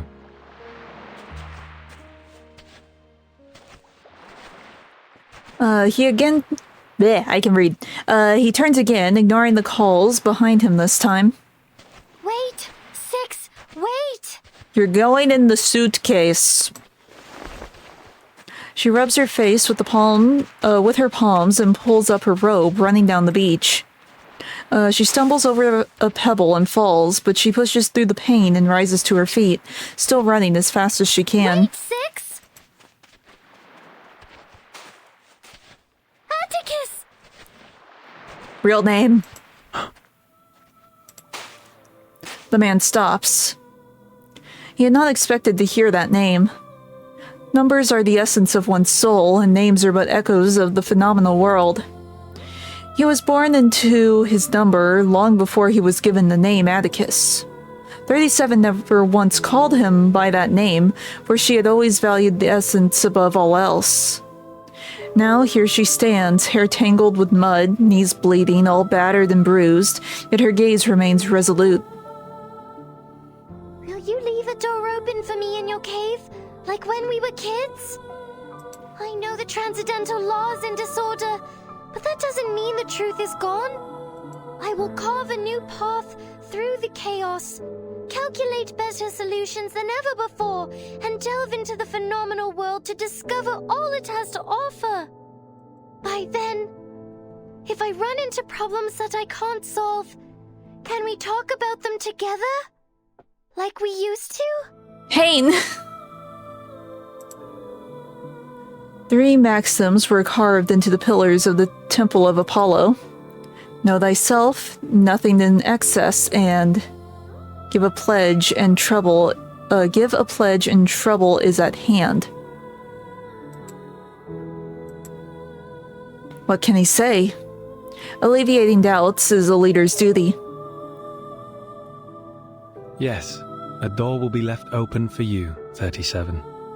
Both you and your friends can come in. It's a promise, 6. She brushes away her tears and waves to him. It's still a goodbye, but it's no longer as devastating. The last of the Peyron followers have left, leaving only the Timekeeper's team on the beach. I half expected him to call her by her real name, whatever that may be. The girl's shoulders are trembling. Are you nervous? Afraid of the unknown world? Maybe a little, but I will get used to it.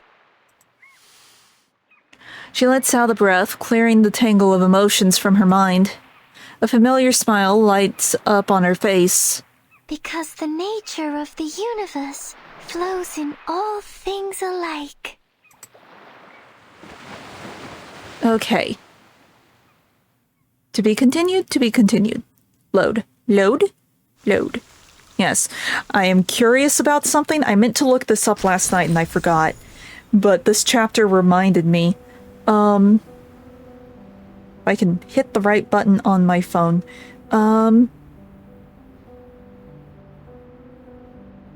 I'm just a little curious if they just confirmed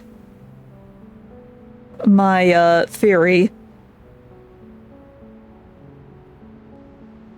Maybe not. Because I forget the one character's name. But no, that one character, the blind lady, the one that kind of looked like Verton, that I was like, oh, maybe this is Verton's mom. I forget what her name is, but now Verton's apparently looking for someone. Earlier, in an earlier section, she was mentioning that it was something about her mom. I'm wondering if they just confirmed that theory or not. I will have to look more into it after stream, because Google was not helping me. It's fine. It's fine. I can go back to my VODs, if I remember to go back to my VODs tonight. Meanwhile, story.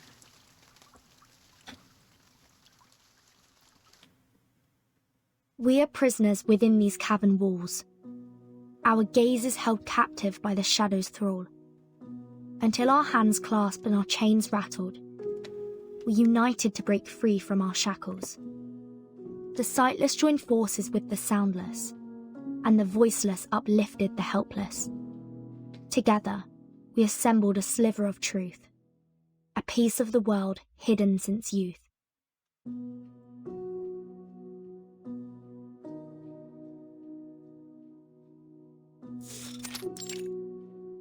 Okay, we're back at the Foundation.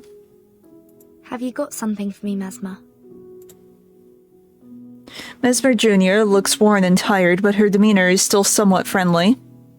Dark circles are clearly visible under Mesmer Jr.'s eyes, just like every Laplace member encountered today. Yes. They asked me to give this to you. The culmination of our research, the crystallization of man in all its wisdom, the protective gear against the storm. We now have a fancy umbrella! An umbrella. Something you personally don't really need. She takes a sarcastic jab as she opens the white-stained umbrella. It's called the Equilibrium Umbrella.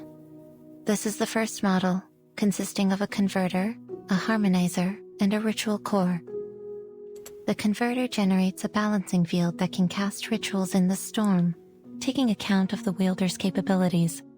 The harmonizer's markings are inspired by the scroll of a Peyron. Madame Lucy tested it against 162 known side effects and found it to be highly effective. The original scroll has been returned to the island. This is only a simplified and duplicated rendition.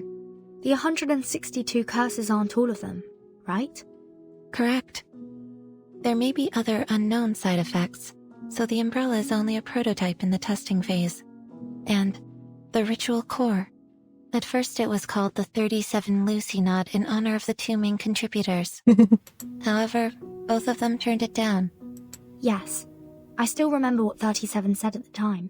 She would rather name it after the mathematical properties of the knot, even if it's too much of a mouthful. No.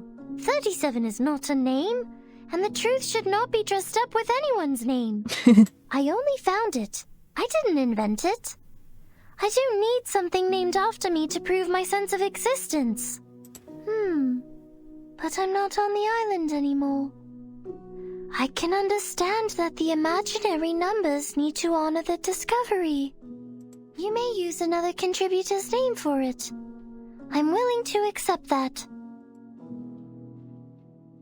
Madame Lucy showed no interest in the naming rights, so it was transferred to the third major contributor, Adler Hoffman. He's gonna name it after his sister. Sadly, researcher Adler also rejected the offer.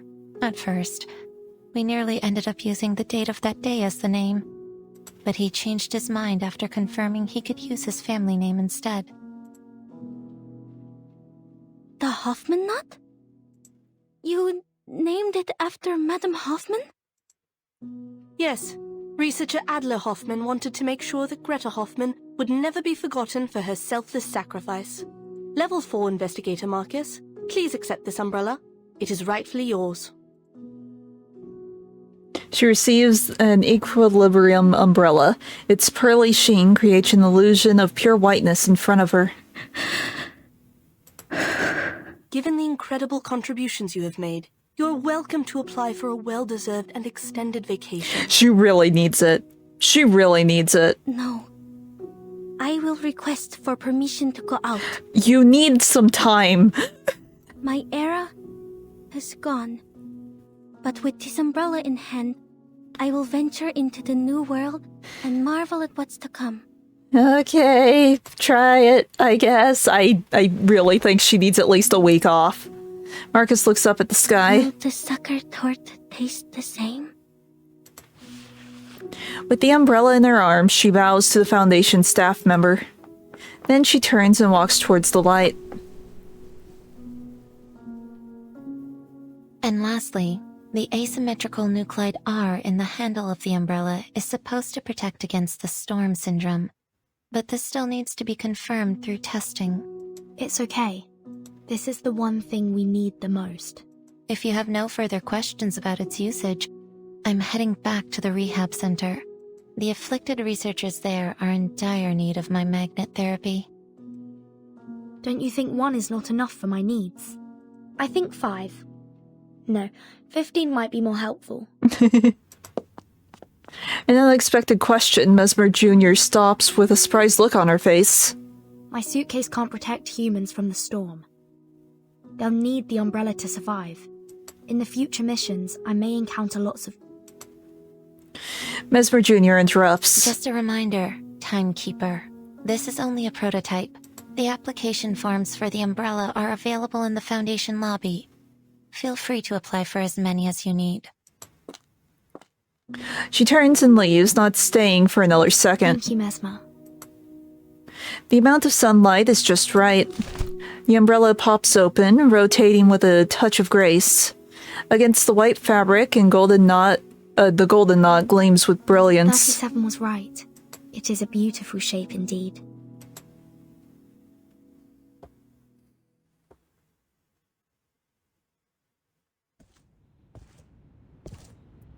The Foundation Square has been restored to its former glory. Are you sure about that? This kind of looks a little run down. It's probably Druvis's doing. That and... wait. The ground is still broken. It's fine. A recognizable figure stands there, having waited for a long time. Hey, Vertin! Did you get it done? Yes, it went smoothly. I was expecting something more complicated. So, to get the umbrella, you only need to fill out forms. Huh? That's not what I was talking about. I'm talking about the brave and glorious sacrifice of my Apple II. Don't you think the Foundation should compensate me with a shiny new ship? Oh. Oh? What do you mean, oh? Are you saying you totally forgot about it? Yeah. Regulus closes in, offended, putting her hands on both of her shoulders. Easy, Regulus. Those people are likely buried in paperwork right now. Just be patient and wait. She twirls a golden medal between her fingers. Lilia, how was your commendation ceremony? They rewarded me for escorting the important item during the storm. How is delivering a scroll worthy of a reward? I'll say someone should be grateful I didn't crash into the committee building. She tosses the medal to Regulus. Take it. Might be useful for your alchemy. Oh, let me see. Regulus brings the medal to her mouth and takes a small bite. Oh, thanks, mate. It's made of pure gold. On behalf of the pirate community, I thank you for your remarkable contribution to alchemy. I have one too. Druvis the Third walks over and places another medal in Regulus's hands. Like Lilia, she was rewarded for helping to deliver the scroll. Please forgive my lack of contribution, Timekeeper. She missed the island trip because of the forest they planted in the Foundation Square. Fortunately, the square has been restored to its original condition. Are you sure about that? It still looks pretty overgrown to me. It seems the awakened woods have embraced tranquility once more. Perhaps a sign of good things to come. I'm glad to see you back on your feet, Miss Druvis. In fact, there's a place I'd like to introduce you to. A flourishing island that survived both war and the storm. I think a talented druid like you would be of great help to them. Sounds like a place to look forward to. Okay. The reunion is cut short by the pirates cheering. Nice job, Druvis. It's not as big as Lilia's, but it is made of a rare kind of metal. This is a good start, Captain. This apple thinks we only need 300 more medals to afford a new ship. You read my mind, Mr. Chief Mate. When will Zeno's ceremony be held? This captain is not a fan of these ceremonies. So, could they just mail me my medal? The rockin' pirate coughs awkwardly, her eyes darting away, but behind the cover of her shades. Did I miss something? Are we holding a medal exchanging party? Sotheby! Regulus rejoices at the sight of the little lady, tears welling up in her eyes. She stretches out a hand and Sotheby immediately gets the message. But I don't have a medal. All I have is this big round golden... A handful of weighty jewelry is placed in Regulus's hands. Well, her problems are potentially solved. Captain, I think we can buy a new ship with this.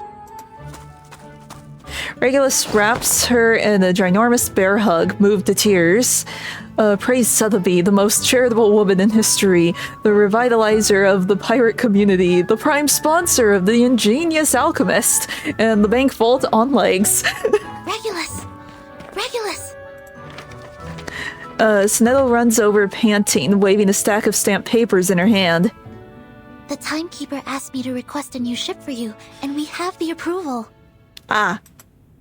The Foundation will rebuild Apple II and pay for its maintenance. Huh? Funny you say that, Snetto. The trees sway in the breeze, and the sunlight streams through the leaves.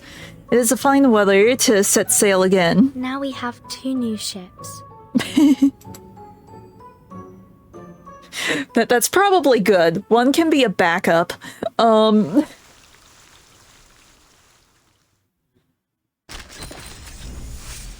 Okay, notification on receiving the Equilibrium Umbrella. Special notice to all. The prototype of the first-generation personal storm immunity device, commonly known as the Equilibrium Umbrella, has been completed and validated through Miss Lucy's testing. Thank you all for your contributions and sacrifices. Everything you have done today will forever be remembered in our history. Special thanks listed in alphabetical order. Abigail, Adler, Afra, Alice. Miss Lucy should be first on the list, but it's in alphabetical order. It's only fair. Well, in that case, shouldn't 37 be first? Usually if you're doing alphabetical order, numbers go first. Technically speaking. Adler sure got lucky with his name on this one. Oh well, he deserves it. I'm off on vacation. I'll treat everyone later. Remember to come along. Okay, potentially final section.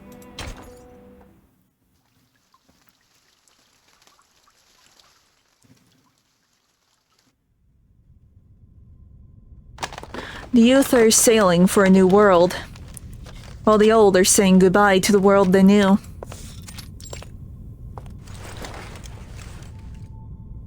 "15 plugs.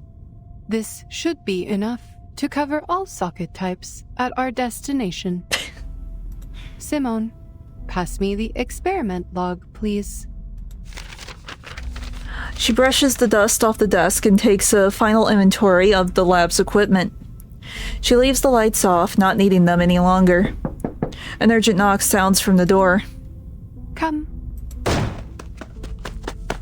Before she finishes her protocol for human social customs, the door barges open. Madame Lucy, is it true? Are you leaving La Place? Yes. The inquiry is over. This is the decision of all parties involved. You have got to be kidding me! Enigma pounds the table, sending the dust from the experiments into the air. After all the incredible contributions you've made, they're suspending you? This is absolutely ridiculous! Without you, there would be no umbrella, and everyone would have died from the side effects!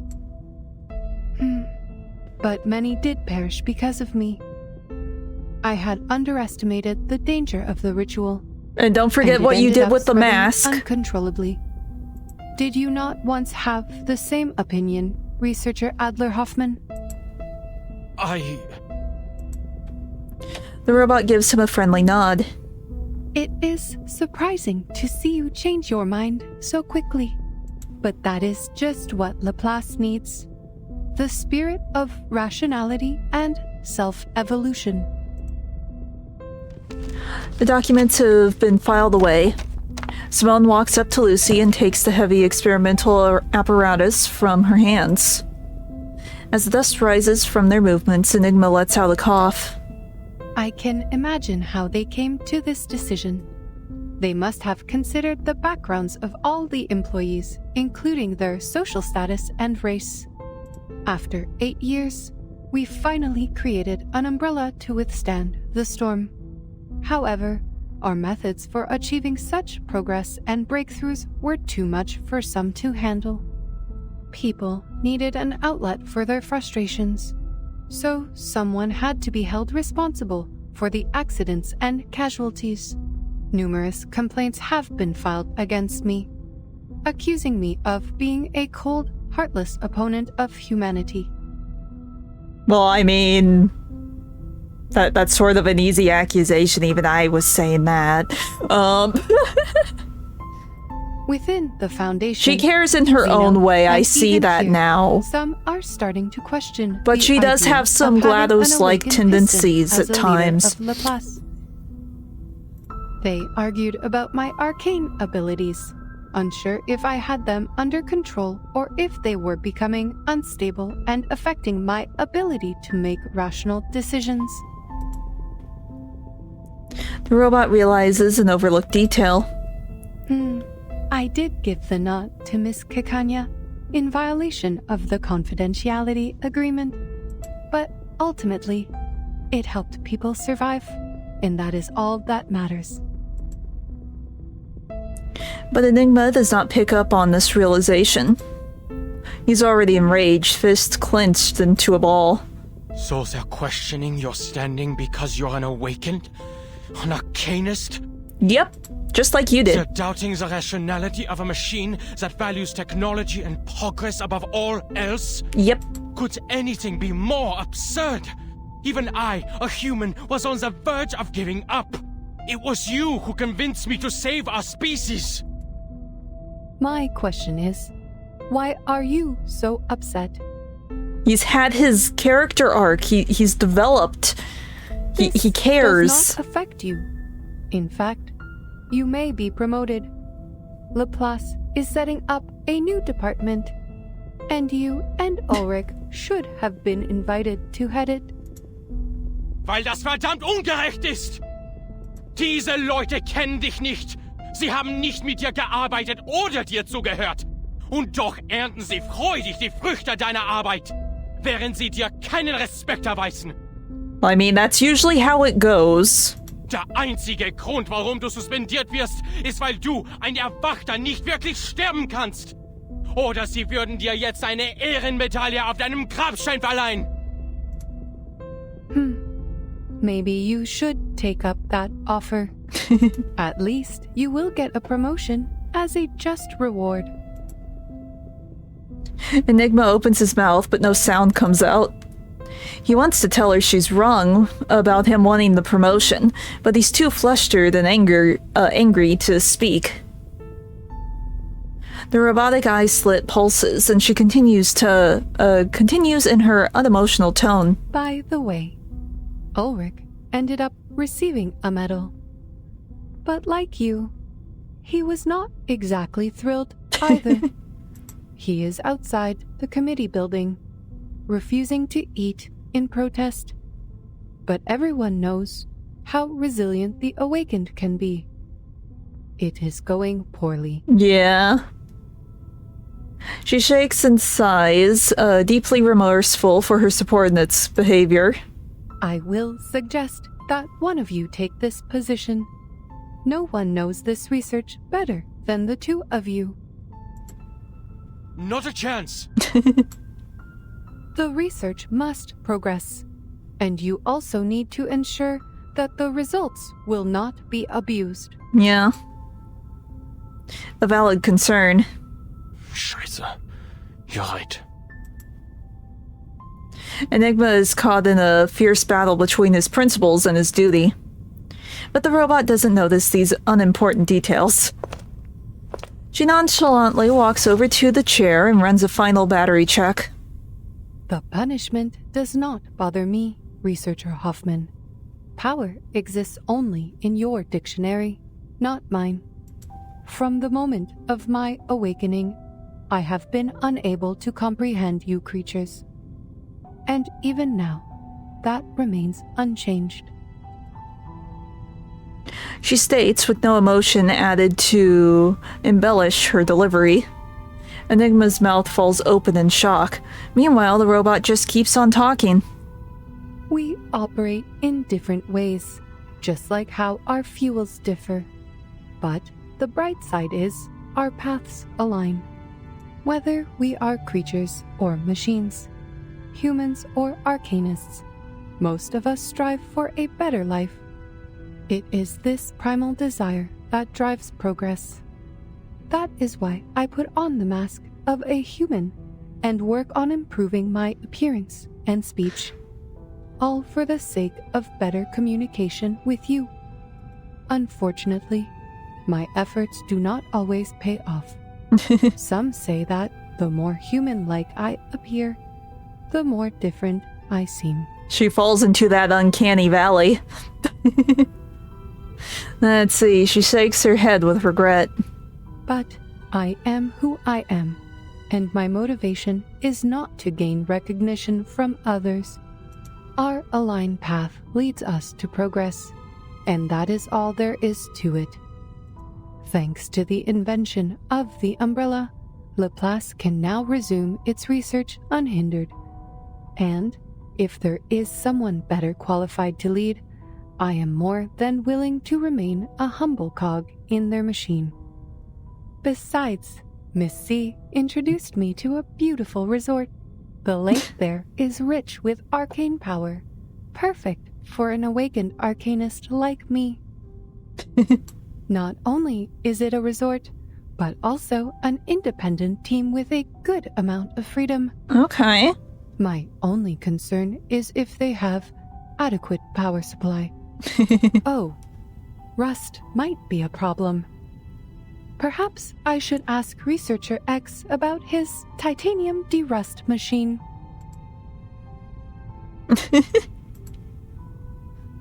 The robot is happily thinking about her vacation plans. She has completed all preparations for departure. Time to go, Simone. Madam Lucy, please take a look at this before you go. A stack of reports is handed in front of her. This is a report you compiled during the storm countdown, detailing 126 side effects and how the scroll alleviates them. I have some questions about the data for Type 34. Okay. Lucy flips it open and dutifully goes through the list one last time. Yes, I can see a few errors in here. Unfortunately, I have to complete all of the handover procedures today. Perhaps you can ask Mr. Ulrich about it later. She hands it back to Enigma, but he does not reach for it. He looks at her, grief-stricken. The side effects left a mark on you, didn't they? Yep. There are 162 side effects, not 126. There was also an obvious typo in the data for Type 34. We noticed it long ago and corrected it. Took only 5 seconds. You sacrificed so much for this report, yet you could not see such glaring mistakes. You called me Researcher Hoffman earlier, a name you haven't used since you took over Laplace 8 years ago. To avoid confusion with my sister, you and our colleagues started calling me Adler instead. Moving closer, he asks grimly, How much data did you lose to impair your research abilities like this? Is this why you have to leave Laplace now? Probably. The progress you've made has helped so many, but at what cost to your own well-being? The robot does not answer, a rare occurrence. From her side, Simone gently takes the file for her. We should go, Madam Lucy. Goodbye, Researcher Adler. Thank you for correcting my mistake. Pain! She walks away with steely steps. I couldn't read the rest. Alright, fine! He grips the door frame, ignoring the strange looks from the hallway. I'll take up that role and do what you've been nagging me to do. I'll take care of those pesky committees. But just so you know, I'm not doing this for the higher-ups who look down on us, but for the people who look up to us from below. The footsteps continue in rhythm. Her duty here is done. Then another voice calls out, Madam Lucy! The corridors are bustling with people. Researchers, clerks, directors, and security. Every Laplace employee is in the corridors from the bottom to the top floor. The same voice shouts, "All attention! Salute!" Papers litter the air like snowflakes. Everyone says goodbye in their own language, tossing files over the railing. How is that a salute? The countless drafts, designs, and forms from the past 24 hours rain down. You shouldn't be throwing those around. Those are kind of important. They were created for the storm and have completed their mission. Just as did the robot. Simone, why are they throwing papers at me? Are they rejecting me and banishing me? On the contrary, madam, they are showing their reverence. Oh, I see. The robot is without a face and emotion module today, so she turns away from the crowd. The sunlight dances on her metallic surface, enveloping her in a golden aura. Let us go, Simone. I miss the Laplace chargers already.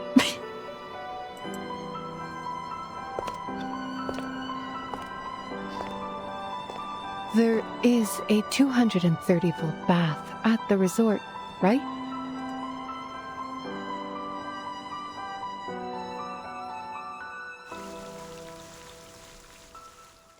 Well, semi-happy ending, bittersweet ending, okay. Finally, okay. Okay, so we can replay this again.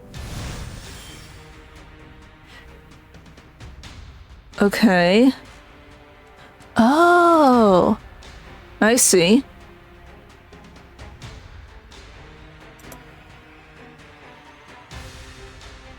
Okay. Cool. Well, I'm not doing that. Okay, let's see. Let me just claim all my goodies real quick, and then we can do some pulls. We clearly aren't doing Tensura today. That's fine. We'll just save that for Monday, and we'll like split Monday. Or wait, no. I was about to say we could split Monday with Tensura and Three Houses, but Monday is my birthday, and I have a different game planned Monday, and I do not know how long it will take. I think it's fairly short. We'll play Monday by ear. If we have to, Tuesday we can do the last DLC for Tensura. But for now, I think it's time for us to summon. We got a lot of drops. So let's do this. I really have no expectation. It would be cool if we got Lucy. I don't know what Lucy necessarily does. But we will see.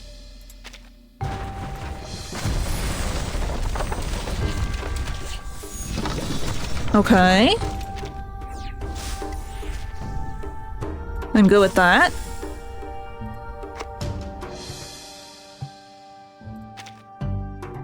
Yes, we start using the drops, because why not? Okay. We're getting 5 stars that I haven't like fully upgraded, so I'm good with that. Ooh. What did we get? Who did we get? Oh, we got her!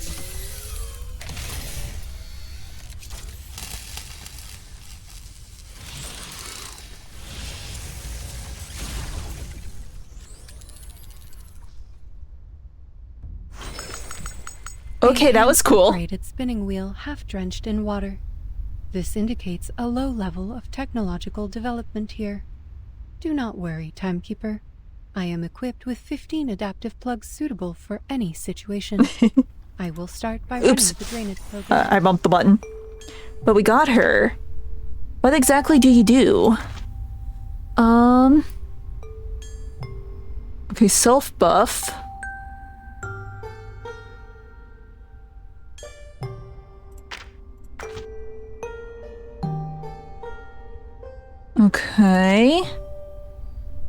One target attack. And a mass attack. Okay. I'm curious, what does this do? Oh, it just gives us... I don't know why that got shiny, but okay. But we got her. So I guess I will save my drops for the next banner, because I don't really see a point in pulling for her again since we have her. Oh, also, behold the fancy Voyager costume. I really like the new violin design. It's so pretty. But no, I'm curious. Yeah, she's moving! Just like the other limited banner. Visits are always okay. Unexpected. I appreciate that. So yeah, she'll look like this when we awaken her. Okay. Or not awaken her, level her up and get the... Or insight. Insight is the right word. So I guess I have a couple of units to work on leveling up. How about portraying? I know we got some new ones that we can I have to remind you that do real quick. Are really outdated. Okay, we get you, we get you. Wow, another worshipper. Is there anyone else that we got doubles of? Apparently so. Possible. A knock on the door will be. Because not all my 5 stars are like fully portrayed yet. Some are getting close. Dealing with visitors. It reminds me of something.